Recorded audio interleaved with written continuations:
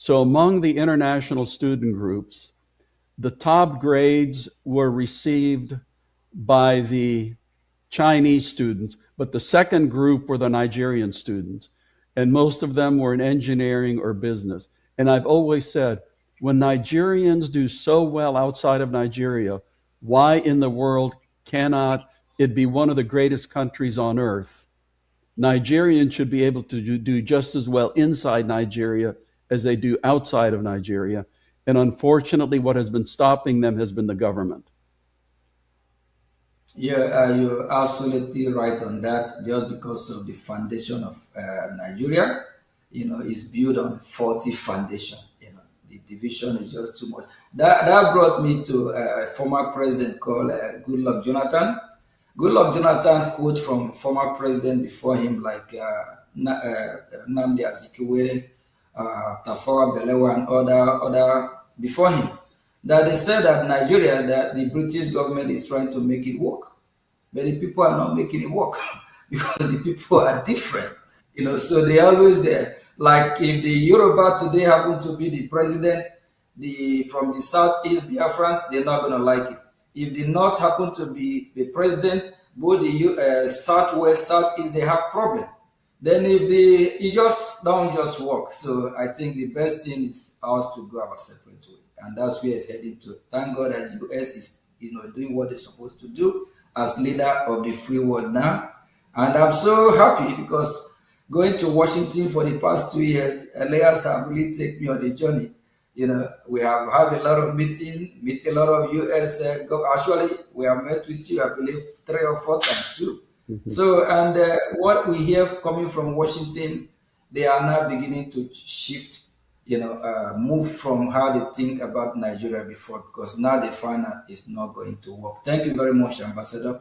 And just one thing I want to add, Prime Minister, too. I think another timely aspect, and Ambassador, you might find this interesting, is that unlike in the 1960s during the first Biafran civil war, when you had a strong sense of Nigerian nationalism, because so many communities throughout Nigeria had been marginalized, unlike in the 1960s, a lot of Nigerians outside of Biafra, people from other tribes and other regions of the country, are not opposed to what the Biafrans are doing because they themselves have been victims of either bad governance in Nigeria or have been victims of terrorism and these general plights. So if you in monitoring and speaking with non Biafrans, the mindset of a lot of not the government but the Nigerian people is, okay, if the Biafrans want to go, let them go, because we're also suffering a lot of the same issues. So I think the good thing is I don't think we're going to have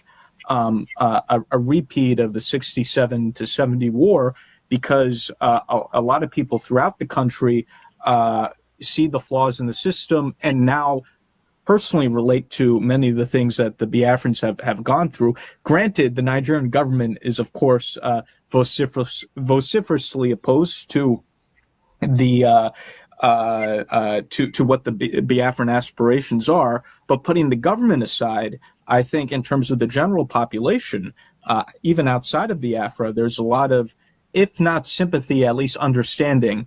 And I don't think the Nigerian government will even have the moral support to engage in heavily militarized conflict against the Biafrans. I think what they're doing against the Biafrans is already unpopular throughout the country. Even many non-Biafrans have criticized the Nigerian government for their heavy-handedness in dealing with the Biafrans. And I think from a population perspective, I think many things are moving our way. Of course, the Nigerian government has its vested interests, and they'll be much more aggressive towards the Biafrans for the foreseeable future. So I just want to add that perspective as well. Thank you very much, Elias. And Ambassador, I know we have thrown a lot of questions on you. You just have a few more to go.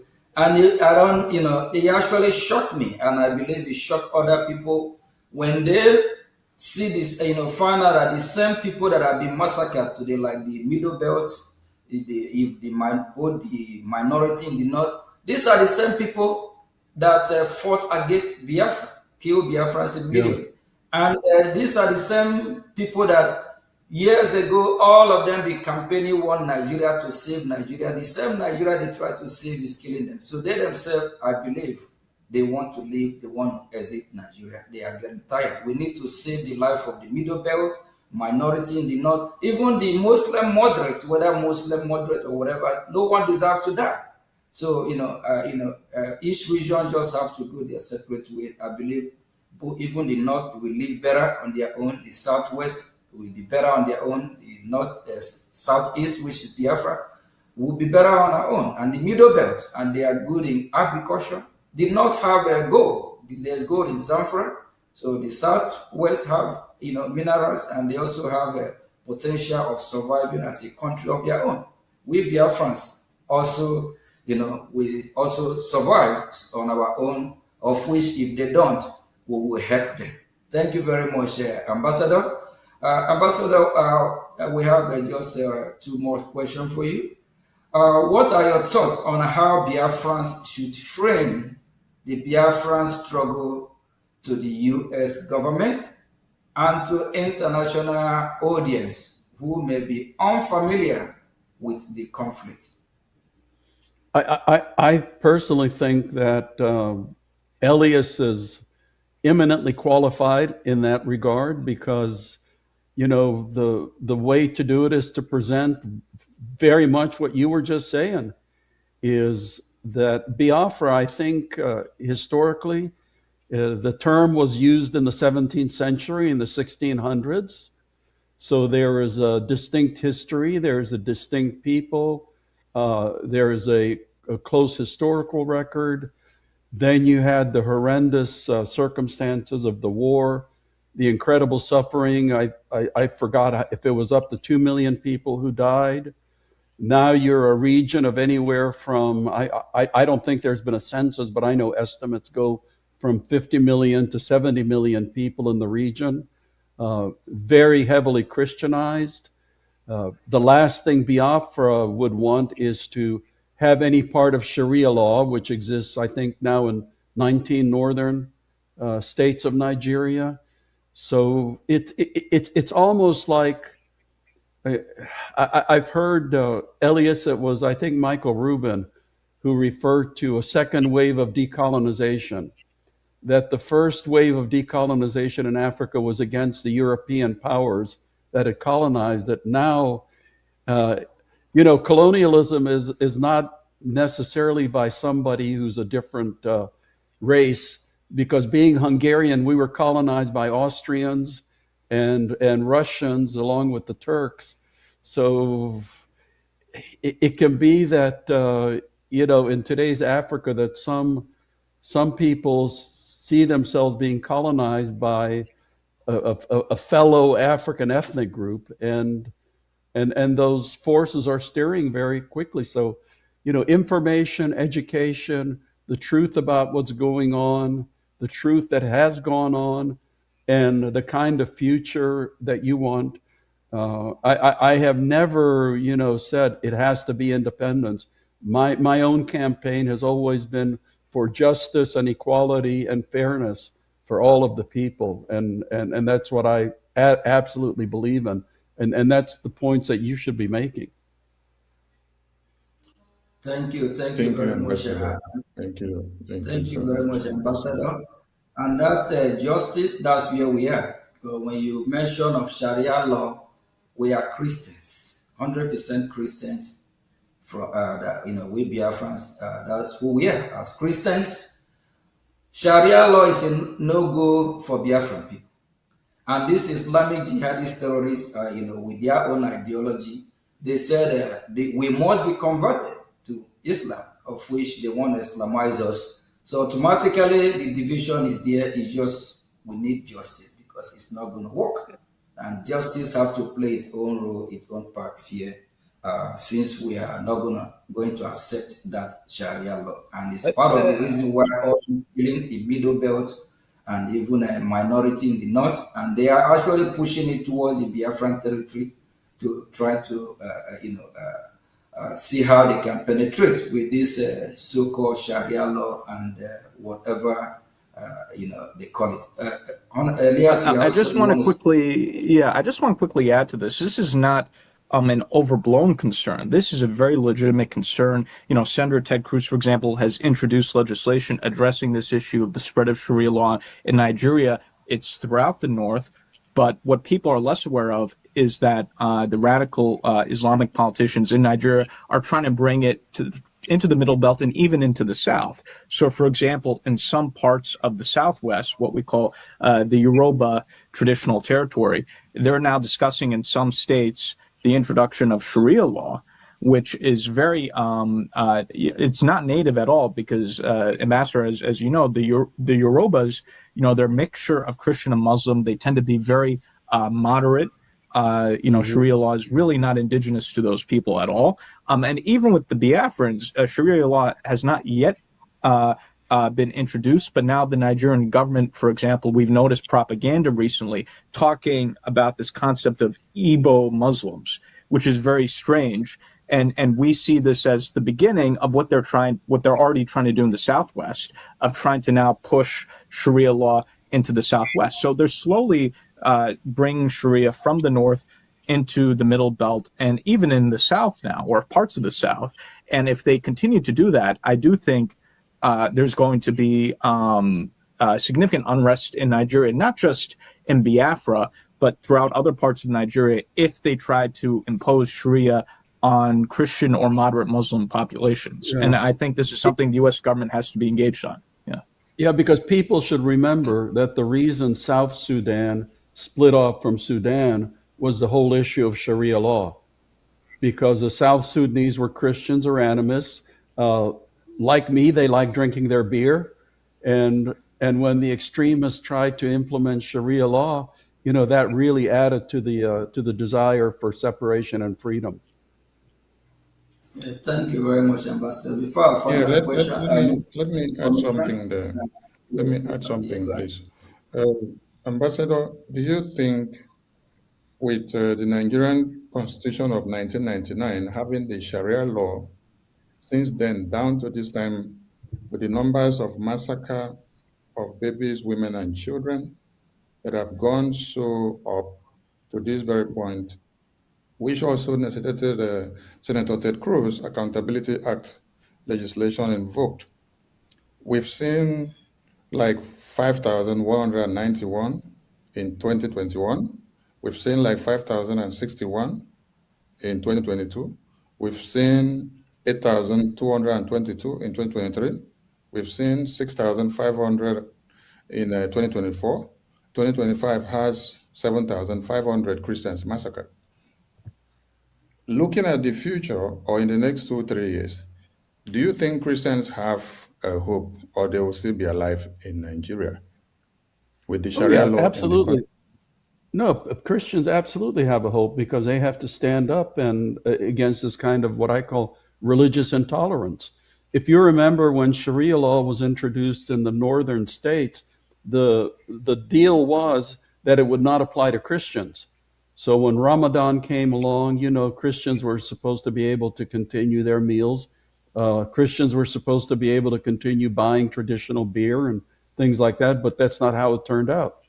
Now, when there's Ramadan in the Sharia states, everybody has to participate, whether they're Christian or Muslim, because they have their religious police. So, you know, that, like I said, they tried it in Sudan, and the South Sudanese said, no, we are out of here. You know, take your Sharia law. If you want it, that's good for you, but we are Christians and we're not going to deal with it. Thank you very much, Ambassador. I think you just answered that question that Christians have to stand up and have their own Christian country. Yeah, Christians in the Middle absolutely. Belt need to stand up if they want to live, and they will be well better off having their own territory and worship their God. Then those that want to worship Sharia, they can go and have their Sharia. Thank you very much, Ambassador. Finally, what message would you like to send to the Biafran people and supporters around the world Well, regarding international advocacy and the path forward? my message is that the people of Biafra have the same rights to justice and equality and dignity as anybody else, and it's for them to decide how they want it and to struggle for it. Thank you very much. Thank you, Ambassador. Thank you for being part of this program today. And I know that Biafrans and the lovers of freedom around the world will be very happy to see you on VOB, Voice of Biafra. And Minister of Information, what do you need, what do you have to say to our wonderful ambassador here, being in our I want show to today? say a very big thank you to our wonderful ambassador who has been the friend of the Biafran people, the friend of the Christians, and the friend of everyone that do not carry machete to cut off heads of babies, women, and children in their communities. And that brings me to the conclusive question to our ambassador as he showers us the grace. Nigeria pays terrorists and reintegrate them into their military formations.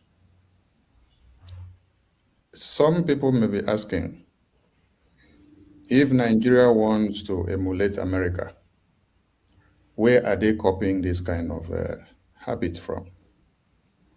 Is it okay I, for Nigerian government to pay terrorists and reintegrate them into the military formations? When I went through some documentaries the last time, they said they are trying to use the terrorists by reintegrating them into their military formations to go after another terrorist. And these are the same terrorists that ruined their plan before they go out to attack the other terrorists. What do you have to say about this? Because I would have loved to okay. hear if America is reintegrating the ISIS or the Al Qaeda into the US Department of War. Thank you, sir. So do you turn the hyena into a guinea fowl by bringing the hyena into the guinea fowl house? I don't think so. Ambassador, what is that not the same playbook of Afghanistan by Taliban, right? Yeah, no. Anyway, listen, thanks so much for having me, and God Thank bless you. you, and God bless your struggle. Thank you very much. Thank you. Thank you. Thank you. Bye Thank bye. you very much for having you. Thank you. Thank you. Okay, Biafrans, we just, is this not wonderful having somebody like Ambassador Tibunage? Is that not wonderful? And on the 4th of May, 9 a.m. Eastern Time, 2 p.m. Biafran time, we'll be having a Marco Rubin on our show. So please tune in as well. And, Marco Rubin is someone who we're really familiar with. And, he advocates for freedom of religion. He also advocates for freedom for oppressed one. So it's somebody that you will want to hear from him. Before we conclude, Honorable Minister of Information, I think you can take it from here. We have few, still have very few time. Then Elias, I think Elias, you go first before Minister of Information. He's the information minister, so he can wrap it up, and he will be the one to say we should stay or continue because we are here in his territory. Thank you very much.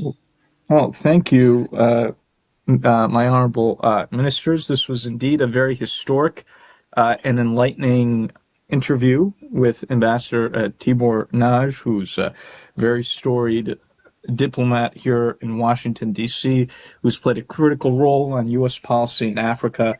This was indeed extremely historic interview, and I'm very proud of both of you and appreciative to the ambassador for his generosity in participating in this program. Thank you very much. Minister of Information. Thank you so much. I don't know how to express my appreciation because every day we are making it work and we are making it better. I want to appreciate Honorable Elias for your good work for Biafra and also our Honorable PM for doing what God has ordained you to do because the tempo is getting high. So if ambassadors of America are telling you that reintegrating a terrorist into your military formation is a no-no idea, then it means Nigeria got this recommendation from a madman. Because it's only when you have some kind of recommendation from a madman that you will be tilting your head downward, and that will land you in the lagoon. And Nigeria has landed in the lagoon because that is what we are seeing today. Their military formations are overrun on a daily basis. And there is no day you sleep and wake up without hearing that babies, women, and children have been slaughtered, communities invaded. And the worst has happened that field marshals, generals, and commanders of the Nigerian military formations are taken down daily by the notorious Boko Haram terrorists. The list goes on and on. But like we said, Biafrans have hope because we have created the space for that. And Biafra Republic government in exile has done it. So I appreciate all Biafrans. Please key in to our next upcoming politics insight. It was good having our lobbies in the show and having our PM and having Ambassador Tibunash. Thank you all from here. It is Voice of Biafra Television. Bye for now. Thank you very much. Thank you.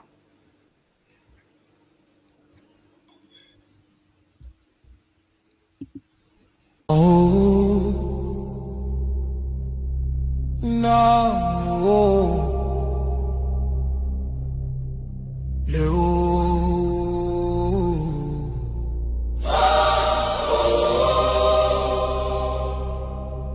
From every village, every city, from homeland to diaspora, hope is rising again.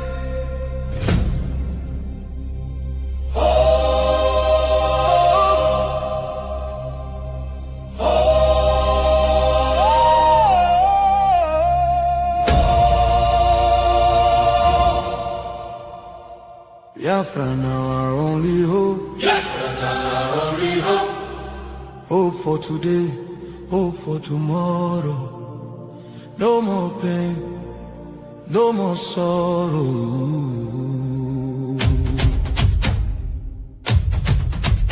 Ha! We bring better news, make you head on clear. We get hope, now Biafra we dey see ya. Beautiful nation, shining bright justice and fairness. Now the light. Biafra go be one beautiful nation. Every Biafran go enjoy true freedom. Fine, fine country, shining nation. Justice and fairness. Justice and fairness. Everybody equal, one love for rich and poor. Leader or citizen, no different, justice go speak with confidence. No oppression, no discrimination, rule of law for the nation. Truth and justice go reign forever. Biafra go get strong and better. Where your home? Biafra, who be your home? Biafra, waiting be your country. Biafra. No more suffering and smiling, no more fear, no more hiding. Respect and dignity for all. Every citizen standing tall. Free education, rich university, healthcare for every community. No more dying, because no money. Life go better for everybody. Biafra now our only hope. Biafra now our only hope. Stand up now, make we claim our Biafra now our destination. Women go deliver.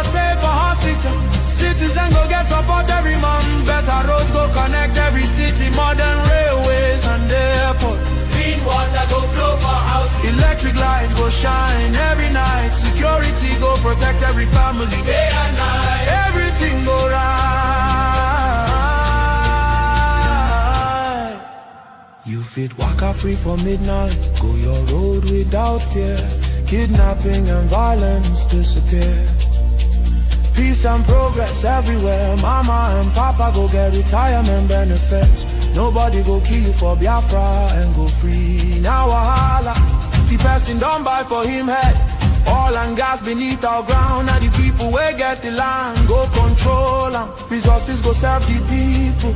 Prosperity go spread for all. Anything we do for our land. Now our citizens go manage them. Development go reach every corner. Nobody go suffer again. No vote buying. No rigging game. Election fair and play.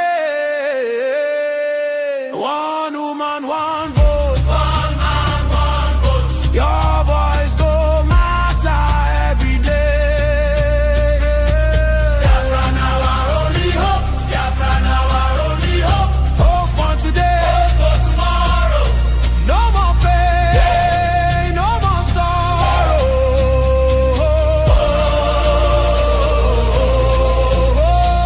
Biafra now our only hope. Biafra now our only hope. Hope for today.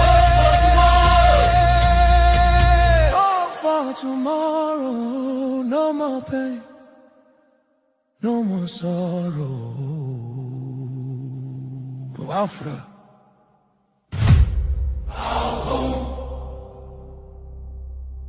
Our country, our future. Biafra now our only hope.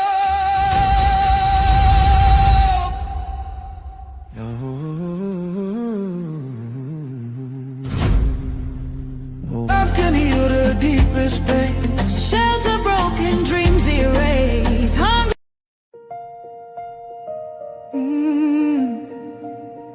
Can you hear the cry from the broken land, from the wounded hearts? Nigeria, they bleed, people they cry, tears for the ground. Nobody asks why. Over 7,000 souls don't fall. Every single day, we still there call. Churches burning, hope fading fast. Since 2009, the pain don't last. 50,000, maybe more. Heaven they count every single soul. Children without home tonight, mothers praying through the night, fathers lost no strength to fight. Who go stand for what is right? Stand for love, stand for life. Be the answer in this time. You can have to wipe their tears. You can calm their fears. Give a hand, don't turn away. Be the light in darkest day. Every little you provide keeps a soul alive.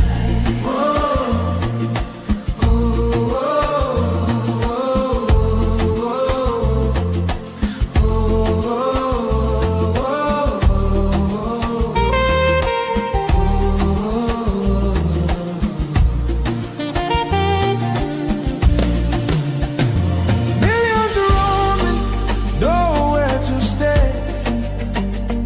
No clean water, no food today. Kidnapped voices crying in chains. Silent echoes filled with pain. 19,000 churches gone, but faith still rising. Holding on. In the ashes, hope remains. Love can heal the deepest pain. Shelter broken, dreams erased. Hungry hearts we can embrace. Let compassion take its place. Now's the time to show His grace. Stand for love, stand for life. Be the answer in this time. You can help to wipe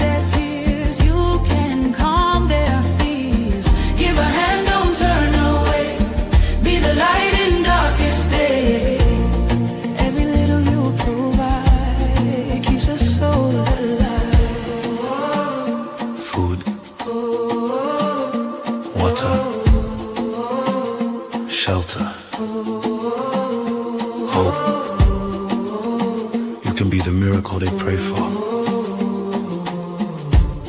You can change a life today. No matter how small it seems, your love can rebuild their dreams. Together we can make a way.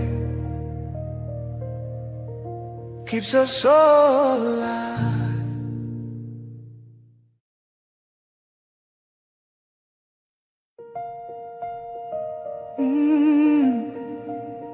Can you hear the cry from the broken land, from the wounded hearts? Nigeria, they bleed, people they cry, tears for the ground. Nobody asks why. Over 7,000 souls don't fall. Every single day, we still there call. Churches burning, hope fading fast.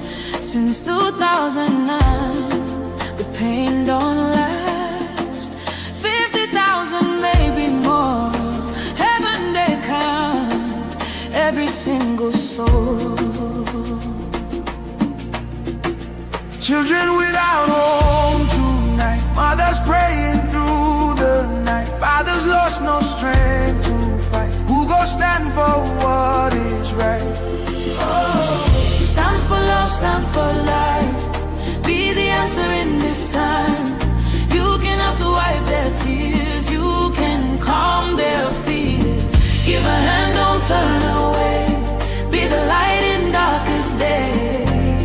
Every little you provide keeps us soul alive.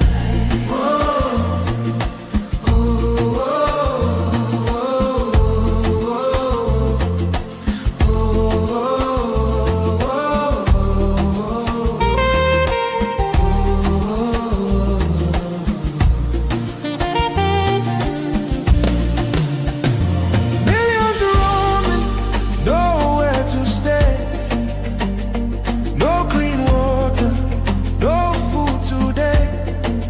Kidnapped voices crying in chains, silent echoes filled with pain.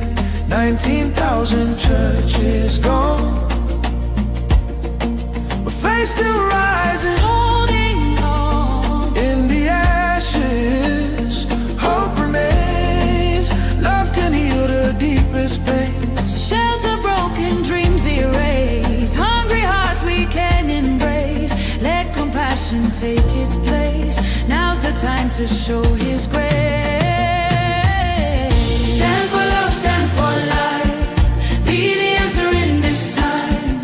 You can help to wipe their tears. You can calm their fears. Give a hand, don't turn away. Be the light in darkest day. Every little you provide keeps us soul alive. Food, water, shelter, hope. You can be the miracle they pray for. You can change a life today. No matter how small it seems, your love can rebuild their dreams. Together we can make a way. Keeps us all alive. Thanks for all you're doing. Thanks to North and South America. There was They won. Yeah, I'm trying to see if I can spotlight myself here, but and Maz's son is not here, so yeah, we're just are, going to sir. be okay. Greetings to all the members of the cabinet here, reps admin. You are all welcome. This journey that we have embarked on, not going back. A lot is happening. And it shows that we are getting close, very, very close to our destination. Yes. Region 4 just spoke not quite long ago. These people have done a lot of damage. It didn't start from them. It started from the top. Sometimes when you have a bad leadership, they can't put their house together. Even in a family circle, it's the same thing. Yes. You know what I'm talking about. But we have passed that stage. While some are looking for 10, 20, 50 men, we are more than millions. Biafrans are more than millions. We are not 1 million, not 2. And it's a journey that all of us, we have to embark on, one way or the other. Every Biafra will contribute. Please, if you're one of the heroes out there, if you are not be counted among the 20 or 30 men, believe in yourself. Believe in who you are. Believe in what you're doing. And trust no one. In God, we do what? We trust. Because we human beings are born to make mistakes because we are not perfect. That's one of the reasons why our Lord Jesus Christ came down here on earth, for us to be safe by believing in him, walking daily to do the right thing so that we can gain favor in the eyes of our God. And for those that think they know it all, without them, Biafra will not come. If you're one of those that are thinking without you, Biafra will not come, shame unto you. You will fail. Biafra is no one property. It belongs to Biafra people. And it's not a family business. So as far as I'm concerned, I am Maziogi Chunkiri. I've made mistakes I made in the past, calls on my boss.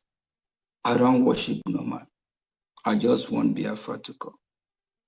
I try my best to do everything I can. I try. As a human being, I'm not perfect. I'm born to make mistakes as well.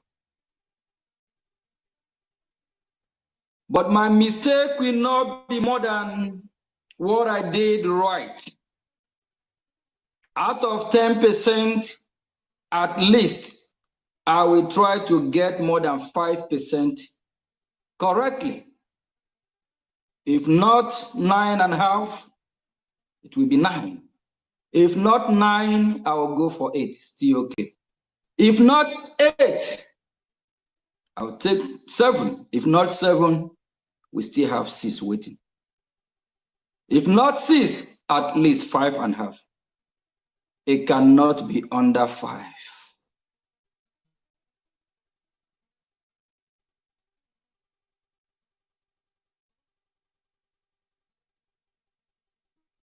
Leader that I look up to, that I can call my leader, that I can present result. Our leader, Dume Woju and Philip Efio. The rest, I don't know what they are doing. What as him? How Nala war Biafra? It's heartbreaking. Today akwureba, echi akwureba ọzọ. They keep moving the goalpost.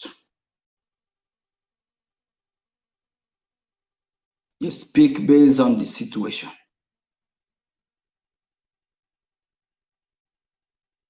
You cannot be in such party.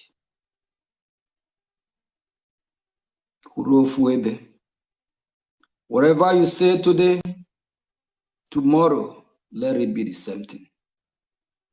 You can't say A today. Tomorrow you turn around and say B. Not from you. I'm not buying that. If you're one of those that want to concur and buy that idea, go ahead.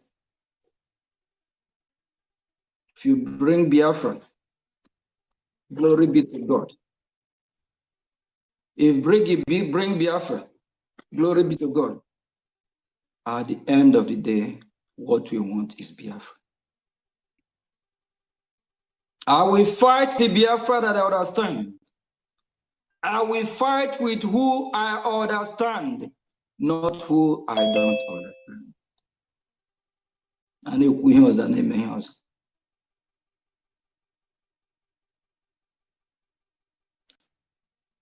It's very painful and shameful. And we Biafrans, we are so emotional. It's time we outgrow that nonsense. We need to remember a lot of Biafrans have sacrificed. A lot of Biafrans have paid the price.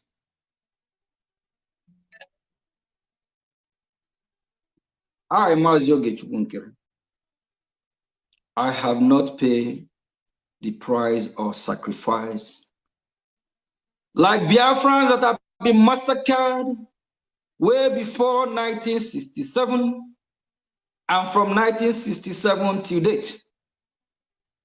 If you want to say you are the champion of Biafra, without you, Biafra will not come. Or you have paid the price more than those that are starved to death, more than those that are being killed in the genocidal war. You and them, who is actually the hero, who have paid the price. I don't care where you are, whether you're in America like me, whether you are locked up by the enemies. Have you paid the price like Ikonso? Have you paid the price like Gento the giant? Yeah. You were from Kelly. Those children that were starved to death, crying for food, for water. Have you paid the price more than them? The Ocho.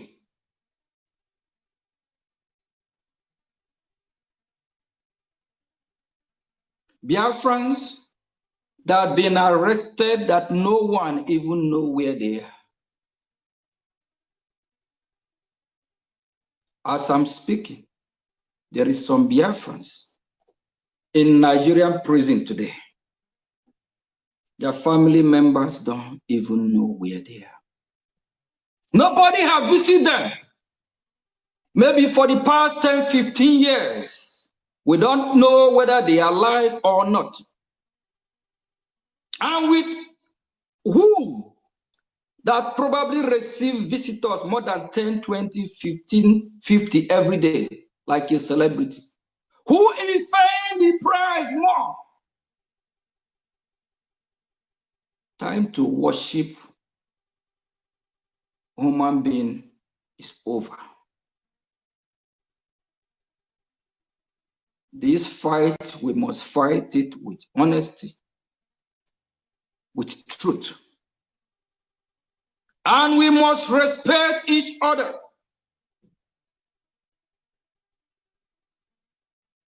Yesterday, we have our fellow citizens as well, raising funds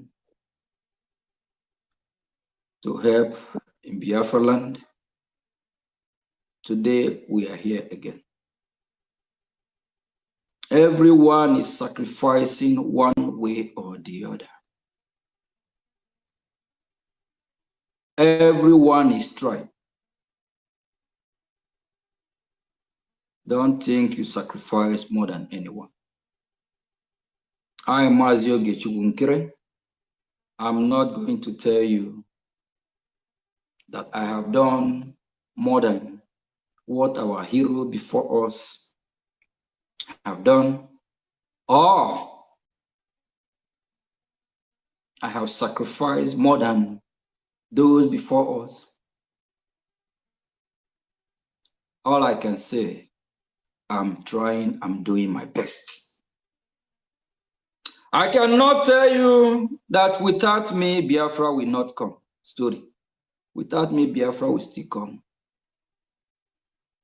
Without me, Biafra will still come. If I see anyone doing what I'm doing today more than me, I will support that person. All we want is Biafra.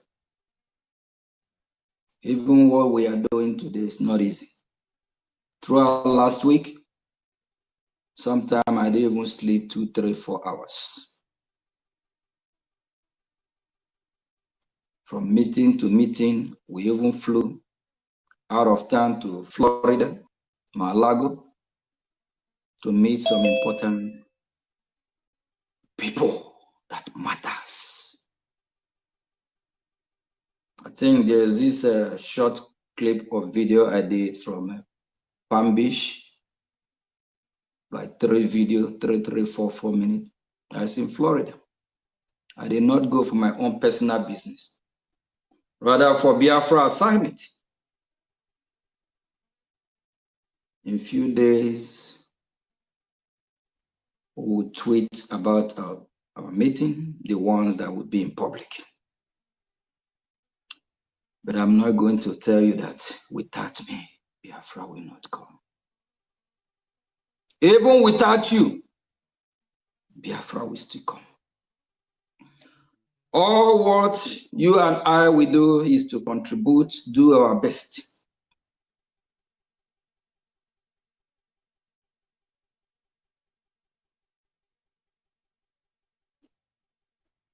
Please keep fighting. Keep doing your best. Biafra is here. I know what I'm saying. And it's very close.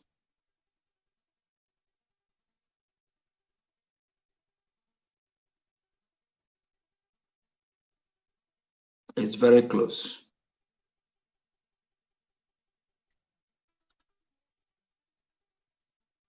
And if you stay one of those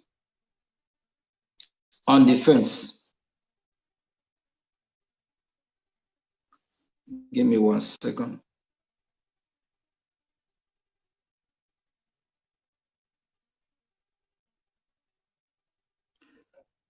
If you still one of those doubting what we are doing, okay, make it from 9.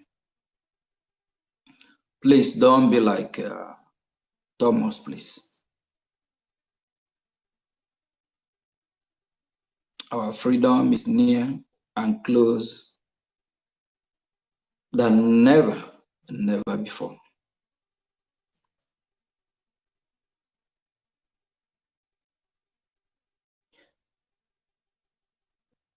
All the saboteurs that have been fighting us from starting since last year, today their camp is in disarray. They are nowhere to be found, no result. Ask them, what have they achieved for over a year plus now? What have they achieved? The Biafra Republic government in exile, under my leadership, with the cabinet, we can go on and count our achievement. That gives me joy.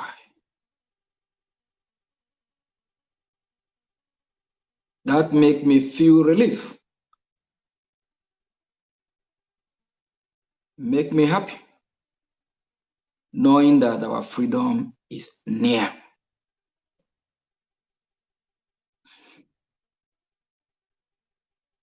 This battle that they've been battling against Biafra Republic government in exile will not work. Even within, they have tried to see if they can stop this government.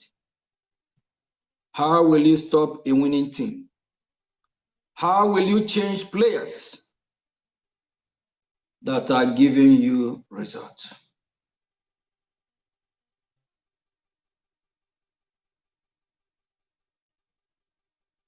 Brigade report card is something that we all should be proud of.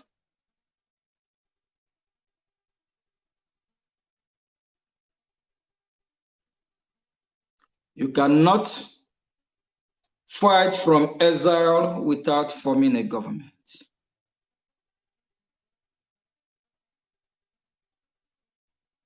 In freedom fighting,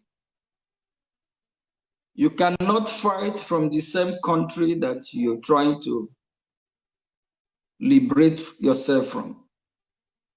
They will lock you up. Even if Nigerian terrorist state can go to the extent of going to Kenya to kidnap Mazi Nnamdi Kanu. What about if I'm even fighting from Lagos? What do you think will happen? Do you think they won't come to Lagos to see how they can kidnap me as well? It don't matter where you are, even in Biafra land, they will do everything to make sure they get you.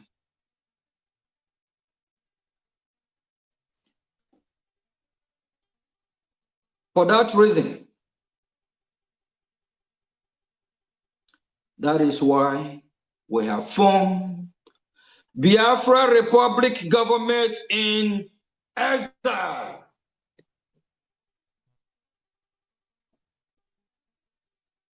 Biafra Republic government in exile is here to stay. Can never be destroyed. Mazi Nnamdi Kanu once said, if he, Mazi Nnamdi Kanu, don't bring Biafra, the Biafra Republic government in exile will break Biafra. So he understands that. I don't believe in that talk, they talk from the back. He need to come forward and join the government he belongs. If you want to continue with IPOB, we wish him good luck. He understands what Biafra Republic government in exile stands for. Even the lawyer, one of them once confessed and told me that we are too much. That brigade is giving Nigeria the heat. After these people knowing all this, why are they fighting brigade? Why are they fighting brigade? We have done what IPOB as organization have not done. And we, in Biafra Republic government in exile, we are also indigenous people of Biafra. But we cannot achieve our freedom with mere organization. The world will not listen to you. They will listen to you, government to government.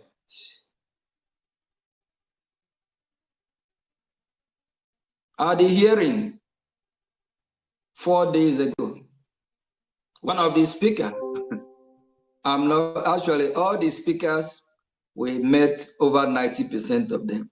Yes, with the ones with the big name, all of them. One of the speakers, I actually have meeting with him a couple days before that hearing. I did not even expect him the way he addressed me. Throughout, he addressed me as Prime Minister, Prime Minister. Because he understands the value and he understands what Biafra Republic government in Elia stands for. Some of you, when he tweets, everyone rejoices. I'm not calling his name. Yes. Few days before that hearing, we have a meeting. We talk. Yeah. And we didn't make it public either. No, that's just what it is. He did not address me by calling my name. All throughout is Prime Minister, Prime Minister. And there is somebody who worked for US government and a top government official at the time. And US government listened to him. He called me Prime Minister throughout. Can you Prime Minister under IPOB? No, because the structure is not structured as a government. It's not structured as a liberation movement. It can be an organization. It can be affiliated with brigade. Why are they fighting brigade? How did you can are we too much? Are we doing what they haven't done before? Or is it because we are not career agitators? Or is it because we are pure? Or is it because we don't pay anyone salary? We are all volunteer. Not like the one IPOB used to pay some people 4,000. They even buy house for some people, pay some people mortgage. I don't know. Like our senior citizens, like Bishop Comfort, Honorable Bishop Comfort, our mommy Jane. Maybe after they, we know at their age they already retire. When they contribute the little money they have, the same money they contribute, they will use the money and pay some people's salary. They will still use the money and train somebody like Uche Mefo in school and train Darlington. They will go a guy named Mayer. We have found things. In Brigade, we don't pay anyone. We are volunteer soldiers. Few days ago, this meeting I'm talking about, actually, I thought about it for some time. I'm like, if this high-level person is calling Matthew Gechukunkere, Prime Minister, Prime Minister, he understands what we are doing. He believes in us. He believes in you, genuine, that is listening to me. Don't let no one deceive you. No one is your master except our Lord Jesus Christ. We are all servants of Biafran people.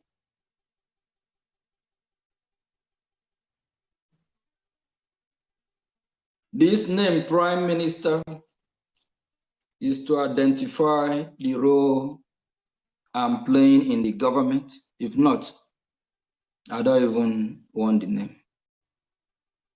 But that is only how they can identify you, know what you stand for, your role in the government. Things will change. If you're not comfortable with Brigade this time, you might go and join the 1 million men. We can't have brigade and we are preaching of 100 men. That means you in brigade, you don't belong. All your sacrifice in vain. Everything you work for. Agụnyekwa gị. Ajụrụ gị ajụ. Onye jụrụ gị ga-ajụ onwe gị. I'll say it go. Those under IPOB, you can follow IPOB and go IPOB. But me, Mazio Gechukunkere, as indigenous person, I'm already IPOB. Inborn IPOB and imbued one for that matter. I believe you are. Yes. But if whether we can have it as organization, yes.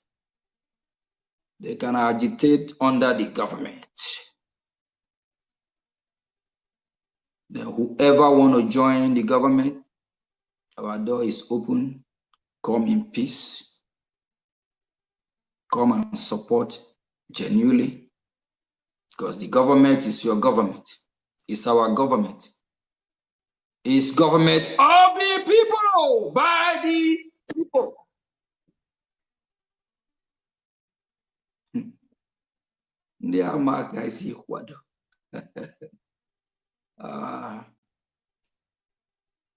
Now I see the reason why for almost 20 years we did not move anywhere.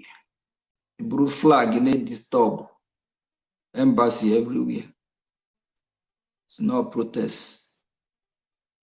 All these protests with drum, music, some even take a walk with them. Some turn it to dating event. We have passed that stage. We have passed that stage.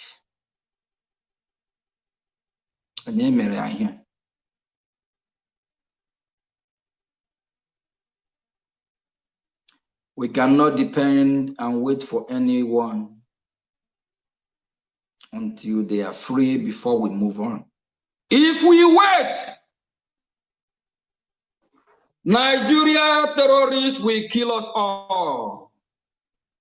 We'll be moving, fighting, and fight for them to be out. And when they are out, they will join us in good faith.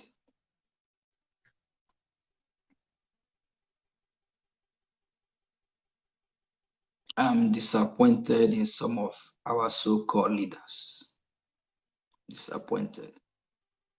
After everything, no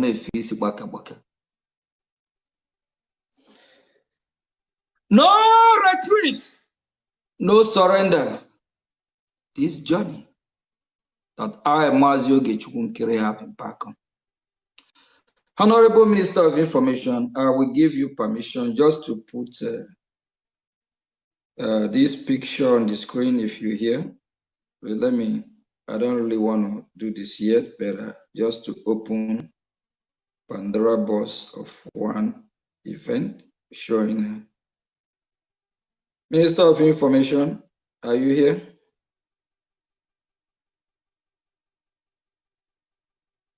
Mazi Sonny here. So I don't think he's available. All right, that's fine. Okay, maybe when he joins. Our freedom. Do we remember when we all say our freedom is in our hand, right? Mm-hmm. Okay. Are we saying our freedom is in Mazio Gechukunkere hand? Huh? No, sir. Sir, no, sir. Are we saying our freedom is in Mazi Sonny hand? No, sir. No. Are we saying our freedom is in Mazi Simon Ekpa hand? No, sir. No, sir. No. Are we saying our freedom is in Mazi Nnamdi Kanu hand? No, sir. Definitely not. Learn something from this. Our freedom is in our hand. It's not in anybody's hand. Mandate here without them, Biafra will not come. Zebediah said, far, what? Foul. Romero. We are going to reset everything and fix it. Just a few days ago, something happened, it broke my heart. I'm surprised that a particular country, I know if I don't mention the name of the country, some of us will already be guessing. But I will just narrow it. I'm surprised that a particular country, our contacts, we're building our lives, so you guys don't know what's going on. Saying that they are waiting. No, there's a park. They are very loud, well respected in the state here. They say they are waiting for a signal from the top. And while they are waiting, they want to know how serious me and you are. They want to know what's going on. That means since 20 years, that Buru flag, we disturb every embassy with the crowd. Sometimes we even carry a biggest flag that is up to 50 feet, both height, weight, tall, whatever. Disturbing other people's peace. This country did not know what's going on, because we are just making noise. I was shocked. Since then, I started to make a U-turn and rethink. I said, no wonder. Countries that matters, that are supposed to be talking about Biafra, you don't hear them really discuss it. Because we have not really do what we're supposed to do. Because we have not really been organized. Because we failed in leadership. Not know how freedom fighting work. Do you all know about the Crown Prince of Iran? I think his name is Pahlavi. Do you all know about him? The Crown Prince of Iran. Just a little bit. Yeah, his name is Reza. Reza, yeah. Yeah, Pahlavi, yeah. Do you all know that the Crown Prince of Iran is already talking about government in exile and transition? We did not start government in exile, not bring it started. Go and Google and do research about government in exile. You must have a government in exile, form a government, transition to the homeland. Do you think the Crown Prince of Iran and the people can form a government in Iran now while they are fighting the Iranian regime? Impossible. Do you think it's possible? I'm asking, do you think it's possible? It's not. It's not, sir. They will form a government in exile. And the Crown Prince actually tweeted, I wish I can read it out. He actually tweeted his support and in being part of the government in exile. They're putting up a transition government because the Iranian terrorist regime must go down. Where is some then fighting Biafra Republic government in exile instead of supporting it? We have had a lot that have come and planned to destroy this government. I told them that this break can't jiaka. And jiaka they make okro. This breaking that I'm part and parcel, just like you. I told them they cannot destroy it. I don't care. I got one here. More. Before you can destroy Briggy, You must take me down first. I will stay at the gate. The gate man. That is why when the coup plotters, coup 2025 coup, when they are plotting the coup, I look from my mirror, I smile. I watch their plan. Why they are doing a program that they don't supposed to go out publicly and be talking about the foundation of the government, which is against our charter, our bylaw and everything. They already violated. I already know where these people are going. And I knew if they succeed by taking me out, they will destroy everything. And I know how I work hard to make sure that Brig stand, even when Mazi Simon is here. My contribution, my hard working, your hard working can never go in vain. While they are plotting their coup, we are doing some finishing touches. I know till today, they are still going crazy. How they disappear from Brig. I will remove them. The Arab, before they will come and remove me, to remove you. Because I knew if these people succeed, they are not capable. They cannot handle it. And every meeting they have in the secret, I have it. I know what they are up to. I know where they are going. Where they are going is to destroy Brig. That means everything me and you work for. All I need. Child, look at today. After they form this their temporary government, a shadow one for that matter. How far? Less than 1 year. They have splitted to either 2 or 3 groups again among them. How far? Where are they now? I don't even know whether they exist. I know they are watching this program. Ask them, can they come and smile like Maz Yogejigu Gere smiling? Can they? When is the last time you see a Mama Mugu smile, even come out like this? Whether he exists, nobody knows. Or is it Chioma, the husband, those educated fool?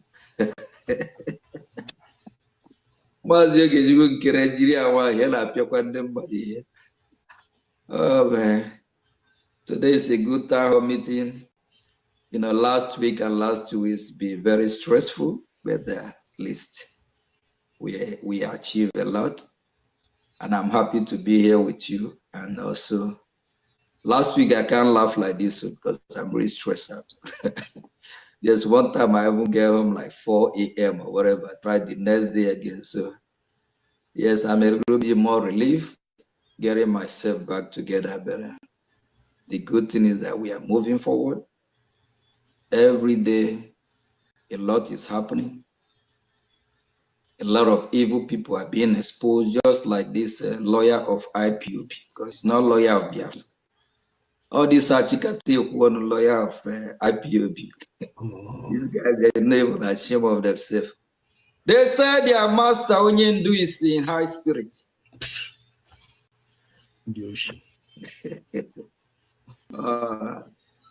That Onyendu is fine in Sokoto. Why can't Mazi Nnamdi Kanu be in high spirit in Afaruku Ibeku? Why can't he be fine and okay in Afaruku Ibeku? Or even in Imo State or any part of Biafra land? Why must he be Sokoto?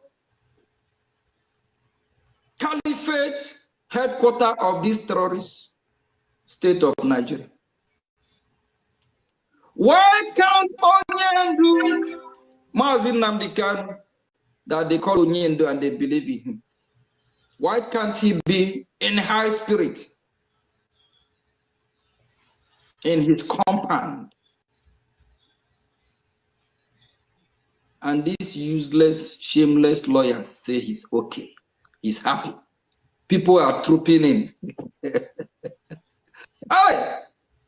These people say they are lawyers. I wish I can disbar them, take all their certificate or whatever, qualify them to practice law. Then that lawyer. Hi, you're telling me that your client, who is not free, who can come out of that prison yard and walk freely, these evil lawyers say Mazi Nnamdi Kanu is happy being in Sokoto. He's happy where he is. Now people are trooping in because he's a celebrity there. Right. He now turned to a blockbuster or a museum where people can go and pay or visit him, touch him. Oh, yes, shameful. This lawyer, instead of them doing their job, they're after 100 men. Every 2-3 weeks, they want Biafrans to contribute money. Give them. They will fly to Sokoto. Mazi Nnamdi Kanu lawyers are scammers. They are criminals. They jail him. From our lawyer Ejimako to all of them. They are evil people. They are evil. I know them. I have interacted with them. I speak to them hours. They are not serious. Apart from Mazi Nnamdi Kanu, they don't have any other clients. Go and ask Nemeka, when is the last time he defended anybody in court of law? Money Biafrans contribute. He will collect money from Briggy, collect from Avi, collect from Ambassador Group, collect from Sunrise Group, scam everybody, say, I'm going to see Mazi Nnamdi Kanu. Nah, they are their name. Maybe Briggy bring 200. Avis will bring 200. Ambassador will bring 200. Sunrise will bring 200. How much is that? Go here, go here, go there, go here. Due. All these evil people, Biafra will deal with them. One way or the other. Parija. And they forget that I am in Washington. Washington is me, and I'm Washington. Hey, William, I'm here. They will all come and meet me here. But any of these people that come to destroy what we are doing, we'll go after that person. Yes. There is some serious question that we Biafrans need to ask. And if you're one of those want to join the 100 men or thinking about 100 men, desist from it. The same people you are going to join, they're the one that need to come and join Briggy, because Briggy is the genuine government. Briggy is the real deal. We from this government have not go and advocate how to lock them up. Remember, Mazi Simon Ekwa, the same IPOB 100 men, they are the one that went to Finland, testify against him. They are not watching me well. I will scatter these people. The 100 men of Mazi Nnamdi Kanu, they lock Simon up.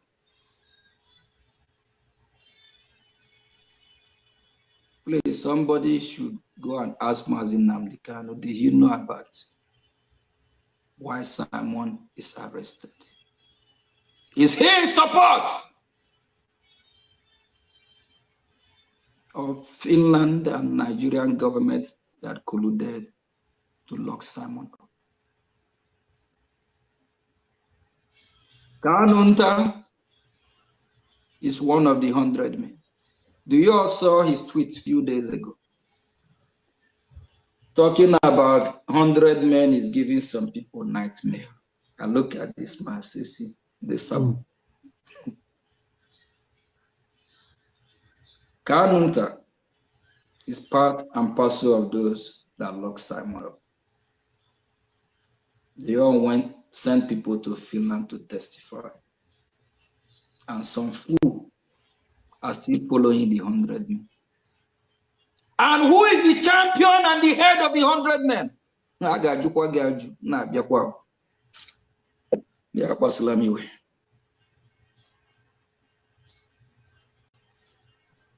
Avis that are not fighting for Biafra is part of the 100 men.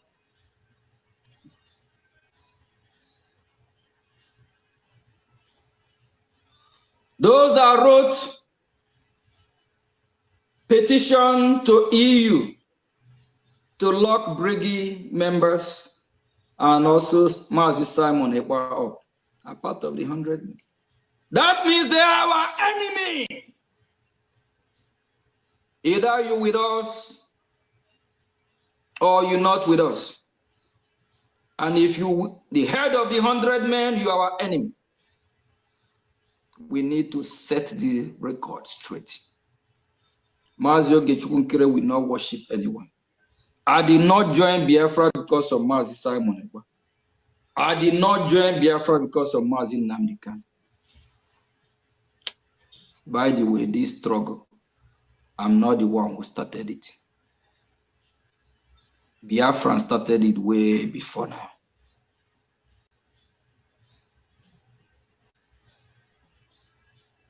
Our leader Ojukwu and Philip Efio, we understand the role they play. Fast forward to Asari Dokumbo and Owazurike. I can't come now and claim without me. I can't come and claim without me that opened the eyes of Biafra for them to fight for their freedom.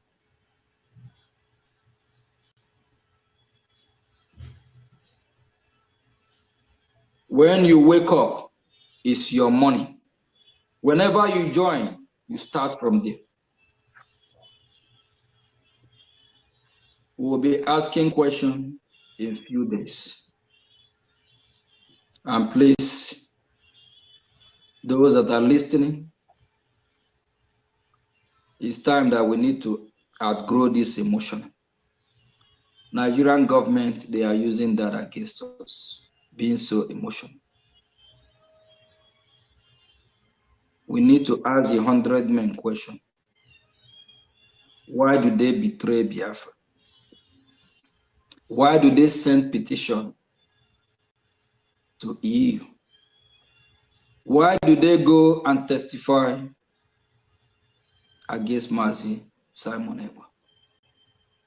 Is that the 100 men that will work for your freedom and my freedom? So who is fooling who? Emarasu Eswanikwe. Emarasu Esubirapata. This journey just began. Game on. If you're Maradona, you know how to fool us, you can't fool us forever. Either you with us or a park here. If we talk about those that have really sacrificed, we talk about the millions of Biafrans that are starved to death, killed. Not even me and you that are free, walking freely. Not me and you like me that travel to Florida last week. I go to Washington every other minute. There is those that have really paid the price. That is why we celebrate May 30th. Some want to prove like they have done more than everybody else. Like I said earlier, we have thousands of Biafrans that are locked up in Nigerian dungeon. Their family member, Biafrans don't even know where they are. Some of them hardly eat 1 square meal. Some of them have not even have a visitor for years. Some sing from morning to night, praying. When will their salvation come? Compare Biafrans like that with Biafra that is locked up and people are trooping in hundreds with gift, with word of encouragement. Which one have sacrificed more? Just I will open a Pandora box for everyone. So you use your tongue to count your teeth. Maybe that will open your eyes to start supporting, to start asking questions, to be more serious. For you to know that we are moving on. We are serious now more than before. I'm not kissing anyone else anymore. It's enough is enough. We have given everyone a chance to do what is right. Our freedom is here. Please, if you really want to know whether we are doing it right, check our report card. Ask those, your 100 men and those you are following for the past year, what have they done? When I go to the Hill, Washington, D.C., I keep seeing familiar faces, people we have met with. We are now more familiar. We are like friends.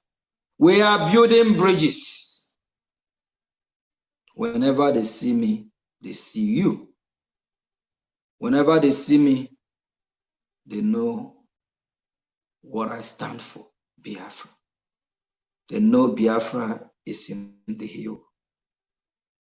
Thank you very much. God bless you. Don't be follow. Don't let anyone deceive you. Remember, fella say, zombie is zombie. When you ask zombie move, zombie will move. When you ask zombie sit down, zombie will sit down. Don't be a zombie. You know what is right. Support your freedom. Fund this movement. A lot is happening. How I wish I can say everything on air. If I do, our allies will just say, Haga boss, they will say this have no secret. Thank you from here. They would.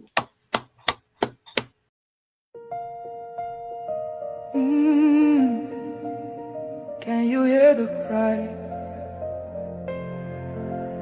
from the broken land, from the wounded hearts? Nigeria, they bleed, people they cry, tears for the ground. Nobody asks why. Over 7,000 souls don't fall every single day. We still there call. Churches burning, hope fading fast. Since 2009, the pain don't last. 50,000, maybe more. Heaven they count every single soul. Children without home tonight. praying through the night. Fathers lost no strength to fight. Who goes stand for what is right? Stand for love, stand for life. Be the answer in this time. You can have to wipe their tears. You can calm their fears. Give a hand, don't turn away. Be the light in darkest day. Every little you provide keeps a soul alive.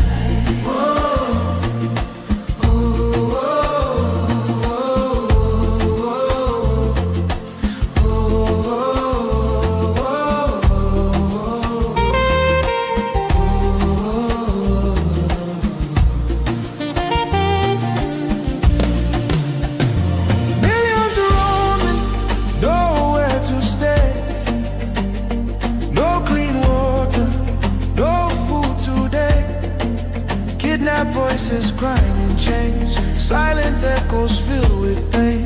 19,000 churches gone, but faith still rising, Holding on. in the ashes.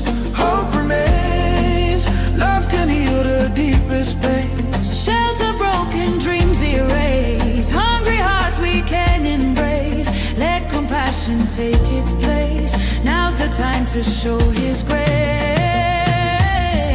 Stand for love, stand for life. Be the answer in this time. You can help to wipe their tears. You can calm their fears. Give a hand, don't turn away. Be the light in darkest day. Every little you provide keeps a soul alive. Food, water, shelter, hope.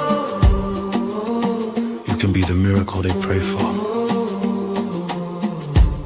You can change a life today. No matter how small it seems, your love can rebuild their dreams. Together we can make a way. Keeps us all alive.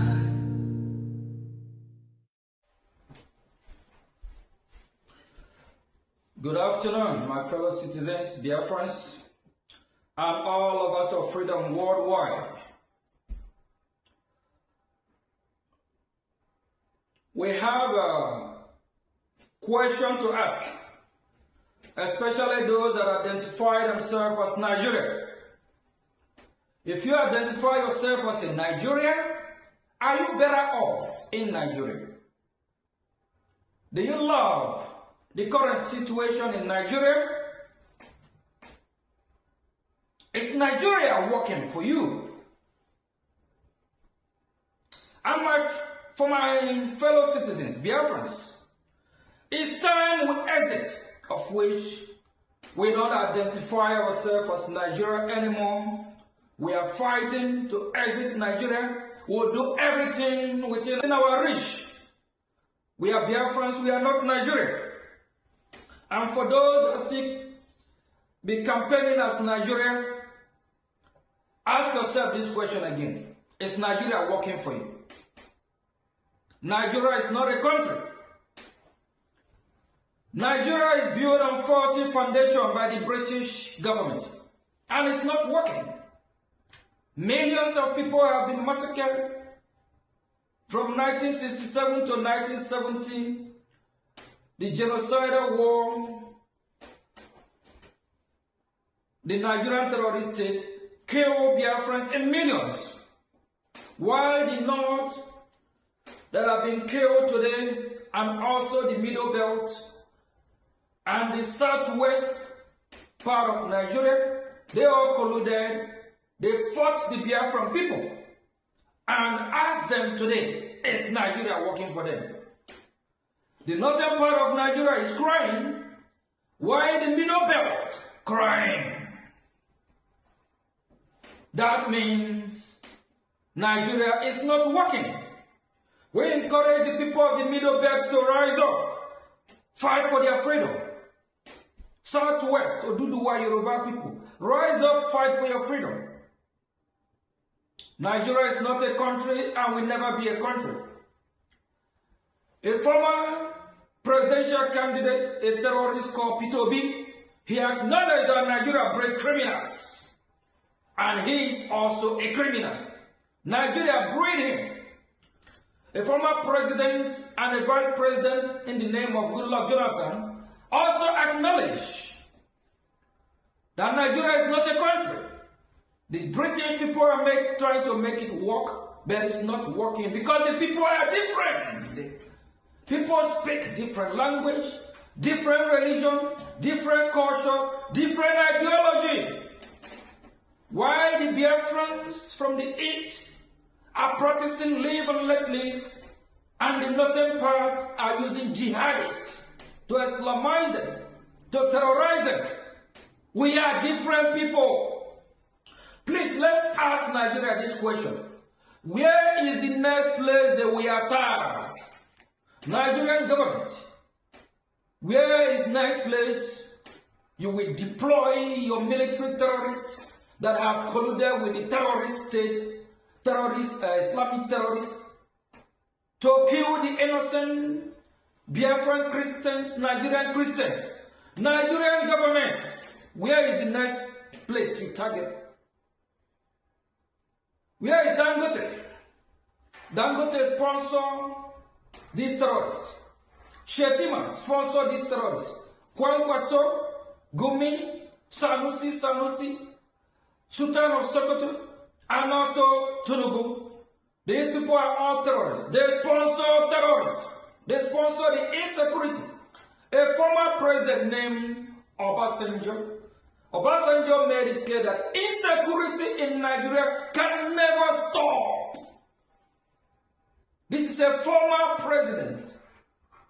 He said insecurity can never stop. Do you know why? Because the government of Nigeria sponsored the insecurity. While the north is burning now, they are crying. Middle belt is burning, the people of middle belt are crying.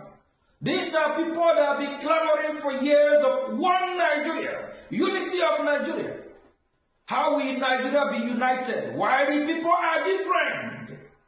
If Nigeria is such a great country, wonderful country, why do you think United States of America will issue a statement warning her citizens not to travel to some part of Nigeria, if not all Nigeria? Why do you think the United States of America will close the embassy in Abuja? Because Nigeria is collapsing. Nigeria is at brink of war. Nigeria is going down. Please, Biafrans, our freedom is in our hand. Our freedom is now. And for the people of Middle Belt, rise up. Fight for your own country. Stop this, your one Nigerianist. It's not working.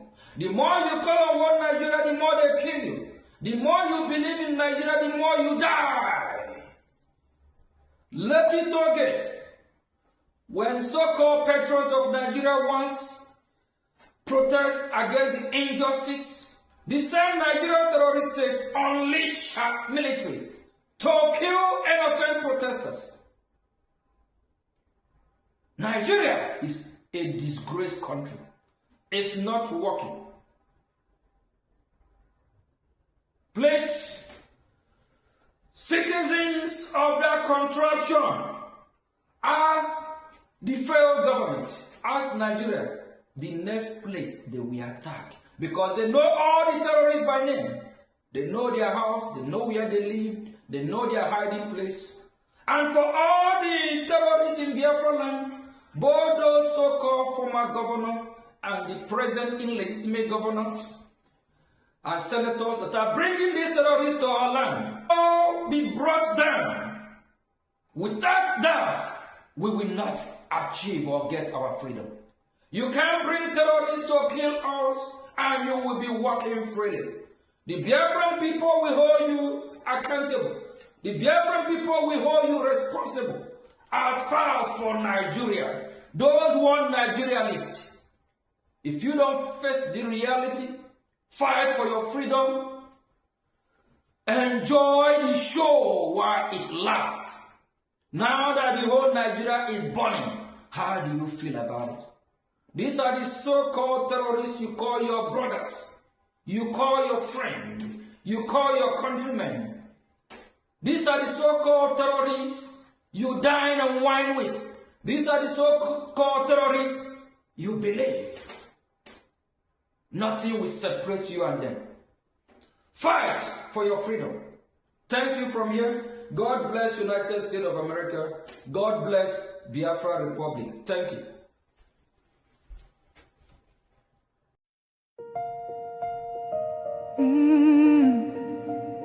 Can you hear the cry from the broken land, from the wounded hearts? Nigeria, they bleed, people they cry, tears for the ground. Nobody asks why. Over 7,000 souls don't fall. Every single day, we still there call. Oh, yeah. Churches burning, hope fading fast. Since 2009, the pain don't last. 50,000, maybe more. Heaven they count every single soul. Children without home tonight, mothers praying through the night, fathers lost no strength to fight. Who go stand for what is right? Oh, stand for love, stand for life. Be the answer in this time. You can have to wipe their tears. You can calm their fears. Give a hand, don't turn away. Be the light in darkest day. Every little you provide keeps a soul alive.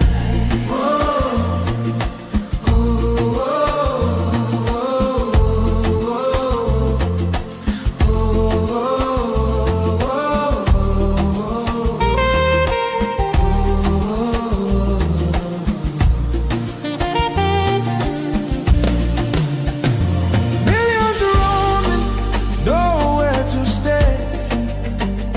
No clean water, no food today.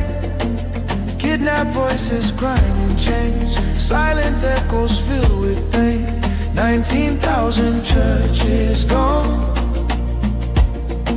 but faith still rising. Holding on. In the ashes, hope remains. Love can heal the deepest pain. Shelter broken, dreams erased. Hungry hearts we can embrace. Let compassion take its place. Now's the time to show His grace. Stand for love, stand for life. Be the answer in this time. You can help to wipe their tears. You can calm their fears. Give a hand, don't turn away. Be the light in darkest day. Every little you provide keeps a soul alive. Food, water, shelter, hope. You can be the miracle they pray for. You can change a life today. No matter how small it seems, your love can rebuild their dreams. Together we can make a way. Keeps us all alive.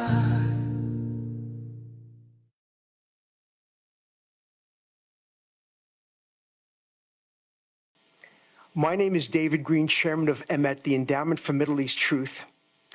EMET is the Hebrew word for truth, and the people that you will hear today are all messengers of the truth. We have convened this forum in cooperation with the International Committee on Nigeria to focus on the ongoing existential crisis for Nigerian Christians at the hands of jihadist groups like Boko Haram and the Islamic State West African Province, among other ISIS-affiliated groups.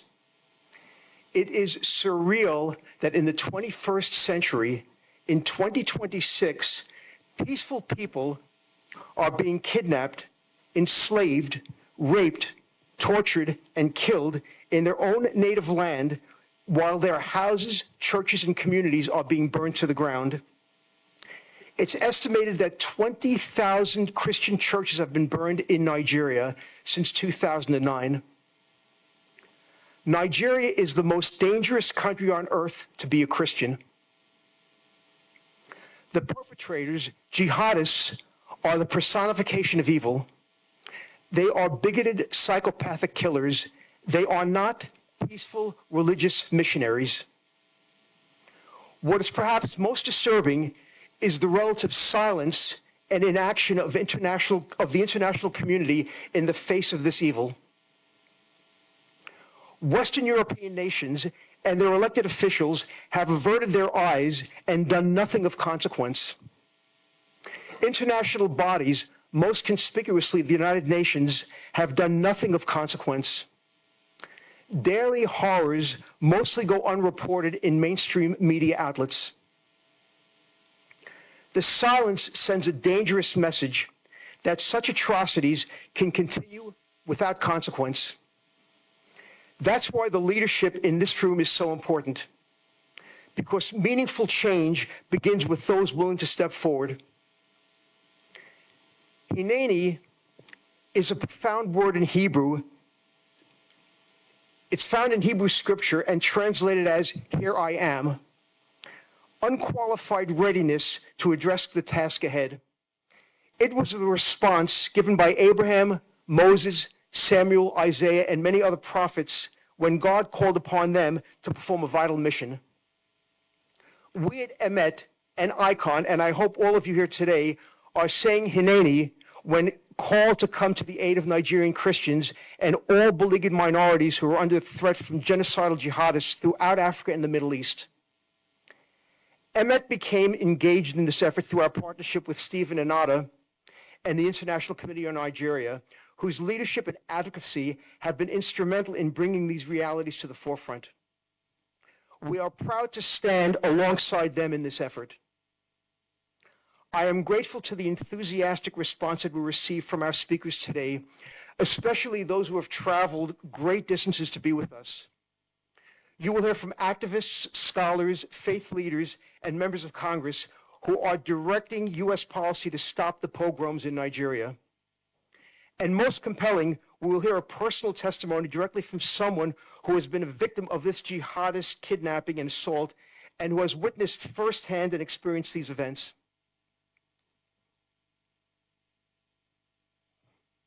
At this time, it's my pleasure to introduce Charles Jacobs, who will serve as our MC for the remainder of the program. Charles is well familiar with jihad in Africa going back more than 25 years. At that time, Charles, working with Christian Solidarity International, led a movement to free the jihad slaves in Sudan. Did you hear what I said? Africans are being enslaved in Sudan, throughout Africa. Shocking. Charles flew into a war zone several times to witness and document the liberation of the slaves. For this, he was presented with the Boston Freedom Award by Coretta Scott King. At that time, his partners in Congress were Representatives Chris Smith and Frank Wolf, who will be with us here today and have spent their lives helping Africans against jihadists. Charles heads the African-Israel Alliance. He's been widely published in the New York Times, Wall Street Journal, Boston Globe, and more. Ladies and gentlemen, Charles Jacobs. Thank you, David. You're here for an incredible program. You know what we have here today? We have the three top lawmakers who are doing anything and everything they can about stopping the jihad in Nigeria. Believe it or not, today you're going to hear from Frank Wolf, Chris Smith, and Ted Cruz. It's a hat trick. That's like Tinkers to Evers to Chance, if you know baseball. So my daughter called me from Tel Aviv on October 7th, 2023, and she told me what had happened, and I knew immediately what that was because I'd seen it in Sudan. I interviewed survivors of jihad raids there. These were girls who were raped. Same MO. Same MO. They storm the village, Allah Akbar, slit the throats of the innocent. They burn people alive. They steal the women and children and make them sex slaves. Jihad is jihad. And then I already had met Stephen and Nada, and we formed the African Jewish Alliance. It's my honor to introduce Stephen, who's the president of ICON, International Conference on Nigeria, which is the co-sponsor of this event. Stephen has devoted his life to the people of Nigeria. Under his leadership, ICON has become one of the most authoritative voices in the world documenting the persecution of Nigeria's Christians.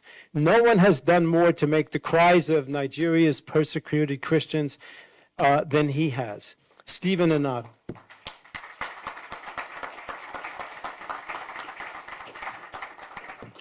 Thank you, Dr. Charles Jacob.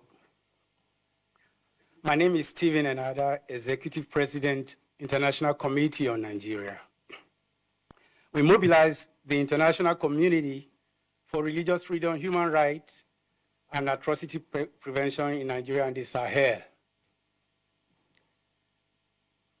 Members of Congress, officials of the State Department, honored guests, ladies and gentlemen. This is an important moment for us to be present and gathered in this room. Nigeria is 5 minutes to midnight. A 10 alarm fire. This is a triage situation, and for more than a decade, it has been misdiagnosed. False narratives and false equivalencies. Framing genocide as climate change, farmer-herder conflict, terrorism as communal violence, and sexual slavery as isolated criminality have diminished the scale of atrocity and lulled the world into inaction. Akon and yourselves are here today to end that silence. We speak for the women and girls whose names the world does not know, and for those whose names it once knew and has since forgotten. They are schoolgirls of Chibok and Dapchi, Leah Sharibu, the farming wives of the Middle Belt, the students seized from dormitories in Zamfara, Katsina, Kaduna, and Sokoto, and the daughters of Burkina Faso, Mali, and Niger who have vanished into the forests and camps of terror and sold across the Mediterranean as sex slaves. They were taken by Boko Haram and ISWAP offshoot in the Lake Chad Basin by Fulani militants who raid Christian villages across Plateau, Benue, Kaduna, Taraba, Adamawa, and Kogi, Kwara, etc.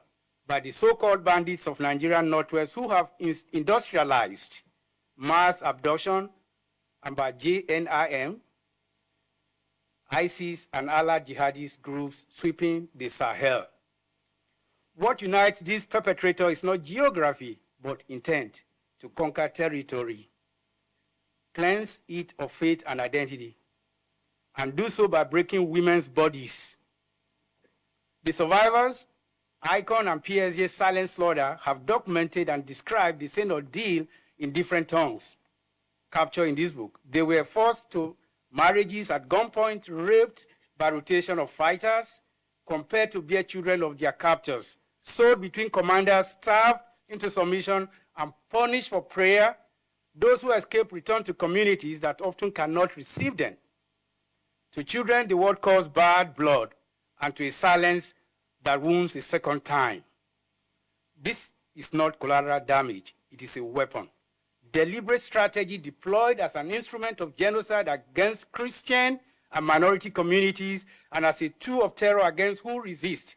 It meets by every measure in international law the threshold of crimes against humanity. ICON urges the United States and the international community to act on forefront. Rescue those still held. Thousands of women and girls remain in captivity. We call for coordinated intelligence, diplomatic pressure, and operational support to secure their release. Expose and name the perpetrator with the tools of Global Magnitsky Act. fund survival rehabilitation, establish dedicated U.S. and international funding for trauma care, medical treatment, legal aid, economic reintegration, and the children born of rape who must never again be abandoned. Prosecute as crimes against humanity. Support ICC referral, hybrid tribunals, and universal jurisdiction case so the commanders who order these atrocities face justice. The women of Nigeria conclude, and the Sahel are not statistics. They are the conscience of this generation. History will record how the free world answered their cry or how it did not. On their behalf, we ask you to answer. On this note, it's my privilege and honor to bring to this podium the person of Dr. Richard Ikebe, who is a professor of journalism in Atlantic African University, Lagos, Nigeria. He is into peace journalism. Please, ladies and gentlemen, welcome Dr. Richard Ikebe.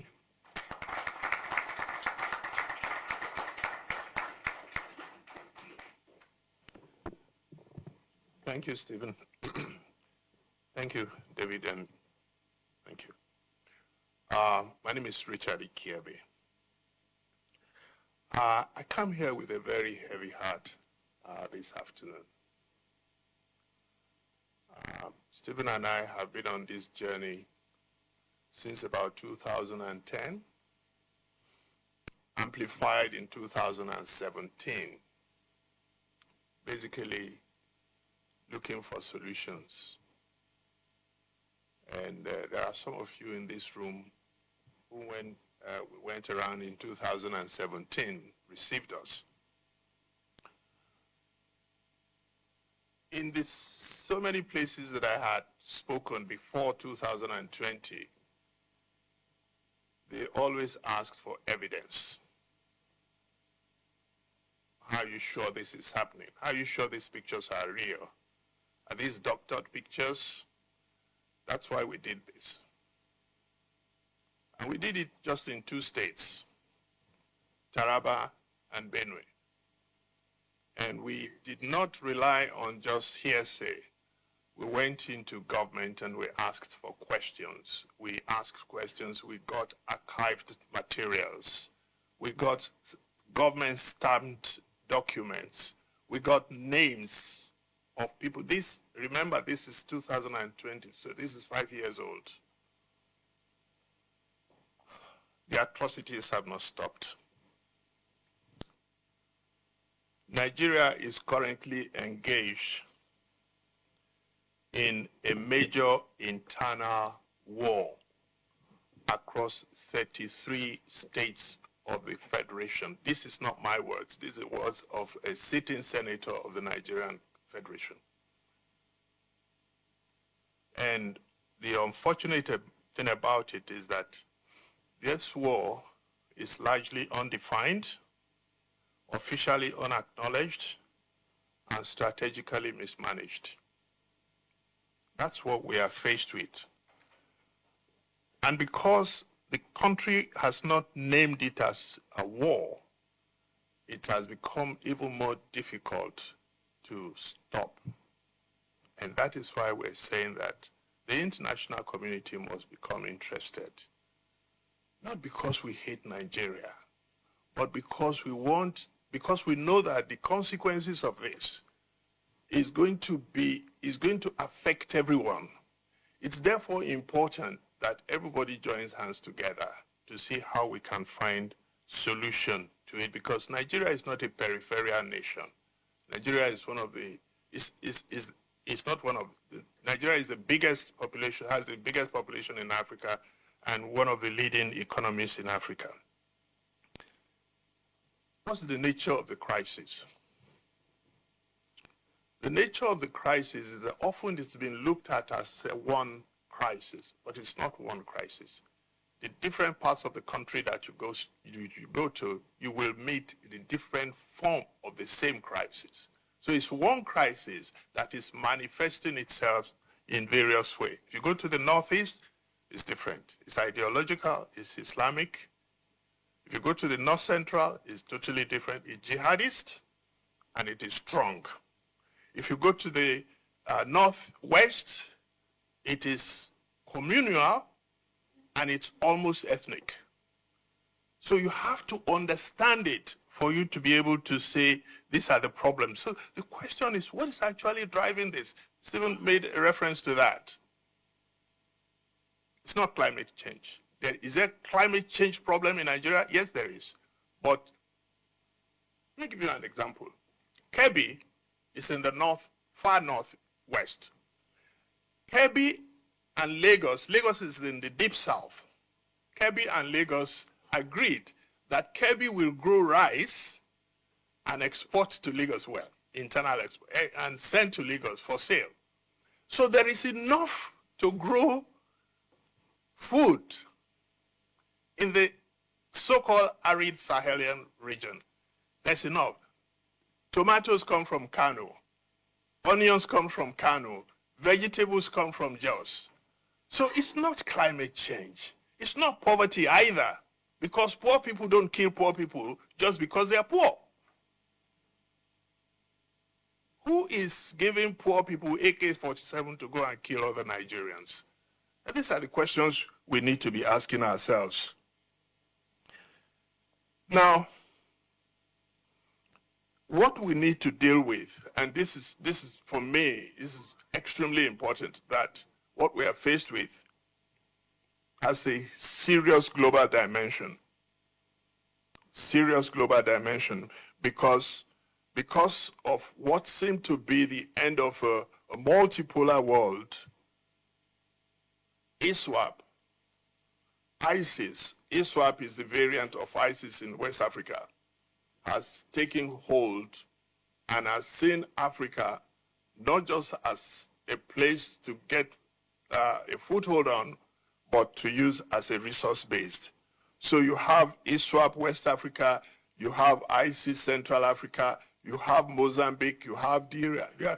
So the whole of Africa is undergoing what you might call a new scramble. And the middle emerging countries in the Middle East have their finger on Africa. And this needs, if we can't, Nigeria alone cannot solve the problem. We need international cooperation for us to be able to deal with it. Because time is short, I could go into so many factors and dimensions of this problem. But the thing to bear in mind from this meeting is that it is not a problem that only one country can solve.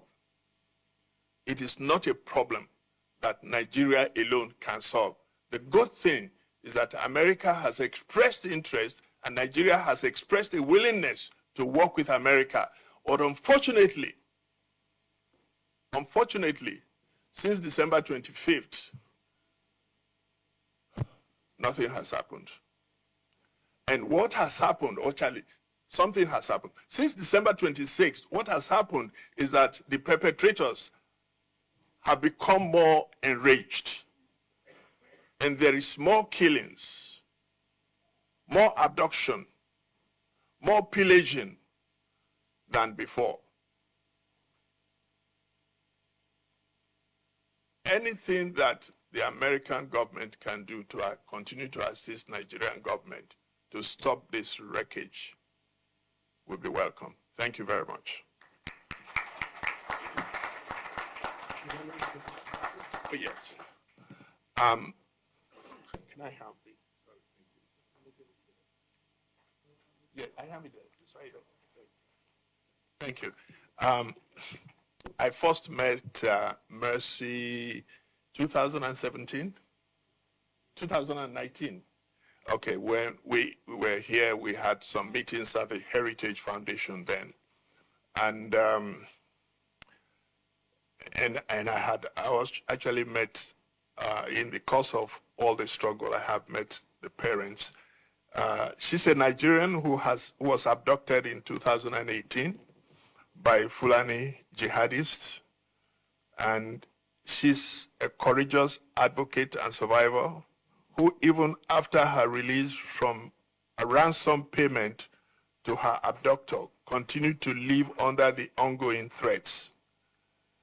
Despite this, she has transformed pain into purpose and uses her voice to bring awareness of the suffering of these vulnerable communities and the urgent need for protection and justice. God bless you. Mercy. May I introduce you, please? Come.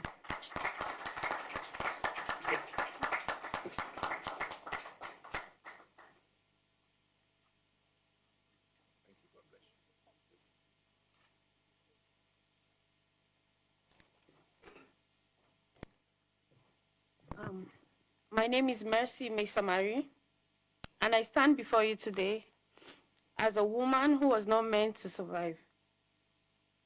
I was a daughter, a teacher, and had dreams written in notebooks, and a future I could almost touch. Then they came. Fulani and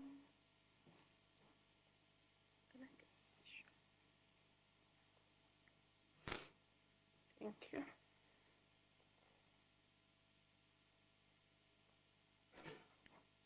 Armed Fulani militiamen who did not see us as humans, but as something to be owned.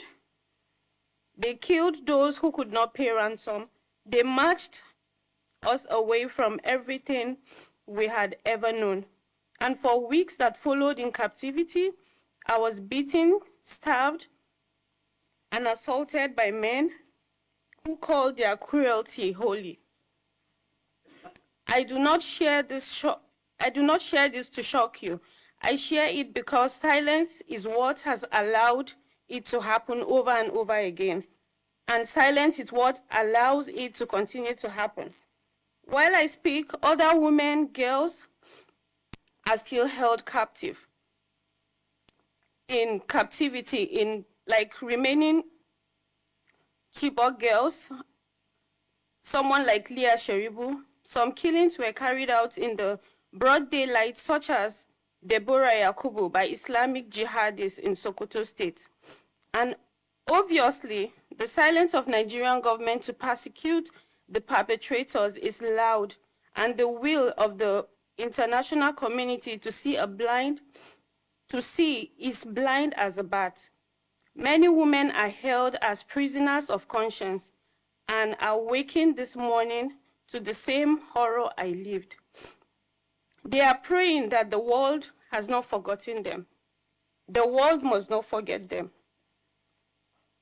To the government, institutes, and citizens of the world, I ask three things. Pursue justice. What was done to us is not private tragedy. It is a crime against humanity. Perpetrators must be identified, prosecuted, and held accountable in international court. There can be no peace built on the bones of unpunished atrocity. Support survivors. We need more than sympathy.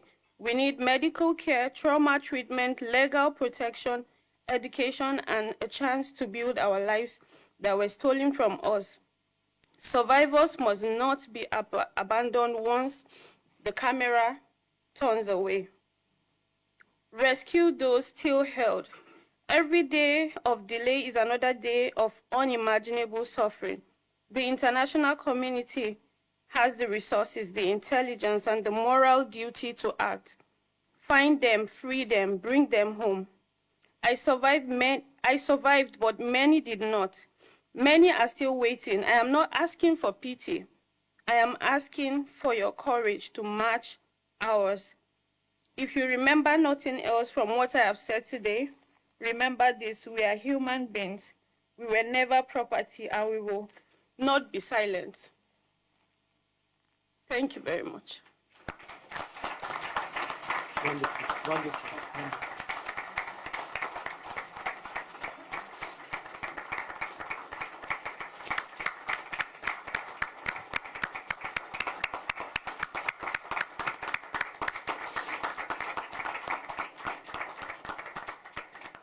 You know, I want to say something that in Sudan 25 years ago, we had the same problem that the massacres were amazing, like awful, horrible, horrible. The slavery was there as well. And the Sudanese at that time said, well, we have to talk about the killings because murder is worse than slavery. And I remember saying to them, America is a place that tore itself apart over the issue of one man owning another. If you talk about the enslavement of black people, that will ring a bell that maybe even illogically may be stronger than the massacres. So I want to tell you the same thing. Look at what she can do, what she can do to an American public. We're living in this year, and on our watch, they're enslaving black people. Stop. And it's my deep honor to introduce my friend now, Frank Wolf. Congressman Frank Wolf served in the U.S. House for over 3 decades, and supposedly he's retired. But he's not retired from this cause. He has been and remains the Dean of U.S. International Religious Freedom Advocacy, and Nigeria has been the cause to which he's devoted most of his post-retirement energy. We don't have the time for history for this, but Frank Wolf is the institutional godfather of the entire U.S. religious freedom apparatus that makes any of the legislation we need on these matters possible. And there's one other thing. He never flinches. He chides the right people. So I want to quote you. Frank Wolf does not hesitate to tell Christians here that Nigerian Christians, quote, feel abandoned by Western churches. That's the right message. Frank Wolf.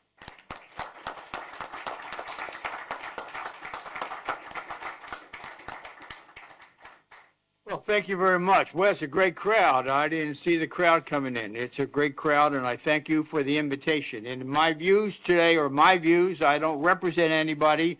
I don't lobby. I don't think it's appropriate for former members of Congress or anybody to go lobby for, particularly for countries of particular concern. These are my views. The CPC designation for Nigeria, is a credit. Is a credit to President Trump and Secretary of State Rubio.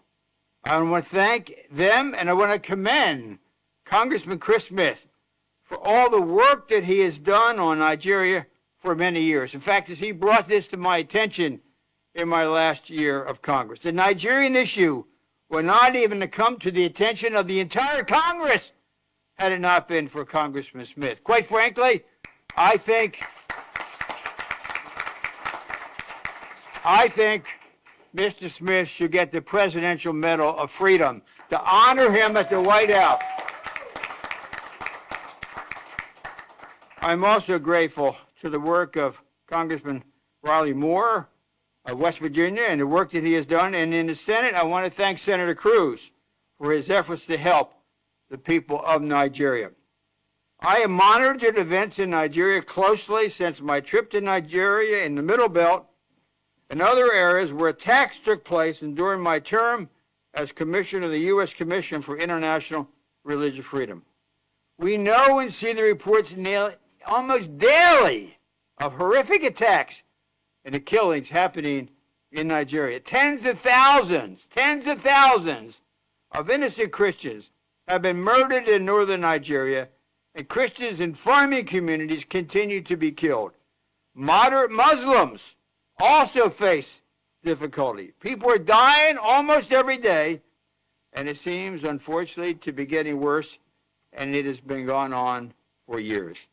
Nigeria has remained among the most dangerous place on earth for Christians, according to Open Doors watch list. But it is not enough to talk about how bad things are without taking action. Knowing is not doing. You can know something, but with what you know, what do you do? The CPC designation is not enough. We need to find ways to use the CPC designation to stop the violence and the killing and let the Nigerian people live in peace. What do I think? These are my own personal views. Should be done in order to help the Nigerian people. The position of the U.S. ambassador to Nigeria is currently vacant. So there needs to be an appointment quickly. You need to have an ambassador over there quickly.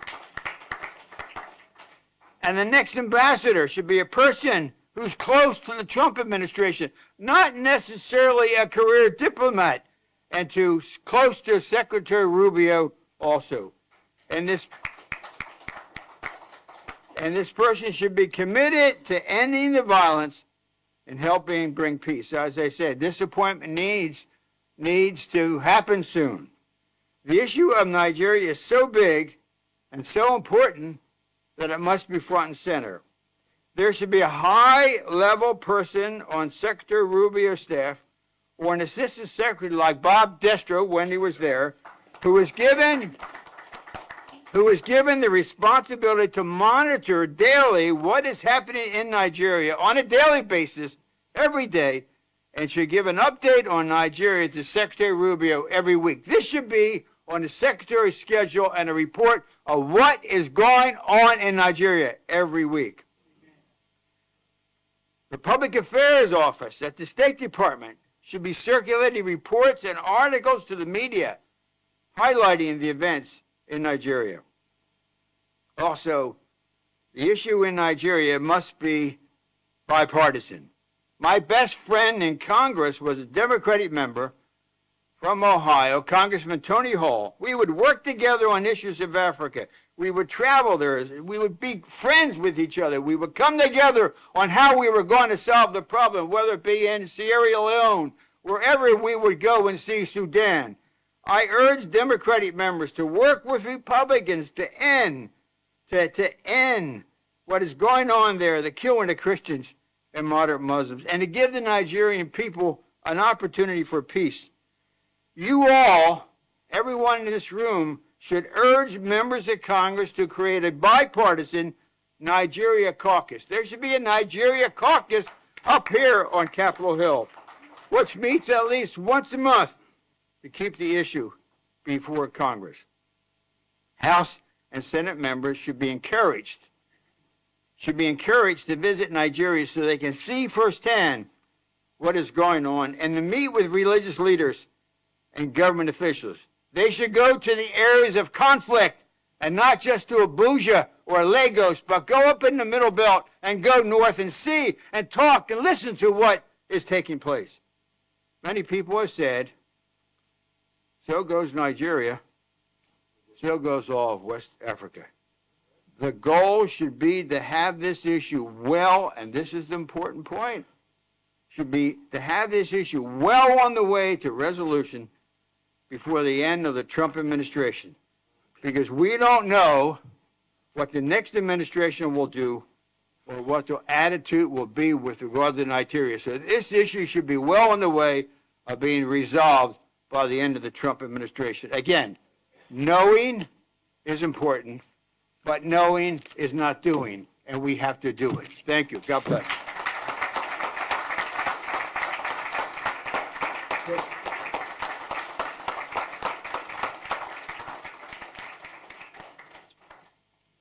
Okay.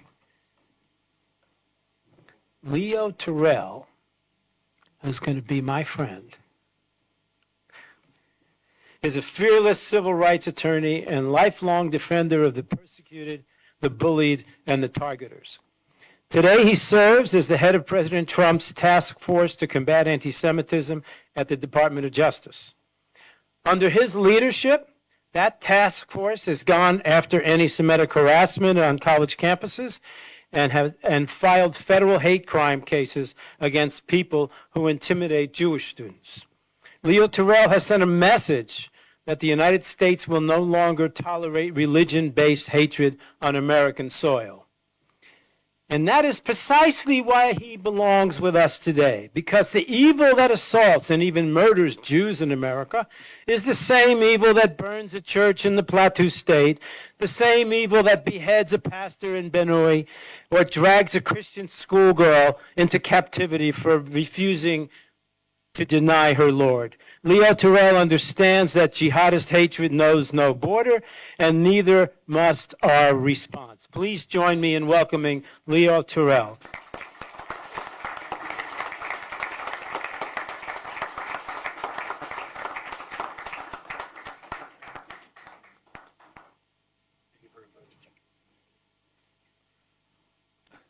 want to thank you for the opportunity to speak today.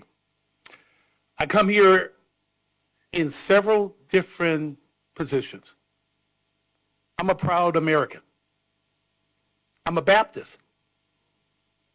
I am a civil rights attorney for 35 years. I work in the Department of Justice.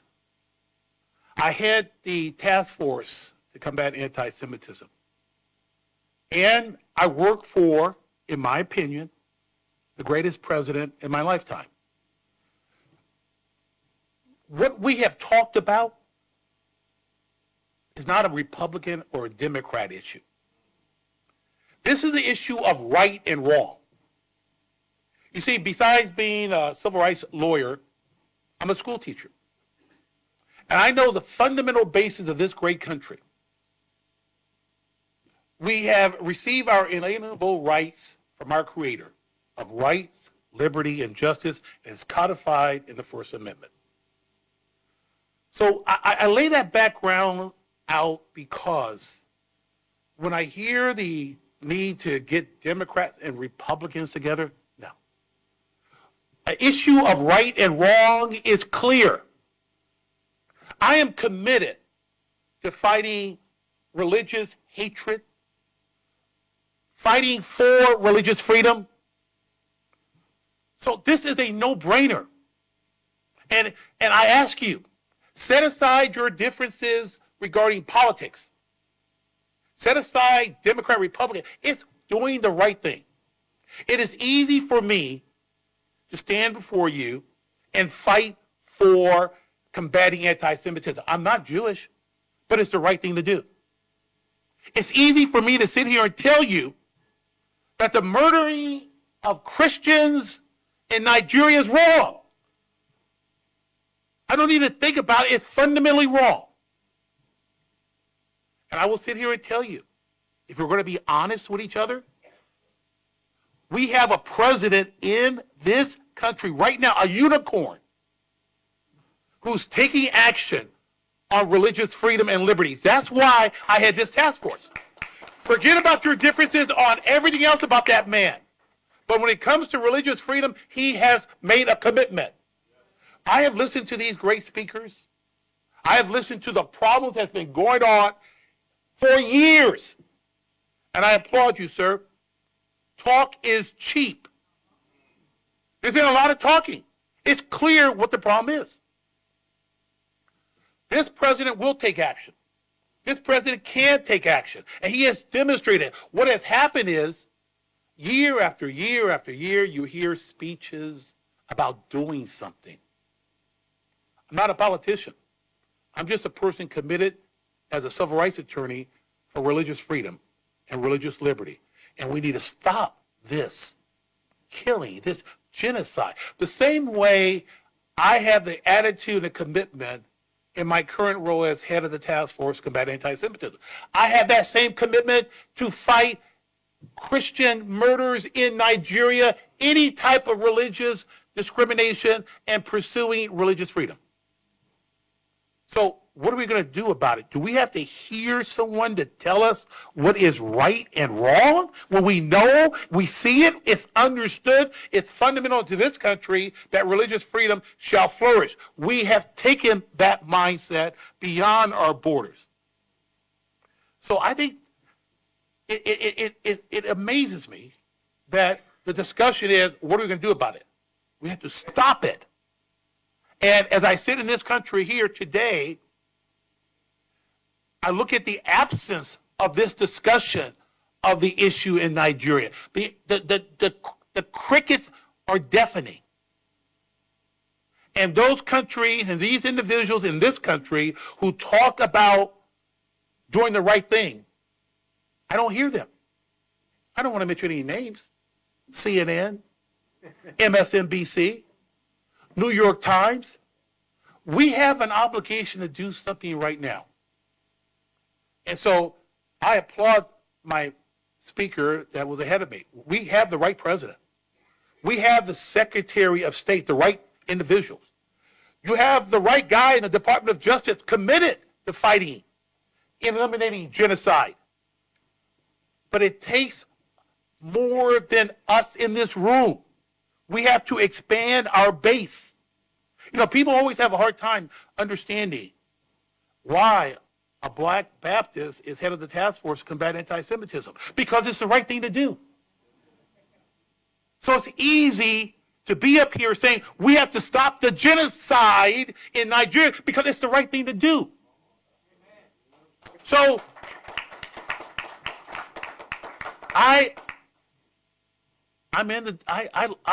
for those who knew me before, and I'll close by saying this. I had a job at Fox News working. But when the president called me and asked me to head the task force, and I had the opportunity to serve God and country, it was easy for me to leave. Let me add to you and tell you, let's do something. Let's not talk about it anymore. I left Fox News. I'm in Department of Justice.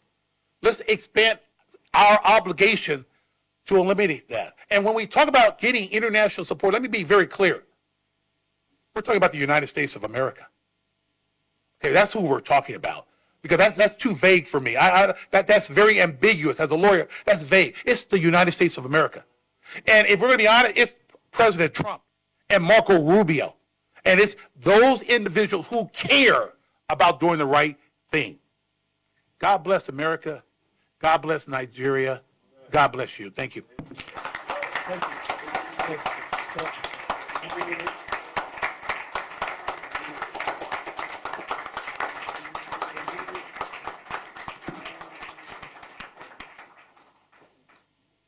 Tony Perkins. For more than 2 decades, Tony Perkins has led the Family Research Council, which is one of Washington's most effective voices for religious liberty here and abroad.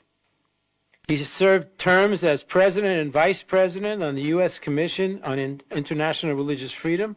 He's testified at Chris Smith's March hearing in 2025 and said that Nigeria is the deadliest place on earth to be a Christian, and he urged the United States to redesignate Nigeria as a country of particular concern. Tony Perkins.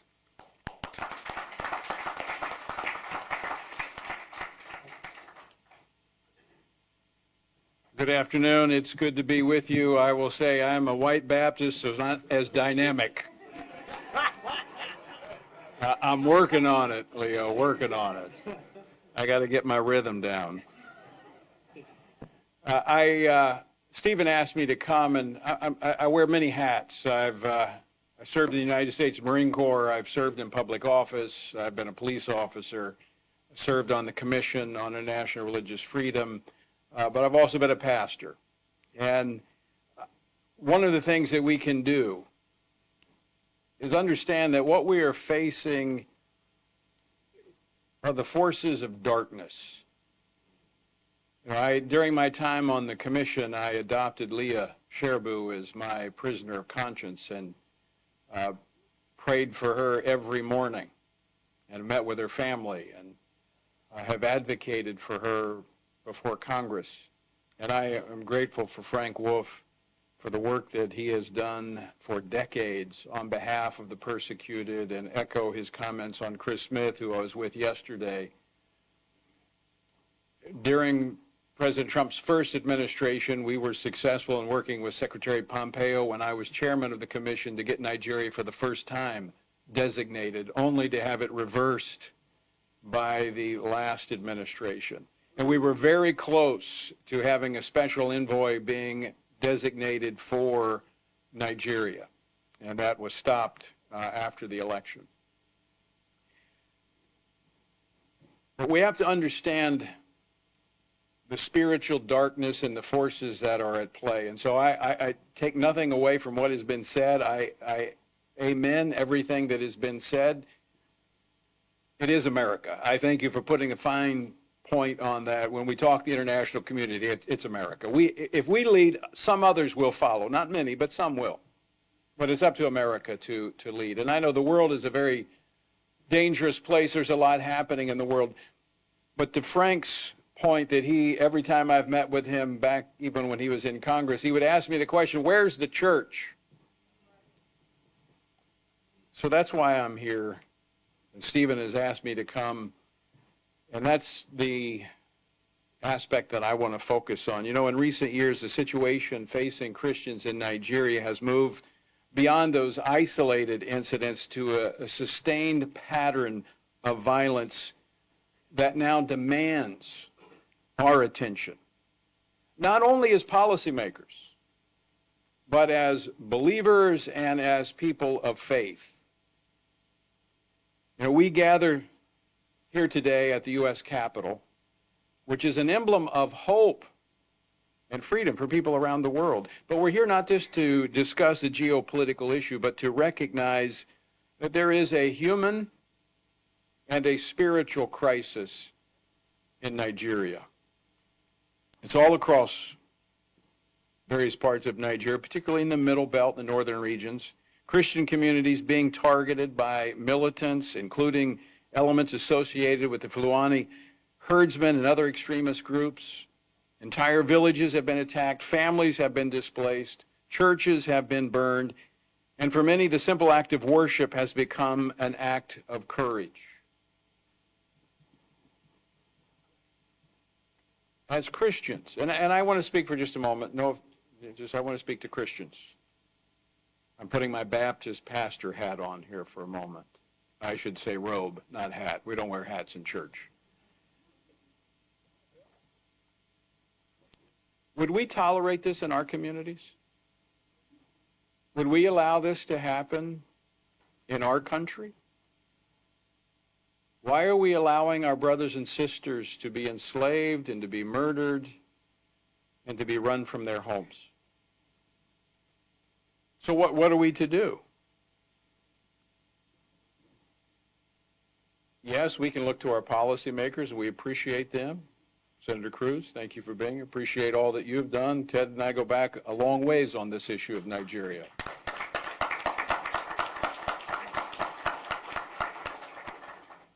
But the church must pray. We must be gripped by the brutality of the attacks on our brothers and sisters in faith, and first pray. Now some say, well, what's pray? We need action.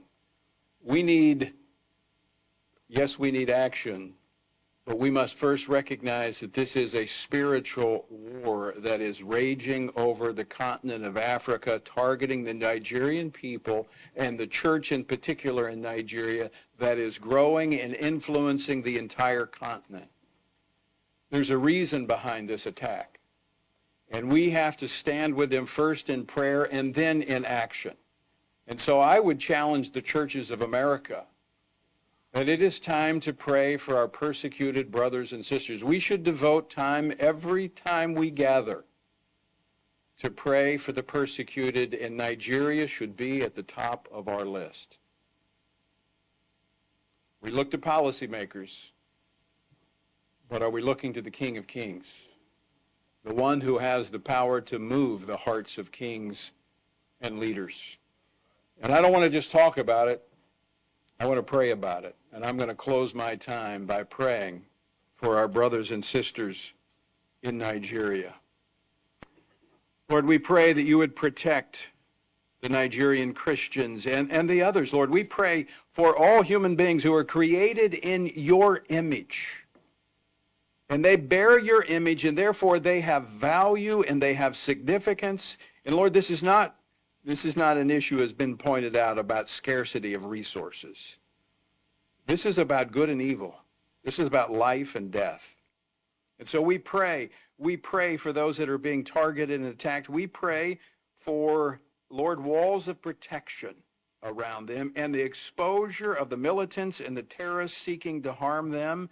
And Lord, we pray that there would be others that will stand with the Christians and the persecuted in Nigeria.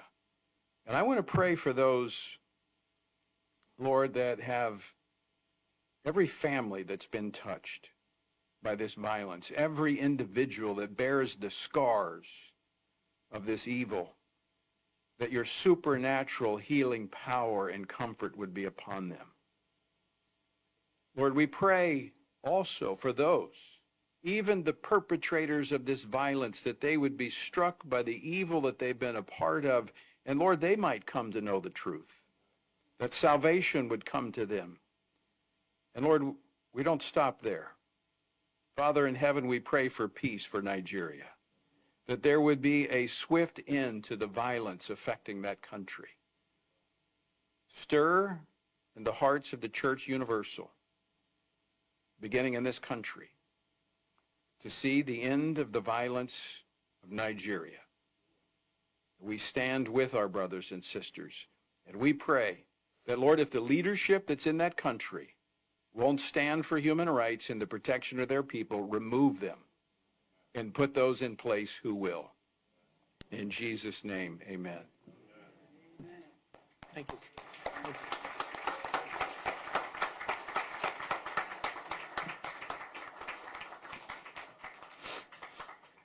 Senator Ted Cruz is a hero to the people of Nigeria, and he is perhaps today's most vocal U.S. lawmaker on Christian persecution in that nation. Let's be clear about something. We all know here there's an elephant in the room, and that is the religious ideology that inspires the jihadists to rape and murder, and it's taboo to mention.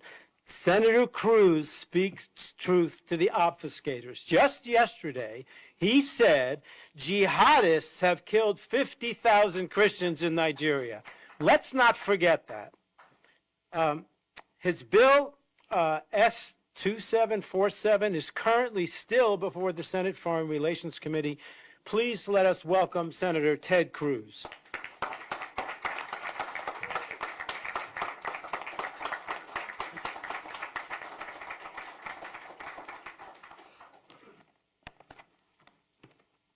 Well, thank you very much. Good afternoon. Tony, thank you for that word of prayer. I needed that. I can't speak for anyone else, but I needed that today. Thank you. Can you hear the cry from the broken land, from the wounded heart? Nigeria, they bleed, people they cry, tears for the ground, nobody asks why. Over 7,000 souls don't fall every single day, we still they call. Oh, yeah. Churches burning, hope fading fast. Since 2009, the pain don't last. 50,000, maybe more. Heaven they count every single soul. Children without home tonight, mothers praying through the night, fathers lost no strength to fight. Who go stand for what is right? Oh, stand for love, stand for life. Be the answer in this time.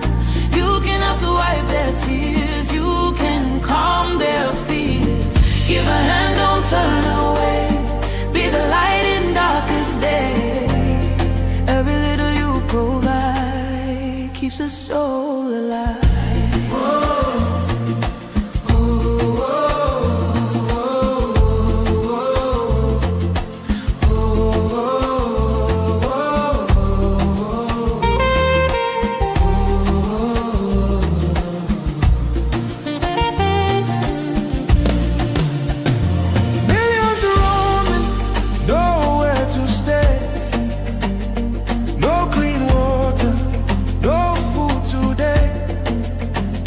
Voices crying in chains, silent echoes filled with pain. 19,000 churches gone, but faith still rising, holding on. In the ashes, hope remains. Love can heal the deepest pains. Shelter broken, dreams erased. Hungry hearts we can embrace. Let compassion take its place.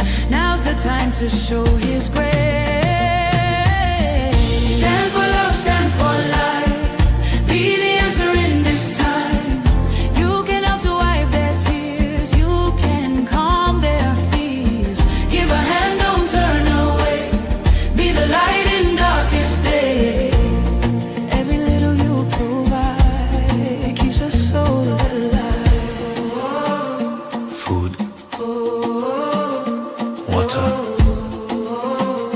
shelter, hope. You can be the miracle they pray for. You can change a life today. No matter how small it seems, your love can rebuild their dreams. Together we can make a way. Keeps us so alive.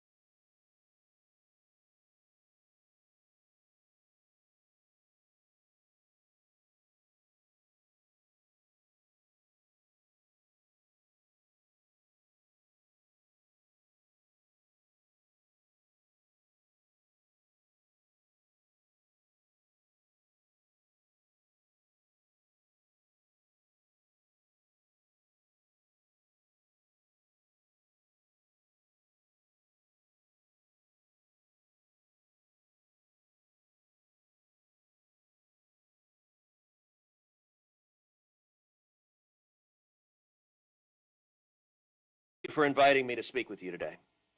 I want to thank the International Committee on Nigeria and the Endowment for Middle East Truth for hosting this critical forum today. The more we work together, the more we gather like this, the more we shine a light on the atrocities happening in Nigeria, the closer we get to resolution. In the Gospel of John, Jesus tells us, if they persecute me, they will persecute you also. As Christians, we know that persecution is part of our walk with the Lord. Since the church's founding, Christians around the world have been captured, beaten, and even killed for their faith. I want to begin by taking us back a few weeks to March 29th. Palm Sunday services were held around the world, ushering in the most holy and somber week Christians observe. Believers were united, waving palm leaves and branches, reflecting on when Christ rode into Jerusalem before his betrayal and crucifixion. But in north-central Nigeria, a very different Palm Sunday unfolded. On that single day, 53 Nigerians were murdered in 3 separate killing sprees. And the attackers were all targeting the same thing: Christians. Families were broken in a matter of minutes. Lives were stolen and cut short. And Christians in Nigeria yet again mourned another tragedy. This attack, both tragic and vile, is not unlike the persecution Christians in Nigeria have faced day after day, week after week, year after year. Even last year, more than 240 Christians were slaughtered in Nigeria during the season of Lent and Easter. Hundreds of stories like this have been documented, and more than 52,000 Christian Nigerians, 52,000, have been murdered since 2009. There is no place on the planet where more Christians are being killed than Nigeria. And these are not isolated incidents, they are part of a pattern. A pattern of targeted violence, systematic intimidation, and a failure, both within Nigeria and across the international community, to condemn and to take meaningful action against these crimes. Boko Haram and other Islamist groups have waged a ruthless insurgency marked by unspeakable brutality. They have burned churches to the ground, abducted and raped women and children, and executed Christians simply for refusing to renounce their faith.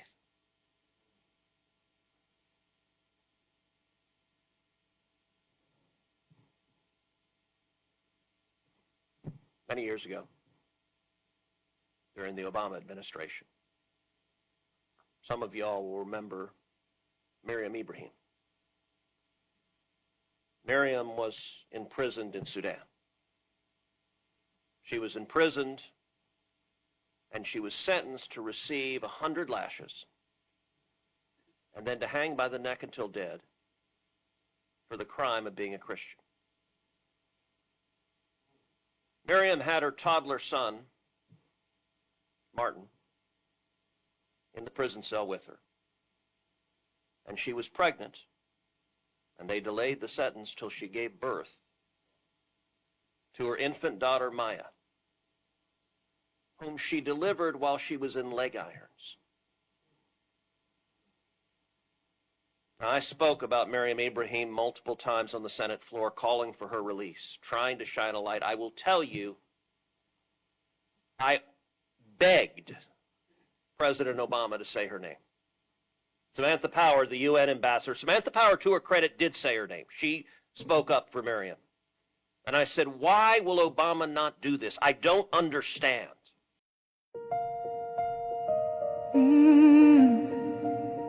Can you hear the cry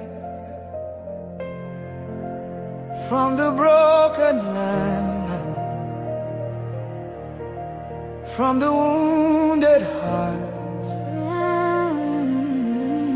Nigeria, they bleed, people they cry, tears for the ground. Nobody asks why.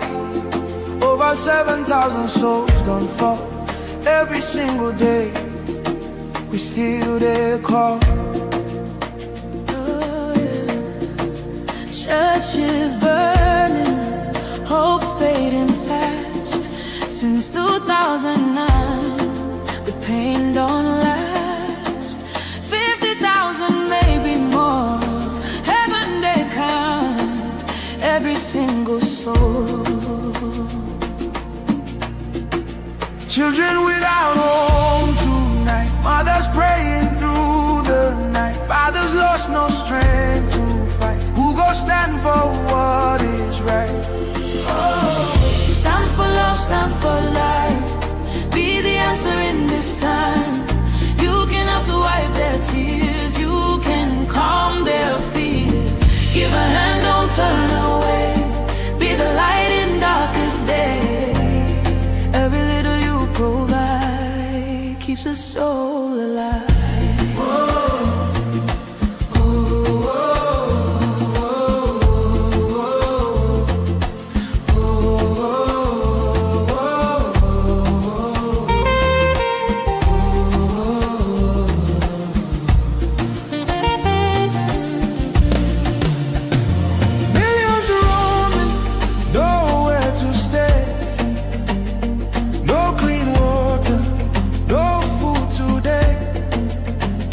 Voices crying in chains, silent echoes filled with pain.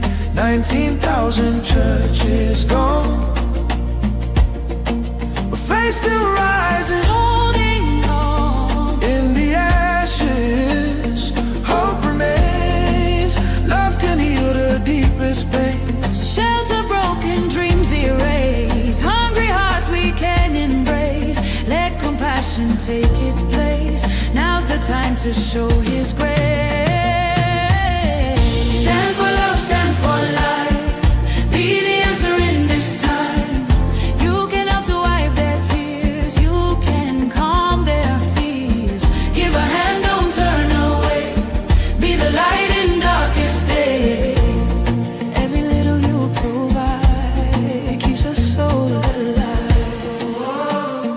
food, water, shelter, hope. You can be the miracle they pray for. You can change a life today. No matter how small it seems, your love can rebuild their dreams. Together we can make a way. Keeps us so alive.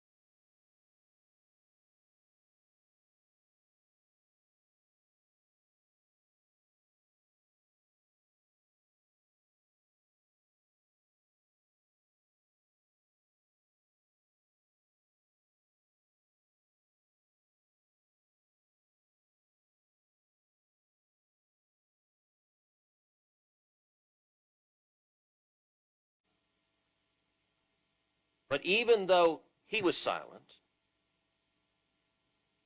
others around the globe were not. And so much light and attention was focused on Miriam that the Sudanese government relented and released her. And I actually had the opportunity, Tony brought her to D.C. I had the opportunity to meet her. I'd never met her. She's a little bitty woman. Can't weigh more than 95 pounds. And a quiet woman. And I remember asking her when I met her, look, she was told, we will torture and murder you unless you renounce Jesus. Now, as Christians, we all hope we know what we would do in that circumstance. I've never faced that. I've never looked in the eyes of my captor who would torture and murder me or murder my children. And I asked her, I said, Miriam, how did you not lose hope? How did you not despair sitting in that prison cell with your babies? And she looked at me with a peace that I still remember. And she simply said to me, Jesus was with me.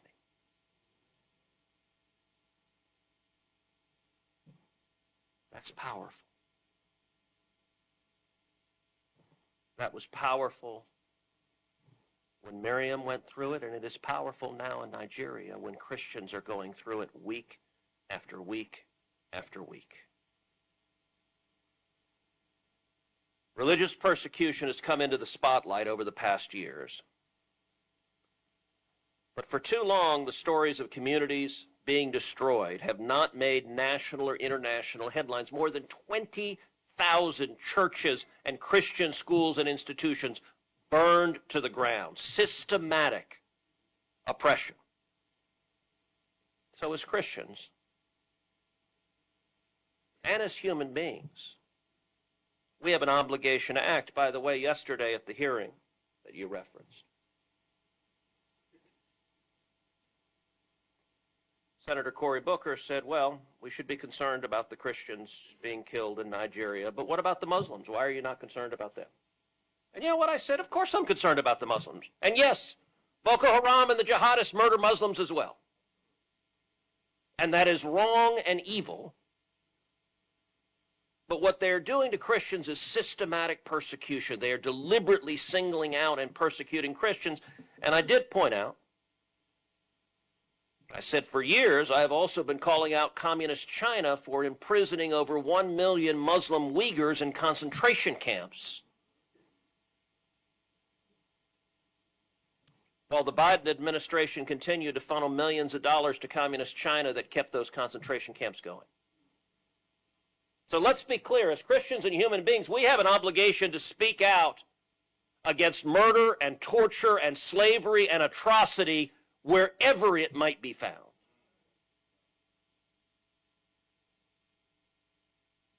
But when Christians are being systematically persecuted, anyone who remains silent is complicit. Last year, I introduced the Nigeria Religious Freedom Accountability Act to protect Christians along with other religious minorities facing persecution in Nigeria by holding accountable Nigerian officials who facilitate Islamist jihadist violence and the imposition of blasphemy and Sharia law. And understand, the government is actively complicit in enforcing blasphemy and Sharia law as tools to target and persecute the Christians.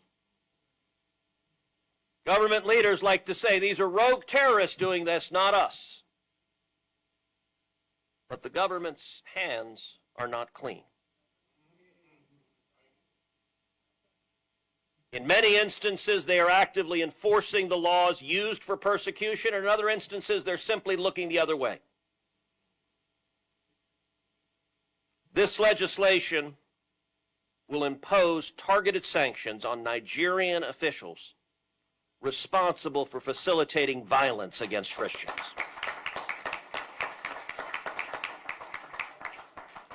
Now, I'm very pleased, following my urging, that President Trump followed through and designated Nigeria as a country of particular concern. That was a very important decision the president made. And as awareness of the persecution has grown, we can say this is a step in the right direction, but there is more that can and should be done. As people of faith, as advocates for human dignity, we are called to something higher. We're called to speak. We're called to act. We're called to pray. Thank you for reminding us of that. And we're called to stand in solidarity with our brothers and sisters who cannot safely stand for themselves. We need to continue shining a light on these atrocities for justice and for an end to persecution, for peace. Forums like this are critical to our shared mission of ending Christian persecution in Nigeria. So I want to thank all of you again. This attention, this light is powerful. Thank you for your work. Thank you for your advocacy. Thank you for standing up for those united to us in faith. I want to leave you with a verse of encouragement from the book of 2 Corinthians. We are hard-pressed on every side, but not crushed. Perplexed, but not in despair. Persecuted, but not abandoned. Struck down, but not destroyed. We always carry around in our body the death of Jesus, so that the life of Jesus may also be revealed in our body. For we who are alive are always being given over to death for Jesus' sake, so that his life may also be revealed in our mortal body. So then, death is at work in us, but life is at work in you. I look forward to continuing this fight alongside each and every one of you. And may justice prevail. We're going to like this a lot. Okay. Wonderful. Thank you. Is yours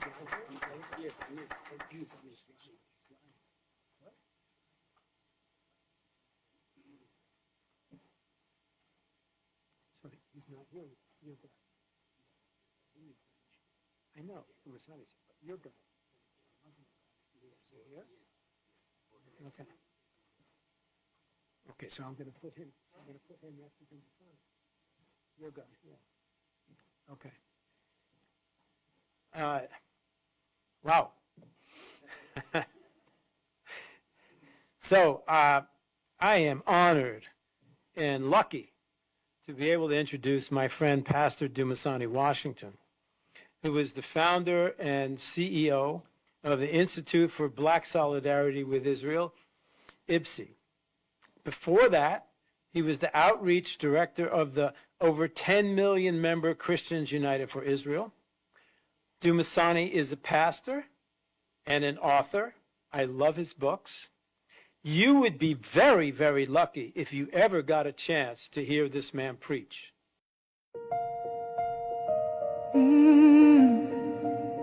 Can you hear the cry from the broken land, from the wounded hearts? Nigeria, they bleed, people they cry, tears for the ground. Nobody asks why. Over 7,000 souls don't fall every single day. We still there call. Oh, yeah. Churches burning, hope fading fast. Since 2009, the pain don't last. 50,000, maybe more. Heaven they count every single soul. Children without home tonight, mothers praying through the night, fathers lost no strength to fight. Who go stand for what is right? Oh, stand for love, stand for life. Be the answer in this time. You can have to wipe their tears. You can calm their fears. Give a hand, don't turn away. Be the light in darkest day. Every little you provide keeps a soul alive.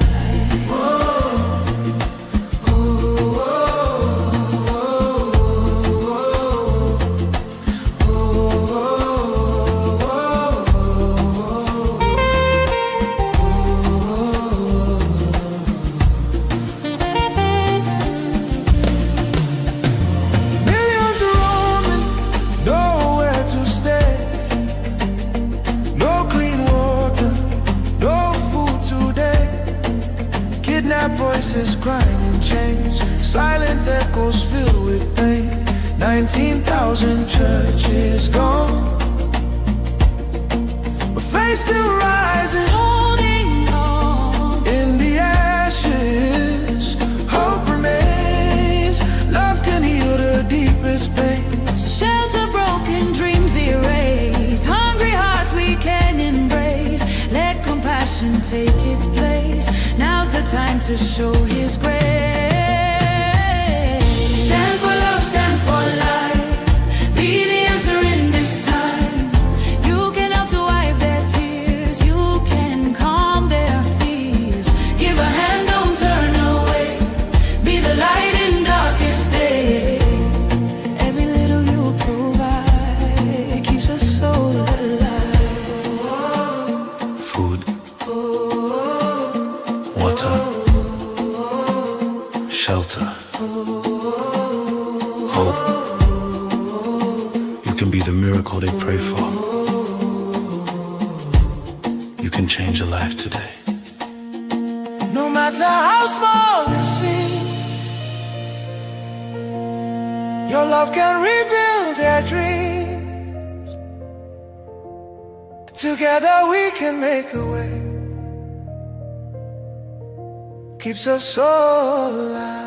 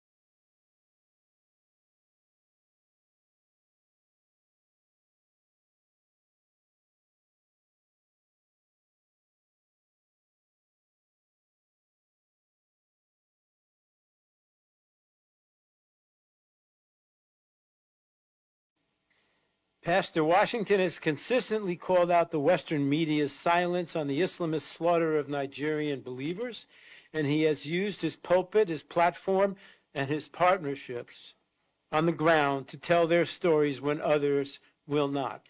Please join me in welcoming Pastor Dumasani Washington.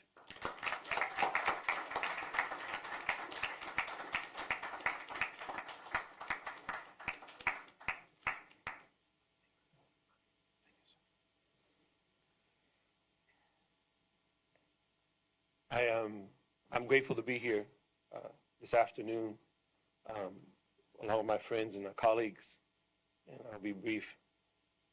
Pastors and rabbis are long-winded. I'll attempt not to do that. Long before I started the Institute for Black Solidarity with Israel, which has been 13 years now, as a young pastor in Stockton, California, our church would hold persecuted church conferences. So I was first exposed to the issue of the universality of the persecution of the church, Christians, while I was in college in the 1980s. I'd never heard of it before. Grew up in church, was a Baptist as well. Became a preacher at a young age, but had never heard of anything doing with the church or Christians outside of the borders of the United States of America until I was in college. And oddly enough, it wasn't Africa. It was a friend of mine who had done a missions trip in Europe who came back to tell me what he had experienced. It was later on in the 90s, before the internet was a thing, that I somehow got exposed to what was happening in Sudan, and later on heard about the work of my dear friend Charles. Began to write letters to my representatives in California, and we would do persecuted church conferences, as I said, as a young pastor. And of the many things that I found in doing the work were the parallels between what our brothers and sisters, particularly in Africa, were going through, and much of what would happen here earlier in history where the African American community was concerned. You see, the fight for civil rights, it wasn't what it was called in an organic way. It was just a fight for dignity, a fight for access. Whether you're talking about the beginning of the 1900s or the beginning of the NAACP or the 50s and 60s, which are often the glory days. What often would happen is that those black leaders, who were often pastors, teachers, workers, were fighting for access. They were fighting for the right to be able to live, to educate, to do. And the fight, in the Hollywood sense, would often be depicted as a fight against this white person or that white person, this white sheriff, this white mayor. But the reality of it is that the strength of what was the Jim Crow system came from the federal government and from the state governments. The lynch laws that had to be enacted, which should have been manifestly evident within the Constitution, had to be inserted because they did not apply to black people, and on and on. Hence the fusion of the black and the Jewish alliance, because if anyone knew what the black folks were going through, Jewish people did. I say that for this reason. It was 2014, Bring Back Our Girls, when our organization that had only started the year before began to speak out, because long before the Institute for Black Solidarity with Israel was formed, I was already an advocate for what was going on with my Christian brothers and sisters in Africa, years before. The two things got fused. You don't have time, I don't have time to do that today, but suffice to say that as we followed the story, we recognized that the horror that was Boko Haram, the Fulani herdsmen, and other, had another backstory when it came to the United States of America. See, this was the Obama administration, and I came up not so much in a civil rights leader's home, but definitely in my parents, particularly my mom had a big mouth, so I have it as well. I tend to say what I'm thinking. That's not always the best thing to do, but I found that it lets me sleep at night. What we found was that Boko Haram was being covered for by the then State Department led by Hillary Clinton and then by John Kerry. See, our government was well aware of what was going on with Boko Haram. And when Nigeria, then under Goodluck Jonathan, who I'm not advocating for, I'm just like, I'm an American. I know I look Nigerian. Most of my DNA is Yoruba, but I was born in this country, yeah, in the house here. So our organization began to speak out. We began to speak out about the duality and the duplicitousness of the American government in aiding and abetting terrorists that were destroying Nigerian Christians. Well, people thought we were being partisan. I am a registered independent. I speak the power to either party. I don't care who's in office. I try to do it respectfully, but I'm also a pastor. And we underscored the need for there to be accountability. As a matter of fact, our State Department at that time refused to list Boko Haram as a terrorist organization until Bring Back Our Girls, and they were shamed into doing so. President Obama's wife held up a hashtag, Bring Up Our Girls, although he knew exactly what was going on. And the girls were never brought back, by the way. As a matter of fact, a couple of them have been sent back as suicide bombers just a couple of years ago. We were monitoring this whole thing. So when the first Trump administration came in, we applauded his willingness to be the first president in decades to actually speak of Christian persecution in office. When then newly elected President Buhari was in DC, he said to him, "Why are you persecuting Christians?" Likewise, we have been critical of the current administration for not so much the silence, but for this part here. One of the things that's not spoken of the several elephants in the room, is some of the funding for the terrorism. You cannot be an effective terrorist without the money. AK-47s cost lots of money. IEDs cost money. And there are top terrorism producers that unfortunately are not being held into account by the most powerful government in the world. I'll say them out loud, you don't have to. Turkey, Iran, Qatar, Saudi Arabia. Their hands are not clean. The civil war happening now in Sudan is a proxy war between Arab powers, but it's not discussed. It's not talked about.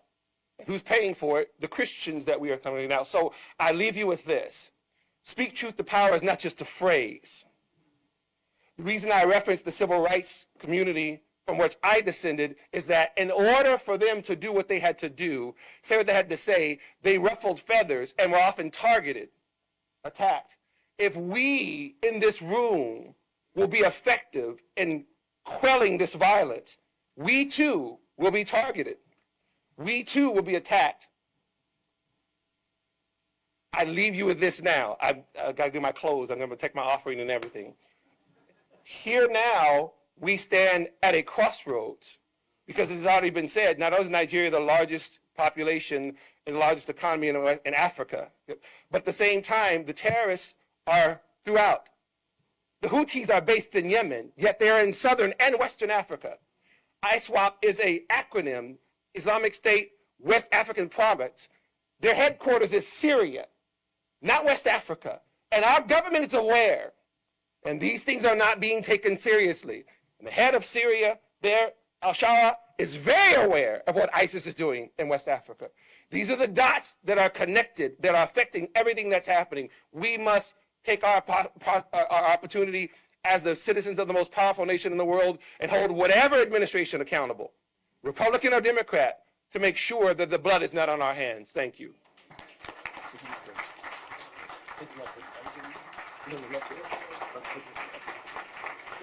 Wonderful, wonderful.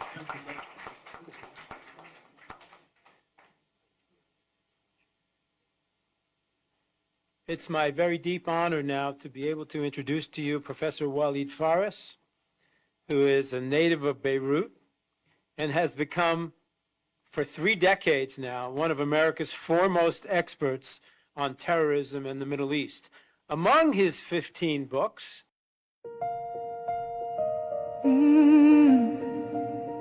Can you hear the cry from the broken land,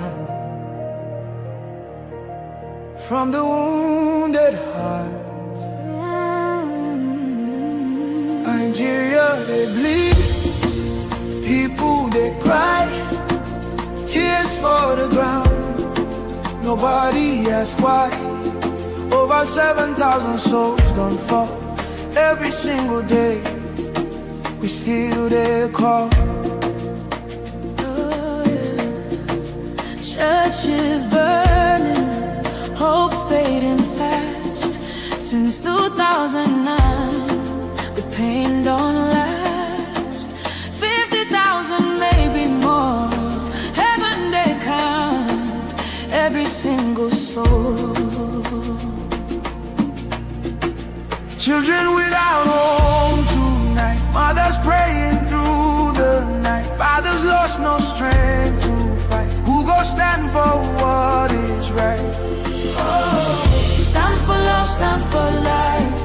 Be the answer in this time.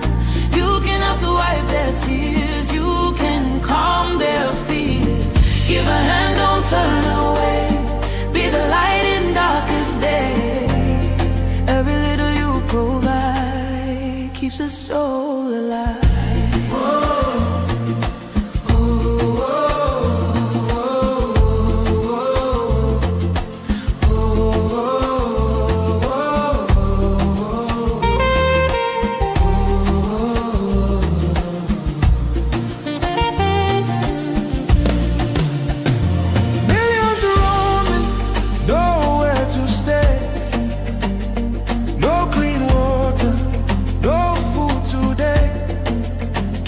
Voices crying in chains, silent echoes filled with pain.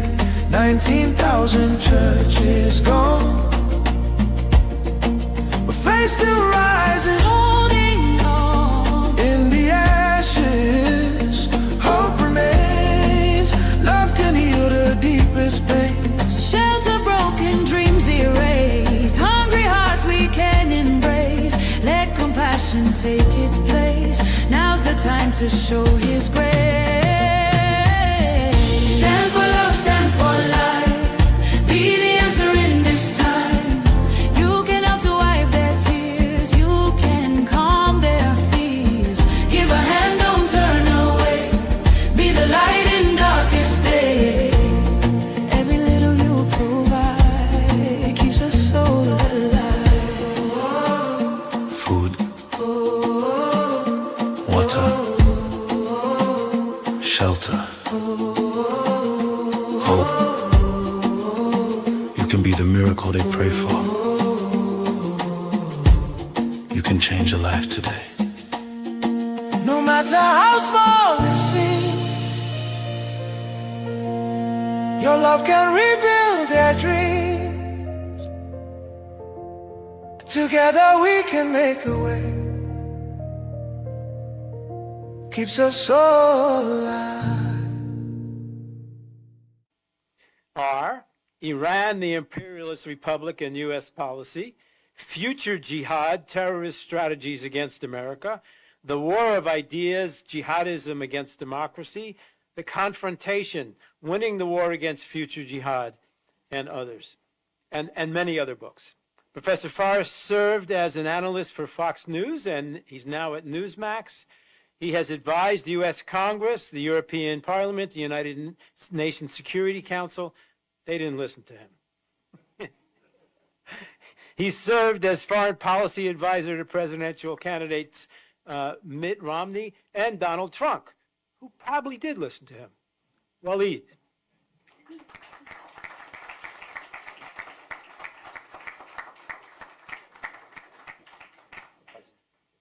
Thank you very much, Dr. Charles. It's a pleasure and honor to be again in a forum on Africa, but specifically today on Nigeria. I would like to thank David and the work, amazing work of education of Emmett. I would like to thank you, obviously, as the engineer of this movement and the International Coalition.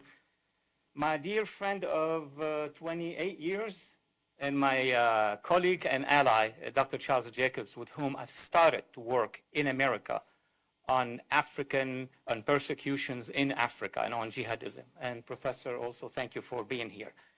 I'm gonna wisely use the few minutes I have to do two things. Number one, to tell you about my own little quick journey. Why am I here now? Where I was coming from?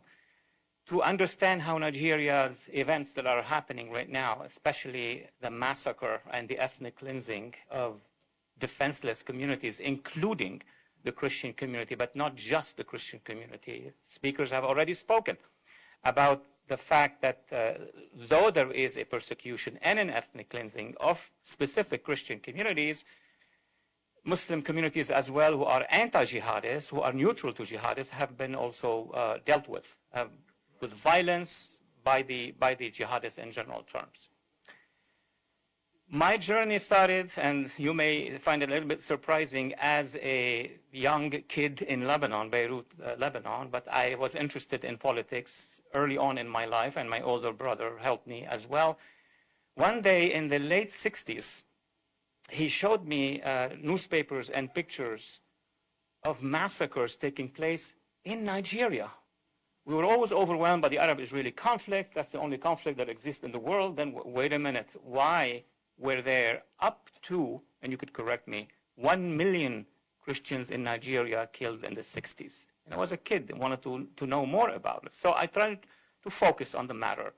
10 years later, out of my college, I published my first book in Arabic, so it was not well read in America. And I published a photo, a picture of Nigerian persecution in Nigeria. And that was my first writing about the matter. It was later translated into French. Copies are in Congress, so on and so forth. Then I left Beirut. Why did I leave Beirut in 1990? Precisely because of the same reason. The invasion of the free enclave of the Christians in Lebanon at the hands of a multitude of jihadist regimes and organizations and etc. That was the shock that forced me to leave, not just to go seek for a job. I didn't need a job. I had a great job. I was a lawyer and successful one. But for the purpose of educating others, for the purpose of teaching. I actually had a career of 20 years teaching in colleges here. And in every course on the region, Nigeria had a place. Africa had a place. But after 9/11, I started to move and shift my interest from persecution and etc.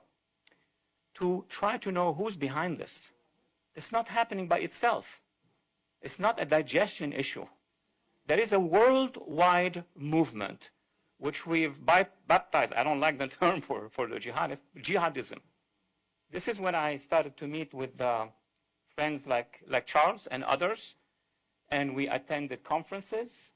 And then we started to develop concepts like this one, meaning speak up, tell the American public. And why the American public? Well, it's easy, because America is the biggest country in power and ability. It intervenes, it helps. Or if it has different type of elites, it won't help.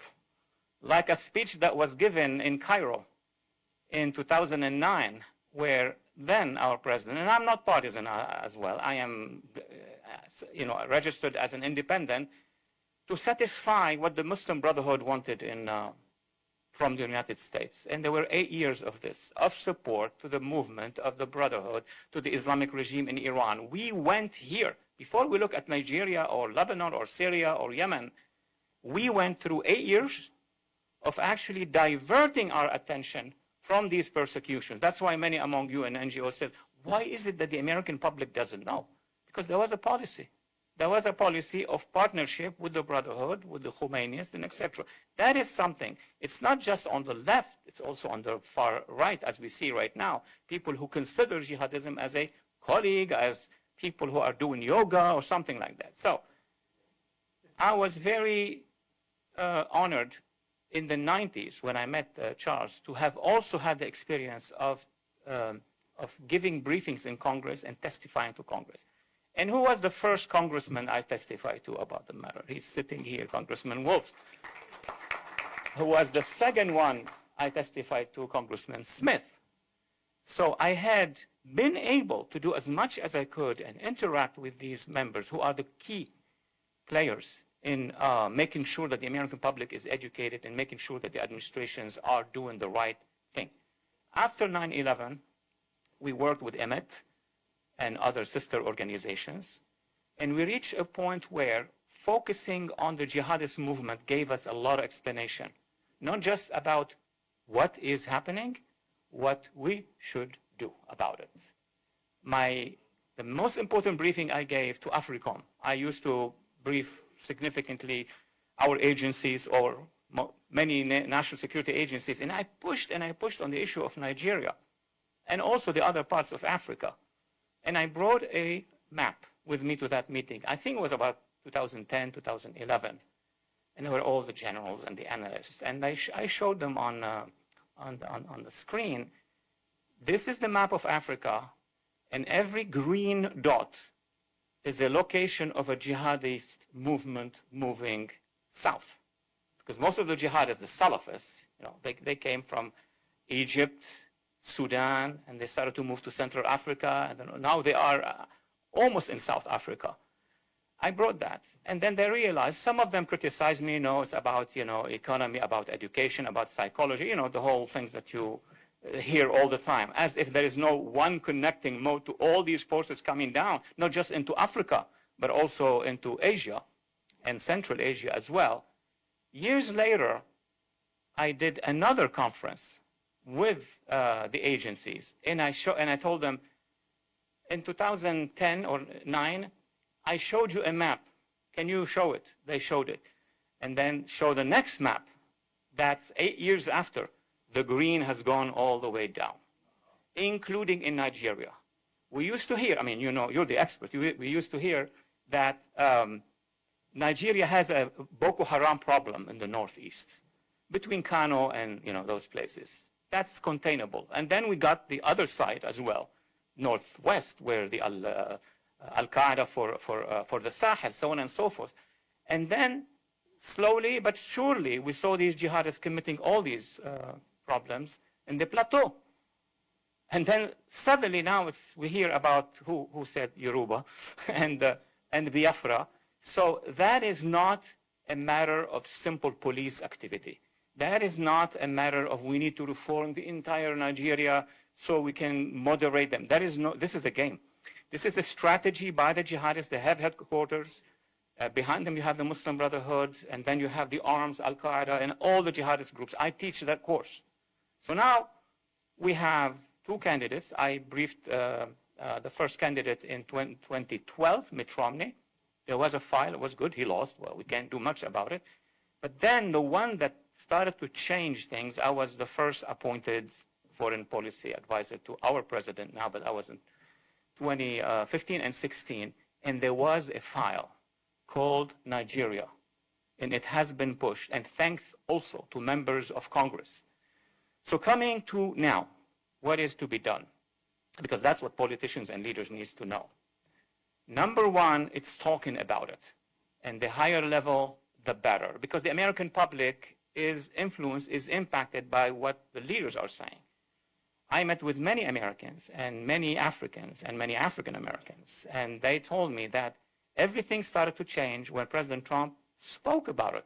He's quick. It's not long speeches, a tweet.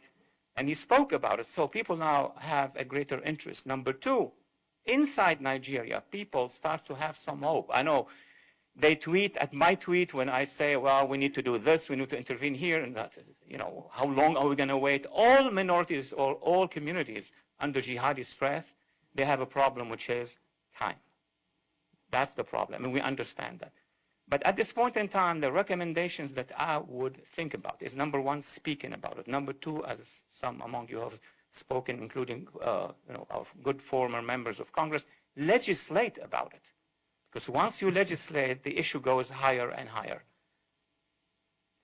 And then last point, we need to make sure that every map in front of us has a strategy to respond to it. Let me explain it in less than a minute. So in the Northeast, we have those extreme jihadists who have a strategy, who have connections to ISIS. There need to be military action there. And if the government doesn't intervene, the government of Nigeria, which is accused by some among you and many among us, of being complicit or not helping or etc., there need to be actions. And if actions doesn't come, then we need to have an action. We need to have an international coalition to go in at the end of the day. And when we move to the southern parts of Nigeria, each community has a vision. Each community may have a future in mind. But what needs to be done is all communities at the same time have one goal, which is to defeat the jihadists. And the American people should be behind them. Thank you so much. Appreciate it.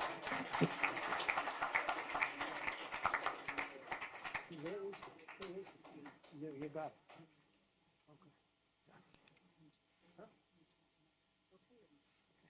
it.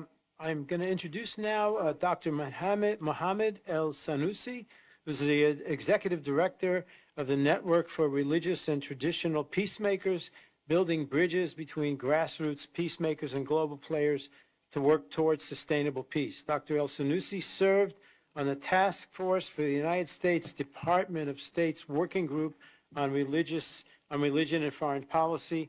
This work led him to play a leading role in developing standards and protocols for protecting the rights of Christians, Jews, and other religious minorities in Muslim-majority contexts.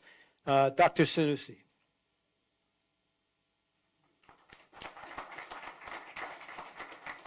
Well, thank you so much, Charles. Thank you for the introduction. And I guess I'm here this afternoon in my capacity as a commissioner on the United States Commission on International Religious Freedom. So, so really very happy to be with all of you here this evening.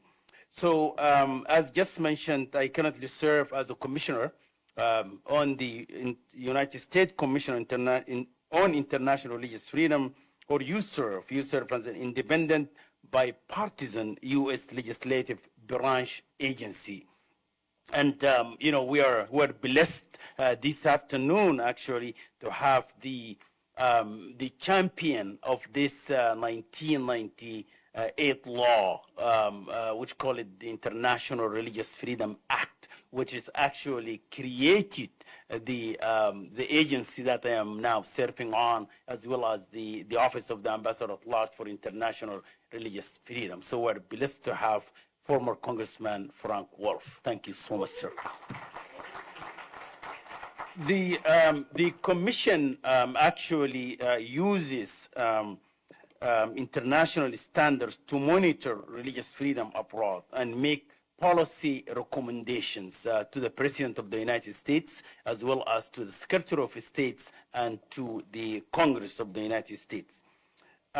So we are like to also thank the Committee on Nigeria, or ICON, and the Endowment for Middle East Truth for convening this event focusing on the evolving terrorism landscape in Nigeria.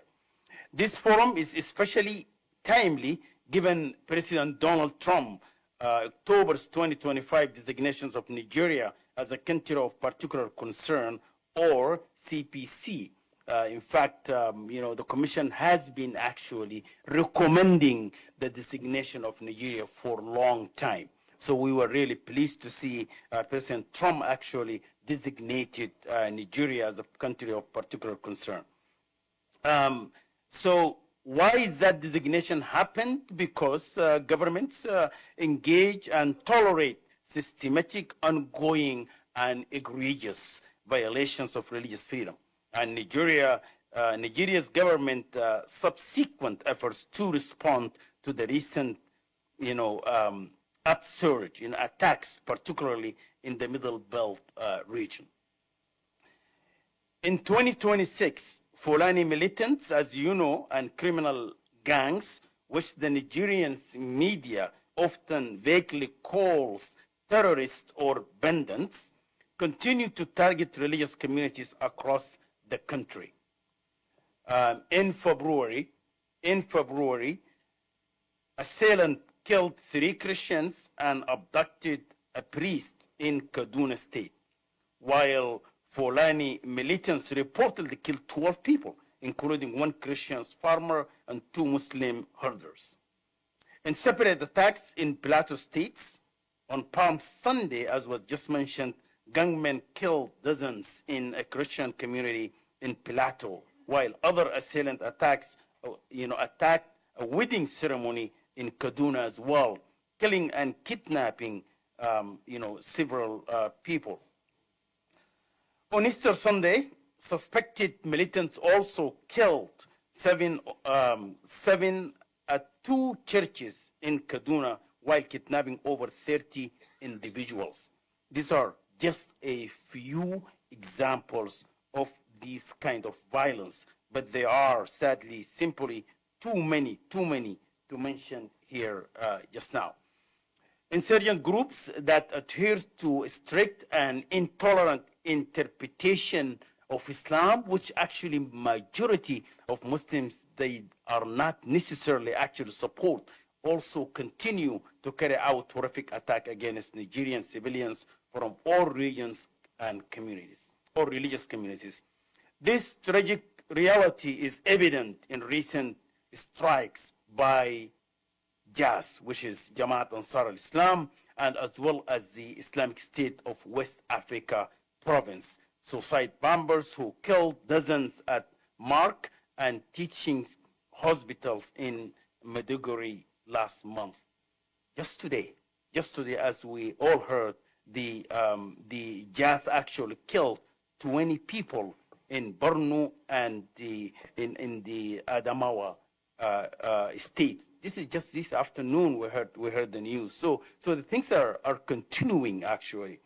Although this violence persists, United States Commission on International Religious Freedom is cautiously encouraged to see Nigerian government's recent and commendable efforts in addressing such groups' violence against civilians by making arrests of some suspects before they launch attacks.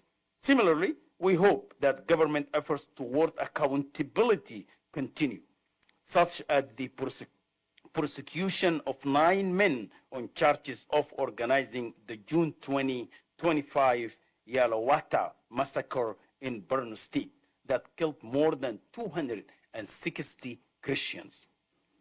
Too often in the past, perpetrators of such activities have simply disappeared from the public's eyes, never to face true justice. However, USERV has also been careful to maintain a spotlight on a frequently overlooked but crucial part of religious freedom challenges in Nigeria, namely systematic religious freedom abuses, though the country's written laws, particularly the presence and the enforcement of blasphemy laws in 12 states. These laws and their corrosive societal influence impact Christians and Muslims alike. So, at present, 4 Nigerians, Muslims remain locked up in blasphemy accusations.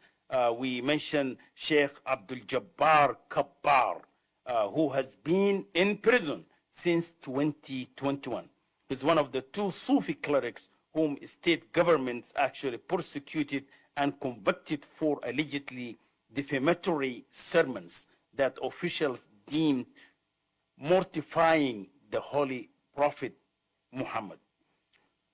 Where do we go from here? It's a big question that we're trying to deal with it, given that the Nigerian government at least appears more willing to engage with the United States to reverse this ongoing and alarming trajectory.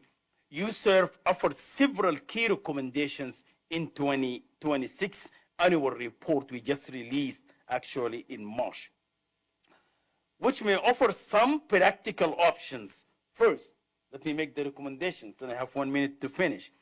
First, recommendations we made as a USERV: the expanded use of targeted sanctions and visa denials pursuant to Section 2012 ACG of the Immigration and Nationality Act, and other penalties against Nigerian governments and military officials who tolerate religiously motivated violence or violence against religious communities or those who are complicit in attacks. The U.S. administration did indeed issue new visa restrictions late last year, and we hope to see it continue to apply these accountability measures. Yusuf also recommends that the State Department enter into a binding agreement with the Nigerian government to encourage substantial steps to address violations of religious freedom or belief, including reporting on religious violence, returning displaced persons to their homes, and improving security and military training. We also recommend that the administration ties foreign assistance that we give as a country, as well as bilateral policies on trade, arms purchases, and visa reciprocation to benchmarks on religious freedom improvement. These are very important. Finally, we recommend that Congress uses its oversight role to monitor the effectiveness of this foreign assistance through a government accountability office, so that we are confident that the money is well spent and truly helps religious communities in Nigeria. Yusuf realized that the comprehensive and meaningful success in stopping violence against religious communities across a country the size of Nigeria will take time, significant resources, and unfortunately will likely involve the sacrifice of some lives. Stopping this violence must also include government reform, political will, and continuous open and honest dialogue between not only the religious communities, but also between the people of Nigeria and their democratically elected representatives. So we need a whole of global approach, in fact, to address the problem in Nigeria. So thank you so much again for the opportunity to share these recommendations.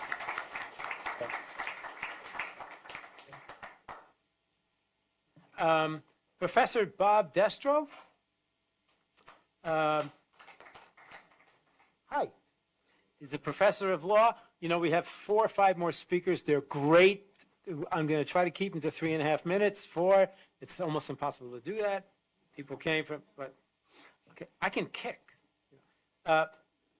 Professor of Law is director and founder of an interdisciplinary program of law and religion at the Catholic University of America, Columbus School of Law. He's a former assistant Secretary of State for Democracy, Human Rights, and Labor, leading the State Department's worldwide policy and foreign assistance programs on human rights and democracy issues. Professor Destro has advocated for stricter U.S. policy regarding violence against Christians, emphasizing the need for accountability and humanitarian focus on the region. Bob.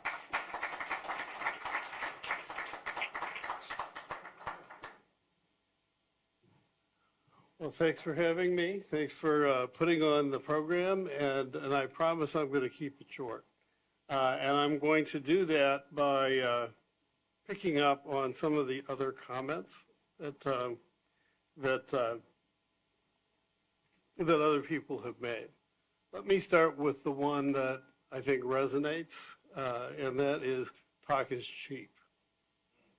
All right? Not here in Washington.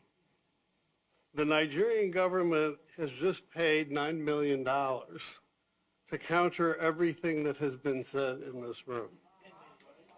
I mean, that's just the fact.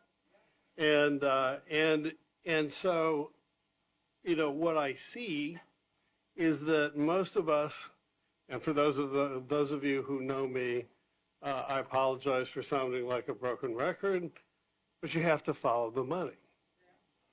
You know, the expenditure of $9 million is a domestic issue in Nigeria. There's a lot of journalists who would love to know what that money is getting spent on. There is, here in the United States, you have to understand that in foreign policy, money talks. And because the United States operationalizes its foreign policy by spending money. And so it's either done by sending troops, which is a very expensive way. It's done through regime change operations, like much of what USAID was doing. and it's done through trying to encourage good things on the ground. So if we really want to take care of the people in Nigeria, spend some money on lights and fences. I mean, that's actually quite simple. I mean, when Toyota built a big factory in northern Mississippi, what the first thing they do after they got the deed signed? They put up a fence and put up some lights. So when we think about this, how do we follow that money? Well, my office, the Assistant Secretary for Democracy, Human Rights, and Labor, is charged by statute to follow the money. By statute, the DRL is the person who, and I quote the statute, shall maintain continuous oversight, unquote, of all humanitarian and human rights funding. Now, you can have a big fight over what that includes, but the fact of the matter is it's not getting done. The biggest black eyes I got during my time was trying to follow that money. Okay, so so we need our journalists, many of whom are in this room, to help us follow that money. We need people here on the Hill, which has the power of the purse, to follow that money. Okay, and then secondly, and this is where I'm going to wind up, if you actually look at NATO military doctrine, there are 3 phases in a battlefield. One is the physical dimension, the other one is the human dimension, and the third is the information dimension. So we're not talking about we talk about the physical dimension all the time, right? We talk about the part of the human dimension when we talk about, the impact on the communities. But we're not talking about the human, cultural, geostrategic dimension at all. Okay, when it was mentioned, and I think correctly so, that Sudan is a proxy war, so by the way, is Nigeria. And what we're not looking at, as one of my Nigerian friends put it, and I'm going to quote her, when are you white people going to come to grips with the fact that Nigeria is Yugoslavia? That you don't recognize the ethnic tensions that were created when the British and the French drew lines on a map.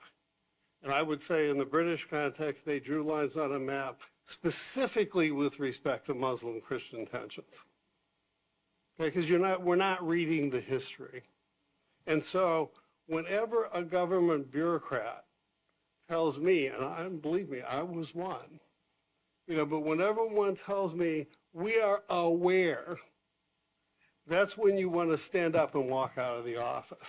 You say, for God's sake, we pay you to be aware. We pay you to be aware. And so the fact of the matter is that we're not aware. And the reason we're not aware is that we focus too much, and this is going to sound a little bit like the skunk at the garden party, but we focus too much on the victims and not enough on the people who are spending the money and making the policy. That's where the focus should be. That's where the heat should be, and it starts here. Thank you. Thank you.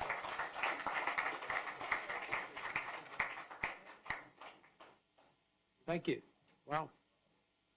Yuval David is an Emmy Award-winning journalist and international news commentator specializing in U.S., Israeli, Middle Eastern affairs with a special focus on topics pertaining to Jewish, Zionist, human rights, and battles against anti-Semitism and Islamic terror. A political advisor and strategic communications expert, he advocates for democratic values, civil rights, and the fight against extremism. He's a fellow at the Middle East Forum, a great organization, and a consultant to government and nonprofit organizations. Yuval.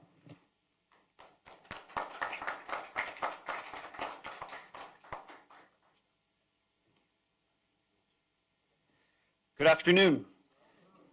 It's an absolute honor to be here amongst great leaders, people who've inspired me to push harder, to be louder, and to take greater action, whether people like it or not.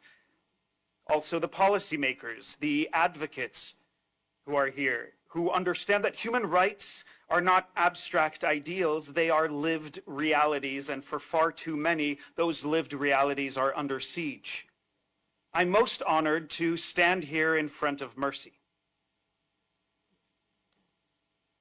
who proves what leadership is, who proves what happens when you don't live as a victim, but you live as a resilient, determined survivor, who takes what happened to you and drives forward into leadership, to inspire other victims to live beautifully, to live openly when you can, and to force other people who are not taking action to take greater action. You are one of the greatest heroes in this room, and I'm honored to speak in front of you. Today's discussion is not about some distant crisis. There are Nigerians in this room who understand that that crisis is at home.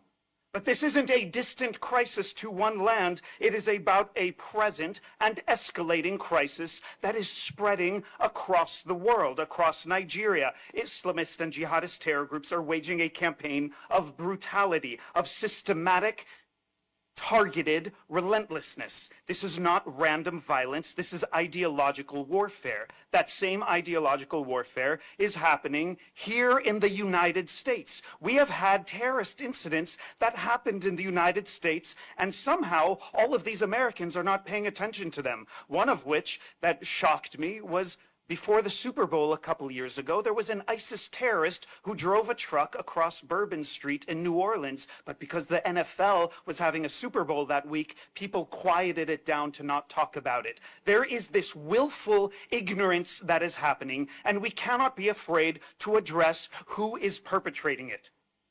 But now we speak about Nigeria, finally. To speak about Nigeria on Capitol Hill, because the victims overwhelmingly are Christians and other vulnerable communities. For years, I partnered with governmental and non-governmental agencies in the United States and Israel and internationally to help women and LGBTQ people. That's how I was introduced to Nigeria, when we tried to help women and LGBT people flee severe oppression, flee from sex slavery, or let's use the harsher word, rape, to flee for their lives. And yet there are so many other people who are in need of help. And I thought, wow, now that it's happening to the Christian community and people are speaking out about what is happening to Christians in Nigeria, maybe the Christians around the world will rise up. I'm shocked. As a Jew, as a Jewish activist, when I rise up whenever a Jew is being persecuted anywhere in the world, why am I not seeing more Christians rising up? There are 2.4 billion Christians in the world. If every one of those 2.4 billion Christians would rise up in support of your own Christian sisters and brothers, this would not be a continuing problem.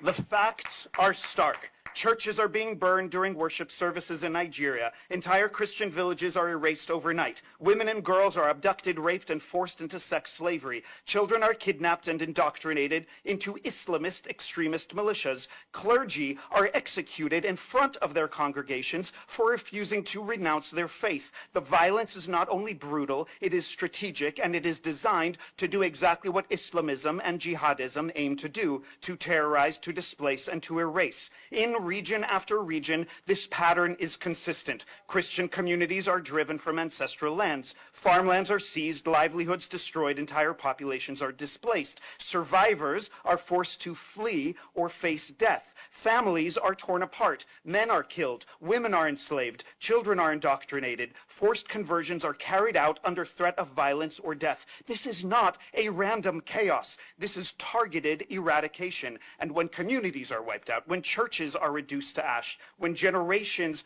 are erased, that is not just violence.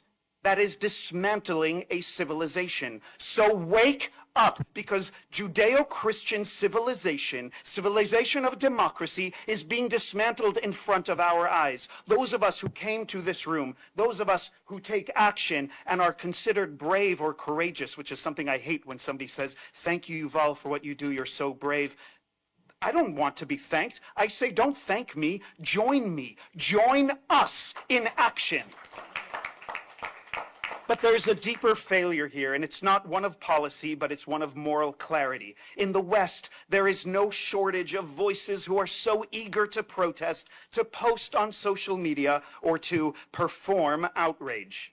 Because when it comes to genocides, to real genocides, not the made-up ones, real human rights atrocities, we're facing silence. Selective outrage has become some sort of social currency. Social media hashtag activism has replaced actual advocacy. And too many self-appointed activists and advocates follow trends on social media instead of truth.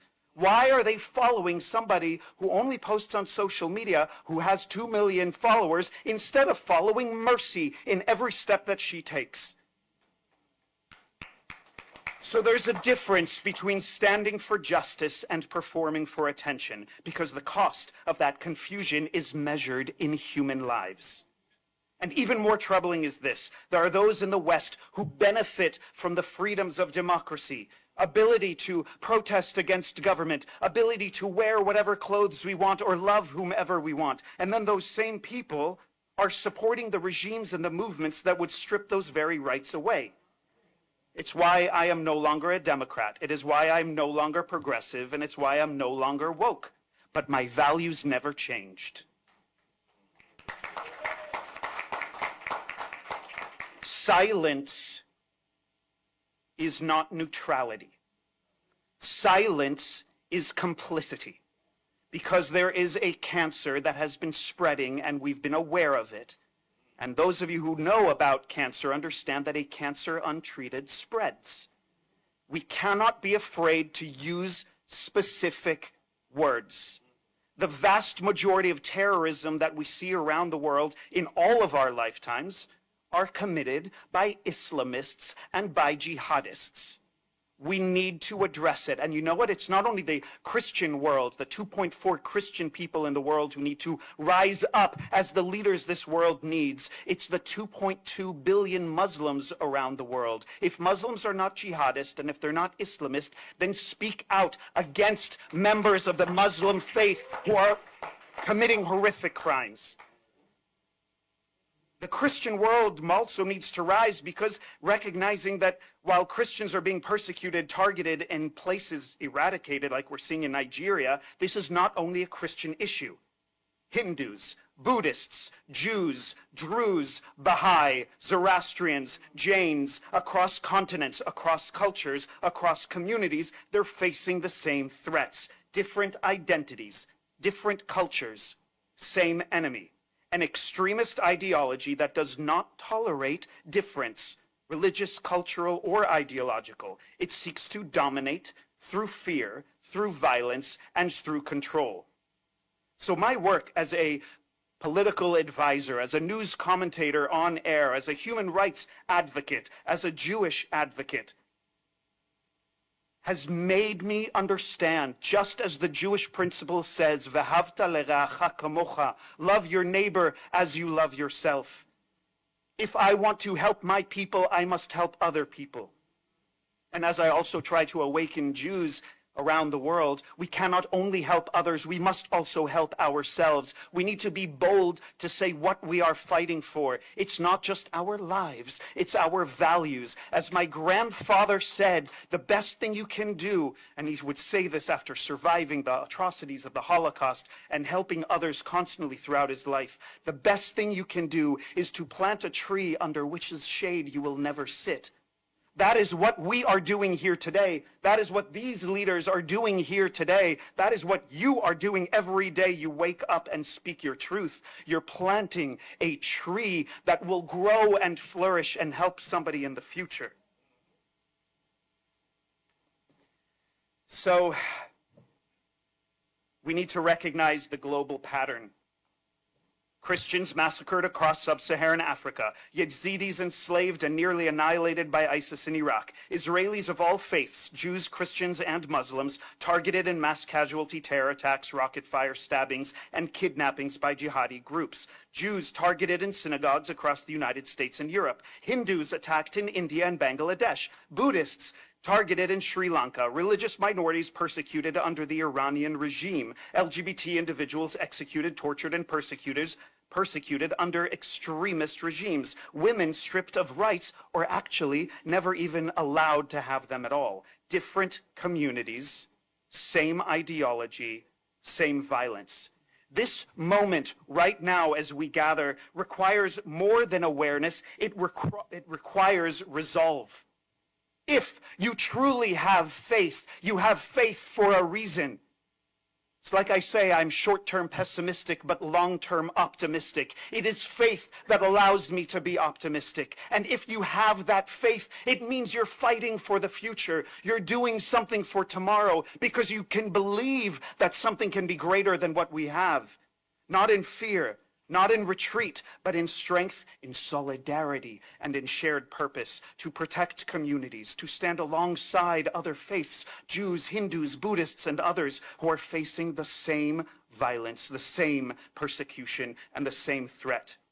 Because this is not a series of random, isolated attacks. It is a sustained assault on religious freedom itself. It's a sustained assault on freedom itself.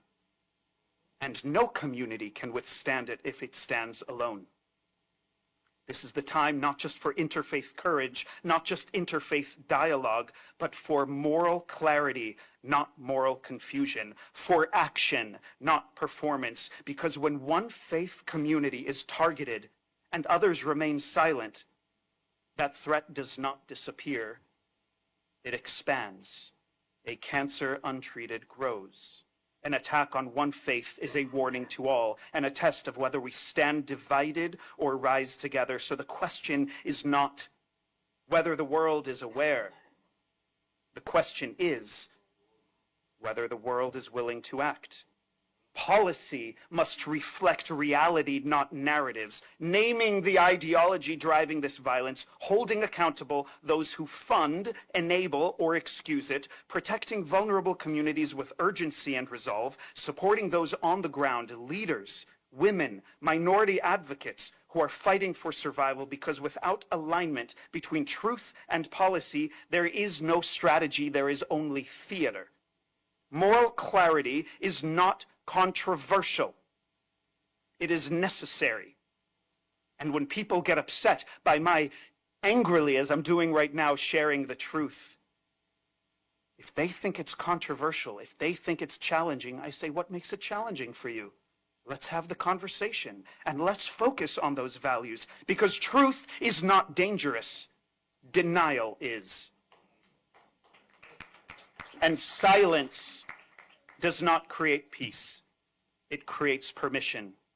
So when I wake up and when I'm blessed to meet people like you, I remember why I have my own mantra. I don't fight back. I fight forward. And I need all of you to fight with me, and I want to fight with you to support everything you do. And for those who are still so silent, the silent majority that plagues many Western democracies, we need to make sure that they're not silent anymore. Because what comes for one of us comes for all of us. Thank you for having me today. Whoa, I didn't know about you. Okay. Well, first things first.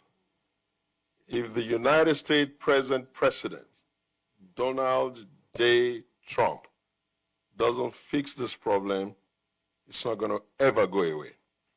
I'm not even sure that his successor will have the audacity and the grit to be able to try it.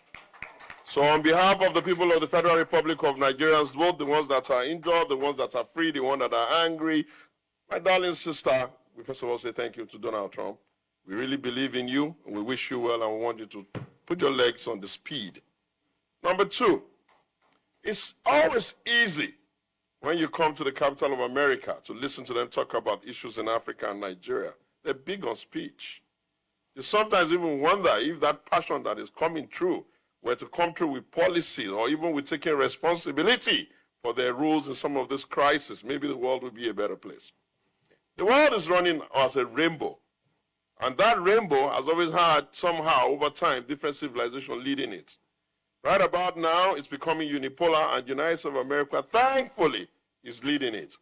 What then is what are the issues in Nigeria, and what do they need to know? One, there is always a conflict in trying to determine whether the conversation is the message of the Lord Jesus Christ, which you all believe so much, in conflict with the message of Muhammad, the preacher of the Muslim, and as such, you almost tend to get the impression that the terrorist will always be Muslim and the victim will always be Christian. Why is that? Well, that's a very big topic. We'll talk about it another day. But in Nigeria, we don't have a Christian-Muslim quarrel. We have a weaponization of belief. And that weaponization, frankly, didn't start from us. Ordinarily, Nigerians are not interested in quarrels. They're not interested in fights. They're not interested in guns. The destabilization of the Middle Belt, or if you like the Sahel region, has produced a big crisis. Some of those people are even looking for where to run to. And they have created a war economy where these types of nonsense they do, unfortunately, we're the victims here. Our country is the victim. Why? We're the largest black population in Africa, and we have a very large border, and we have a lot of Muslims living there. And when they come in there, what do? They behave the way they've always behaved and act irresponsibly. The bigger danger before us now is that democracy, which seems to be holding us up, is about to fail. The first time I was here, if you remember, well, I told you it was going to, it's failing in Africa, and it failed in Niger, and failed in all of those areas. I'm not a preacher of doom. I just know my onion so well, and I'm so vested in the Nigerian issue that I tell you what we need to pay attention to. If democracy fails in Africa, most populous black nation, I will now ask you what then would be the rescue for it, and what's making democracy fail? The biggest gift of the United States of America to the world is multi-party democracy. It gives people the opportunity to have contestations of ideas, and people have an opportunity to decide and pick what path they want. So that if one party is not doing well, another party can easily come in. But if you sit and watch and see that Nigeria is now having a situation where we're not even sure whether we even have democracy anymore, or we have the rule of one man and his party determining that every other political party in the country will legally be unviable. That's difficult. You need to pay attention to that. The second thing I want to put on the table is this. What exactly should be the action that the United States of America under Donald Trump, what should they really do? When you designate a whole country CPC, what does that even really mean to us in Africa? Nothing. Because the consequences of that is shared by everybody, and since everybody is not guilty at the same time, everybody ignores it. What you need to do is you need to be designating people. They feel it more.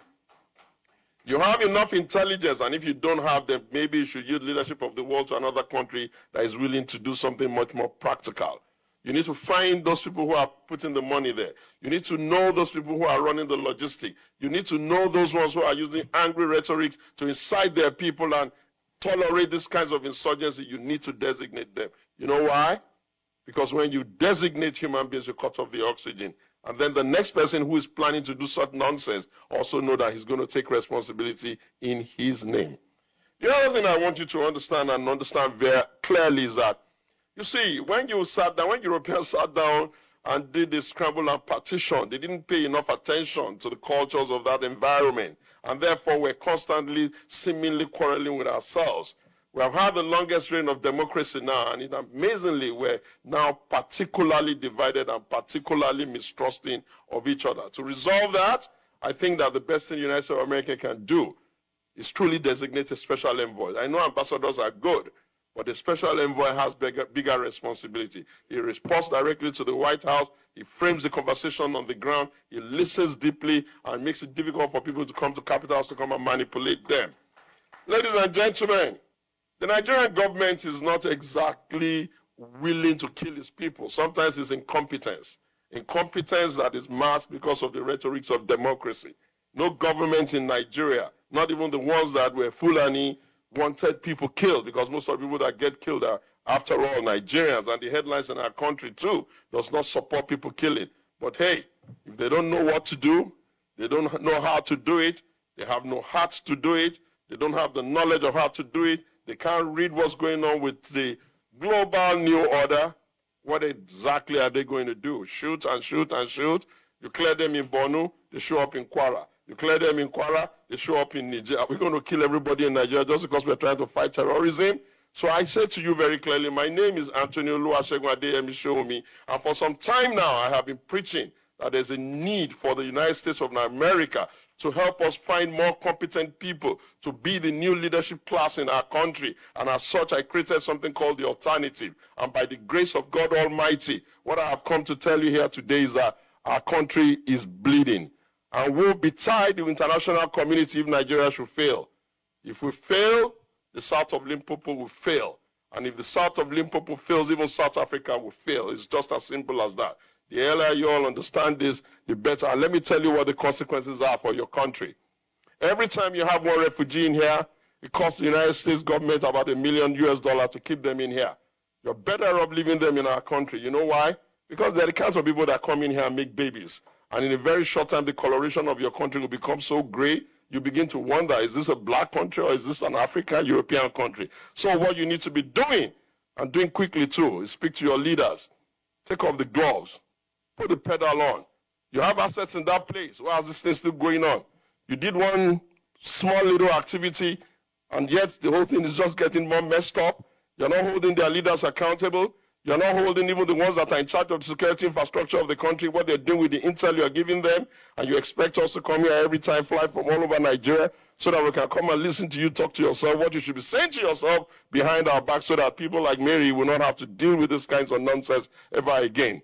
We are very sure that the Christian faith does not encourage anybody to kill anybody. I cannot say the same of the other faith. It is the responsibility of the world to ensure that Nigeria is a secular country. It remains a secular country, so help us God. Thank you very much. It was nice talking to you. Excellent. Excellent. Thank you. Okay. Wow. Okay. I'm about to.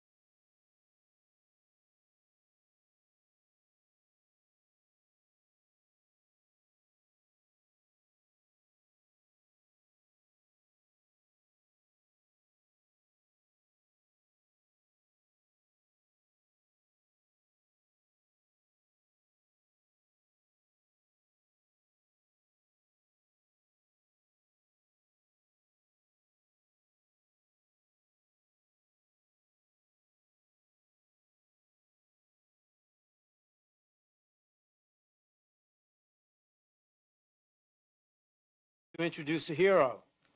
His name is Mike Arnold. He's made 16 trips to Nigeria, some under level 4 do not travel warnings. He founded the Africa Arise International, which today runs schools for more than 600 displaced children in the camps that the Nigerian government says doesn't exist. He's a former mayor of Blanco, Texas. And he is the author of Epicenter, Nigeria, Radical Islam and the War for Global Order, a #1 bestseller on Amazon. Mike.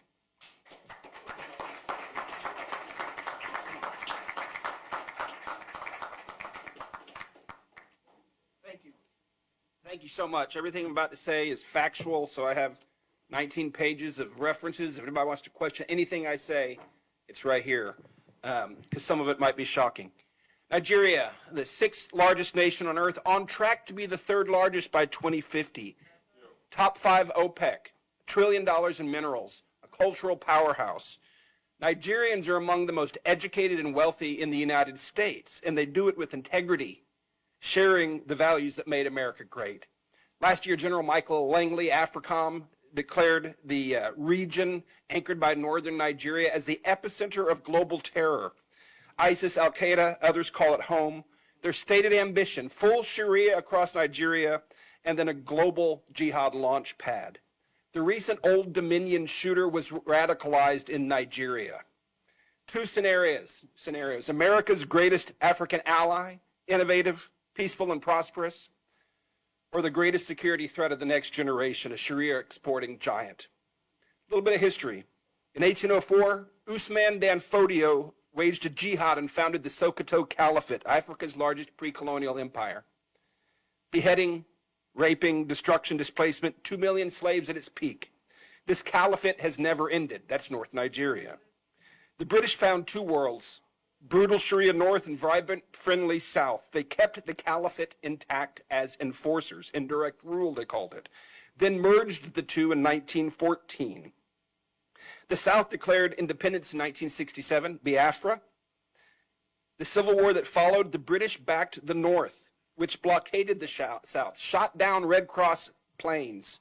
Up to 3 million, mostly children, starved to death. The South fell in 1970. Since then, power has stayed in the North by design, the caliphate. The current constitution, imposed by northern military dictator, mentions Sharia in Islamic terms 165 times. Christianity, 0. At least $9 billion a year in blood minerals are looted mainly by China, paying jihadis and corrupting military and political officials. It was President Goodluck Jonathan in his living room that leaned in and informed me about that. I know a lot of people there. I've been there a lot. Most of this is firsthand. Some key people that have been involved in this. Barack Obama unleashed the current genocide. In 2010, my first trip, Nigeria had an accidental Christian president, Goodluck Jonathan. Booming economy, only nation on earth where radical Islam was being pushed back. No slaughter, hardly any displaced people, just from random stuff. Northern warlord challenged Muhammadu Buhari, publicly called for Sharia law across Dan Fodio's 20th generation successor. He was a Nigerian general deployed to Pakistan and Afghanistan during the war on terror when we captured Nigerian fighters alongside Al-Qaeda and the Taliban. He returned and assumed the throne in 2006, and international terror tactics and organizations appeared soon after. He has never decreed an end to the killing or mineral looting in his domain, but he's called social media a terror organization. In 2025, he publicly supported the push for Sharia in traditionally Christian southern states. President Bola Tinubu, if that's his real name. In 1993, he forfeited $460,000 to a federal court in Chicago and fled the United States. That was proceeds from a heroin trafficking ring, which, by the way, heroin funds 37% of jihad around the world. He has appointed a man to rewrite the national curriculum whose defining credential is the book, The Islamization of Knowledge, which explicitly calls for intellectual jihad to oust Western education from nursery schools up to universities. This is academic Boko Haram by definition. And this is the guy that Tinubu put in charge of the curriculum of 50 million African Nigerian children. His new defense chief called the terrorists prodigal sons who deserve rehabilitation. That's the defense chief. NSA Nuhu Rabadu personally called me on October 5th to be Nigeria's Jane Fonda. It is documented he armed Miyeti Allah, the Fulani militia chaired by the Sultan and named in HR 7457 for potential FDO organization. He has publicly called the terrorists brothers. Mossad Bulus, Trump's senior advisor for Africa and the Middle East, holds multiple citizenships, including Nigerian, lived in Lagos for decades. He parrots verbatim talking points of terror-linked northern imams. He is CEO of his family company, which currently profits from multi-billion-dollar no-bid contracts issued by the Tinubu administration, issued to his business partner. He sells the heavy equipment to build the no-bid billion-dollar, $13 billion in projects. This is Trump's senior advisor. He's also Tiffany Trump's father-in-law. Examples of ongoing failures and impunity. Ngoshe, Borno State, wiped out in the Gwoza massacre of 2014. The government recently assured refugees in Cameroon it was safe for them to return, paid them to return. Within weeks, on March 3rd, Boko Haram slaughtered dozens, more than 300 abducted into slavery, including the wife and daughter of a friend of mine. The military was largely AWOL. The attacks continue there. Deborah Samuel Yakubu, 2022, college student. After finals, she posted on WhatsApp, "Jesus is the greatest. He helped me pass my exams." The next day on campus, as professors and police watched, she was beaten, stoned, tires heaped on her, and burned alive, while students filmed selfies in front of the flames celebrating. The deputy imam of the National Mosque, who performed President Buhari's daughter's wedding, publicly justified the killing within 24 hours on his own Twitter account. No one was punished. Nnamdi Kanu, British Nigerian broadcaster from London, illegally abducted from Kenya, tried under a defunct law, now serving life in Sokoto prison for words spoken in Great Britain. Meanwhile, the northern imam just recently offered a 1 million naira bounty for the head of a pastor, then doubled it to taunt his critics. No charges, no condemnation from officials. I've been corresponding with the guy. He helped him get to a safe house, but he and his family are in danger and they need help. The Nigerian government goes to great expense to rehabilitate the killers, while millions of innocent displaced victims are denied, neglected, and dying. The narrative war. The farmer herder and climate change framing started in the Obama State Department. The original reference document was written by a career Sharia propagandist hired by George Soros. At least $10 million confirmed U.S. lobbying contracts are now running. Former Trump administration officials, Nigerian government lobbyists, northern imams, foreign agents, conflicted advisors, and now even Russian state television are among those working to shield this regime from accountability. The real narrative is this: Nigeria is in the throes of an Islamic conquest. Since 2009, they have slaughtered as many as 125,000 Christians and 60,000 Muslims. This is not simply a religious freedom issue. This is national and global security. The emergency: as many as 10 to 12 million, mostly youth, are now displaced. 50-60% chance of radicalization by 2030 without intervention. Most are denied by the government, who call them beggars and criminals. Without intervention, this could yield 5 to 6 million more jihadists over the next 5 to 6 years. Intervention is not hard. The international community has the money and the mandate to help if the displaced are simply recognized. In 2015, the UNHCR documented multiple displacement camps in Abuja. Today, they deny those camps exist. I have run schools in those same camps since 2020. They do exist. I affirm the cycle of violence is not inborn or inevitable. A lot of Americans write it off. Oh, that's just what they do. Yes, the children who saw their parents hacked to death often come to our schools wanting to go back and get revenge, but I can tell you, with an education, they gain character, hope, and vision, and they want to go back to rebuild. What must happen? Nigeria has long been strangled by radical Islamists, predatory extraction, globalist meddling, and institutional corruption. Working with the Nigerian government to end the genocide is like working with the Third Reich to end the Holocaust. They smile and spin as they wait for Trump to leave office. Since CPC designation, killing and impunity have only gotten worse. Sanctions will not work. Visa bans will not work. They're ideologues, and they'll just pivot east. Intentional denial of recognition and aid to displaced people, intentional denial of recognition and aid in this circumstance meets the legal standard of genocide. This is provable. Indict the Tinubu administration. Arrest them. They're guilty of genocide. And it's provable. Conduct a valid census and evidentiary briefing of the displaced. They are our witnesses to genocide and they need help. Investigate the Sultan of Sokoto as a terror sponsor. Circumstantial evidence demands it. We know where the militant camps are. Wipe them out. Bring the enablers to justice. Demand the release of Mazi Nnamdi Kanu and other prisoners of conscience. Offer asylum protection to them and others threatened by this regime. Ensure a free election in 2027. It can be done for the cost of a Tomahawk missile volley. Tinubu was declared the winner with less than 9 million votes in a nation of 230 million. A free election changes everything. Let the people vote on a new constitution and self-determination. Like so many other British colonial contraptions designed to fail, separation is likely inevitable, and it is just. The time is now. Nigeria is at a crossroads. It will become either a peaceful, prosperous ally or a massive launchpad for global jihad. There is no going back to the status quo. If the world turns away after this unprecedented scrutiny, the backlash will be bloody and absolute. The window is closing. We must call this what it is and intervene now, or the current genocide will grow and draw more innocent blood, not just there, but here in the United States. Thank you. Wow. I gotta know you.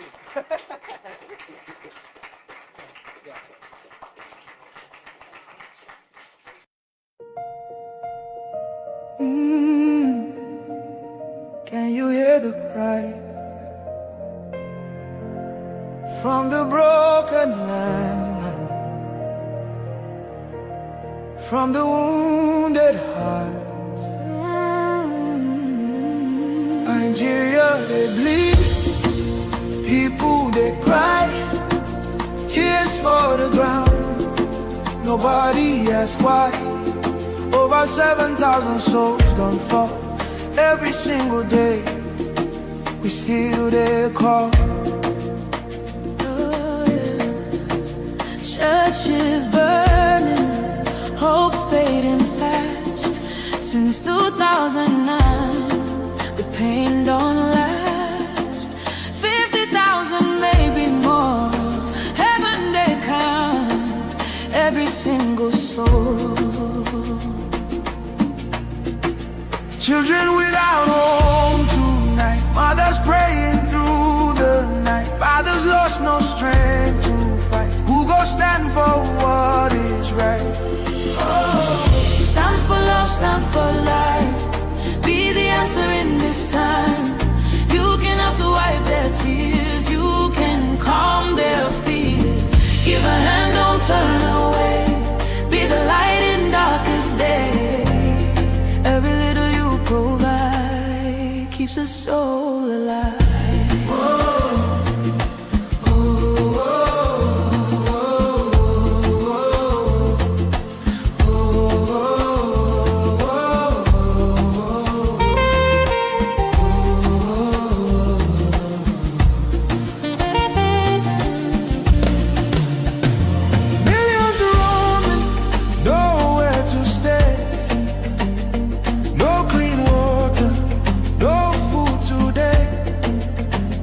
Voices crying in chains, silent echoes filled with pain. 19,000 churches gone, but faith still rising, holding on. In the ashes, hope remains. Love can heal the deepest pains. Shelter broken, dreams erased. Hungry hearts we can embrace. Let compassion take its place. Now's the time to show His grace. Stand for love, stand for life. Be the answer in this time. You can help to wipe their tears. You can calm their fears. Give a hand, don't turn away. Be the light in darkest day. Every little you provide. More Christians are killed for their faith in Nigeria than anywhere else in the world. Since 2009, Islamic jihadists have murdered more than 50,000 Christians in Nigeria, and more than 20,000 churches, schools, and religious institutions have been destroyed, most burned to the ground. Scores of Christians and several others were kidnapped over Holy Week. Nigerian officials have been, unfortunately, complicit in facilitating these atrocities. At the state level, a dozen Nigerian states implement Islamist blasphemy and Sharia laws. At the federal level, the government looks the other way at Islamist violence. The result is, unsurprisingly, yet more jihadist violence. Last year, I introduced the Nigeria Religious Freedom Accountability Act, which would require placing Nigeria back on the country of particular concern list and impose sanctions on officials involved in enforcing blasphemy and Sharia laws. The U.S. government knows who they are at both the local level and the federal level, and they should be held accountable. I'm sorry to say that Nigerian officials are, at a minimum, in denial of the government's role. In October, several officials, including the Deputy Speaker of the Nigerian House and the Chairman of the House Committee on Foreign Affairs, and a range of anonymous officials linked to the President, directly attacked me for saying that, quote, officials in Nigeria are ignoring or even facilitating the mass murder of Christians by Islamic jihadists. Last year, I met with a delegation of top Nigerian defense and security officials. They said they were committed to ending the violence. I told them I would judge their commitment by the results. Those results have yet to materialize. President Trump has established that the United States will use all tools of statecraft to counter the violence. He ordered that Nigeria be added to the CPC list, and in December he ordered the Department of War to target ISIS terrorists in response to their massacre of Christians. I'll note that the Nigerian government said at the time that it welcomed and indeed requested the actions. I find their statements to be somewhere between hypocritical and infuriating. In December, the president said that jihadists have been targeting Christians in Nigeria, quote, at levels not seen for many years and even centuries. What does the situation look like now, several months later, and what can and should the United States do to stop the mass murder of Christians? Good afternoon, my fellow citizens, Biafrans, and all of us of freedom worldwide. We have a question to ask, especially those that identify themselves as Nigerian. If you identify yourself as a Nigerian, are you better off in Nigeria? Do you love the current situation in Nigeria? Is Nigeria working for you? And for my fellow citizens, Biafrans, it's time we exit, of which we don't identify ourselves as Nigeria anymore. We are fighting to exit Nigeria. We'll do everything within our reach. We are Biafrans, we are not Nigeria. And for those that still be campaigning as Nigeria, ask yourself this question again. Is Nigeria working for you? Nigeria is not a country. Nigeria is built on faulty foundation by the British government, and it's not working.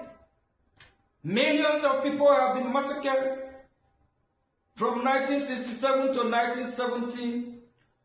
The genocidal war, the Nigerian terrorist state killed Biafrans in millions, while the North that have been killed today, and also the Middle Belt and the Southwest part of Nigeria, they all colluded. They fought the Biafran people and asked them today, is Nigeria working for them? The northern part of Nigeria is crying, while the Middle Belt crying.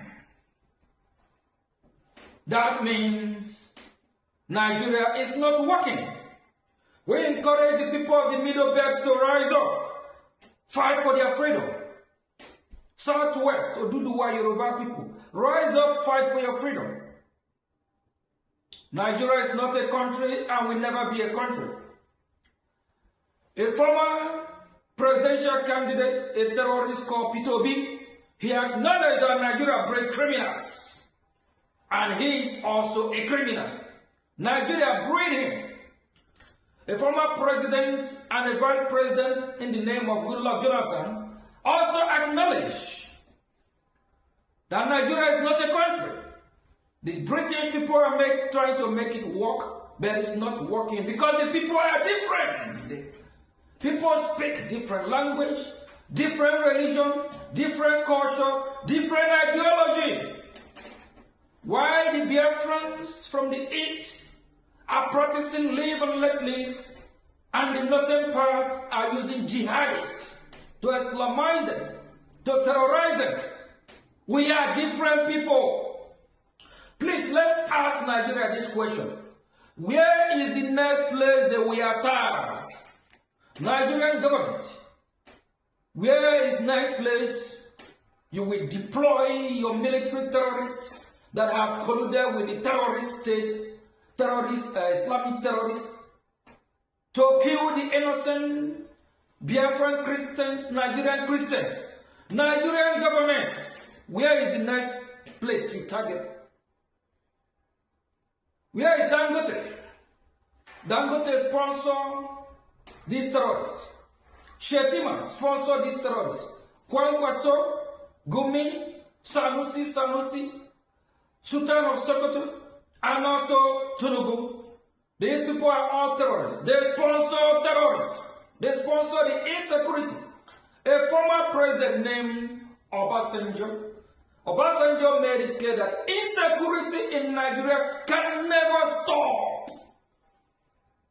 This is a former president. He said insecurity can never stop. Do you know why? Because the government of Nigeria sponsored the insecurity. While the North is burning now, they are crying. Middle Belt is burning, the people of Middle Belt are crying. These are people that have been clamoring for years of one Nigeria, unity of Nigeria.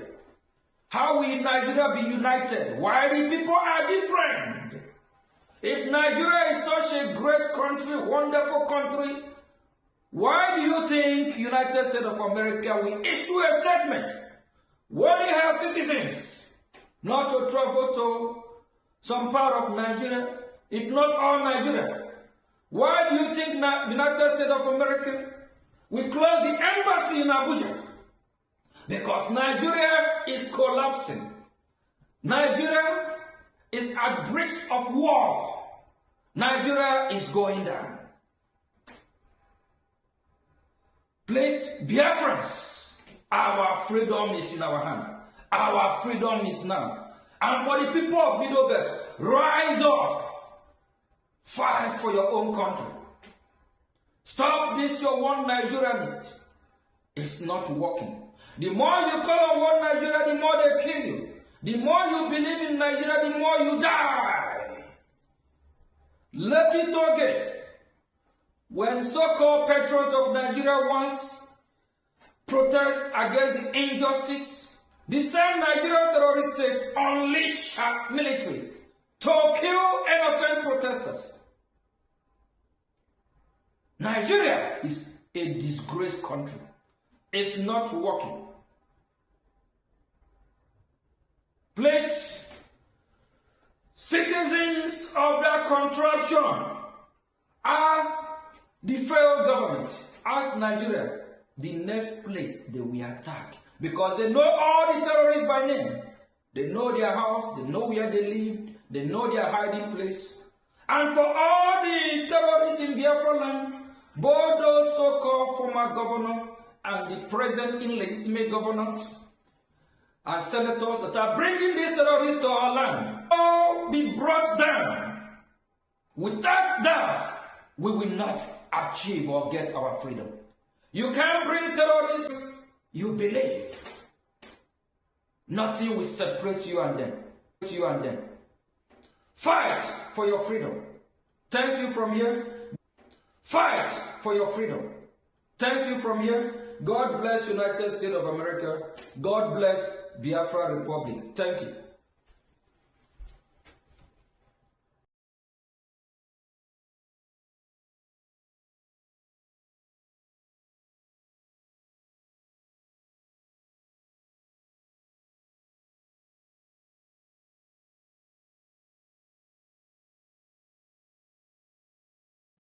More Christians are killed for their faith in Nigeria than anywhere else in the world. Since 2009, Islamic jihadists have murdered more than 50,000 Christians in Nigeria, and more than 20,000 churches, schools, and religious institutions have been destroyed, most burned to the ground. Scores of Christians and several others were kidnapped over Holy Week. Nigerian officials have been, unfortunately, complicit in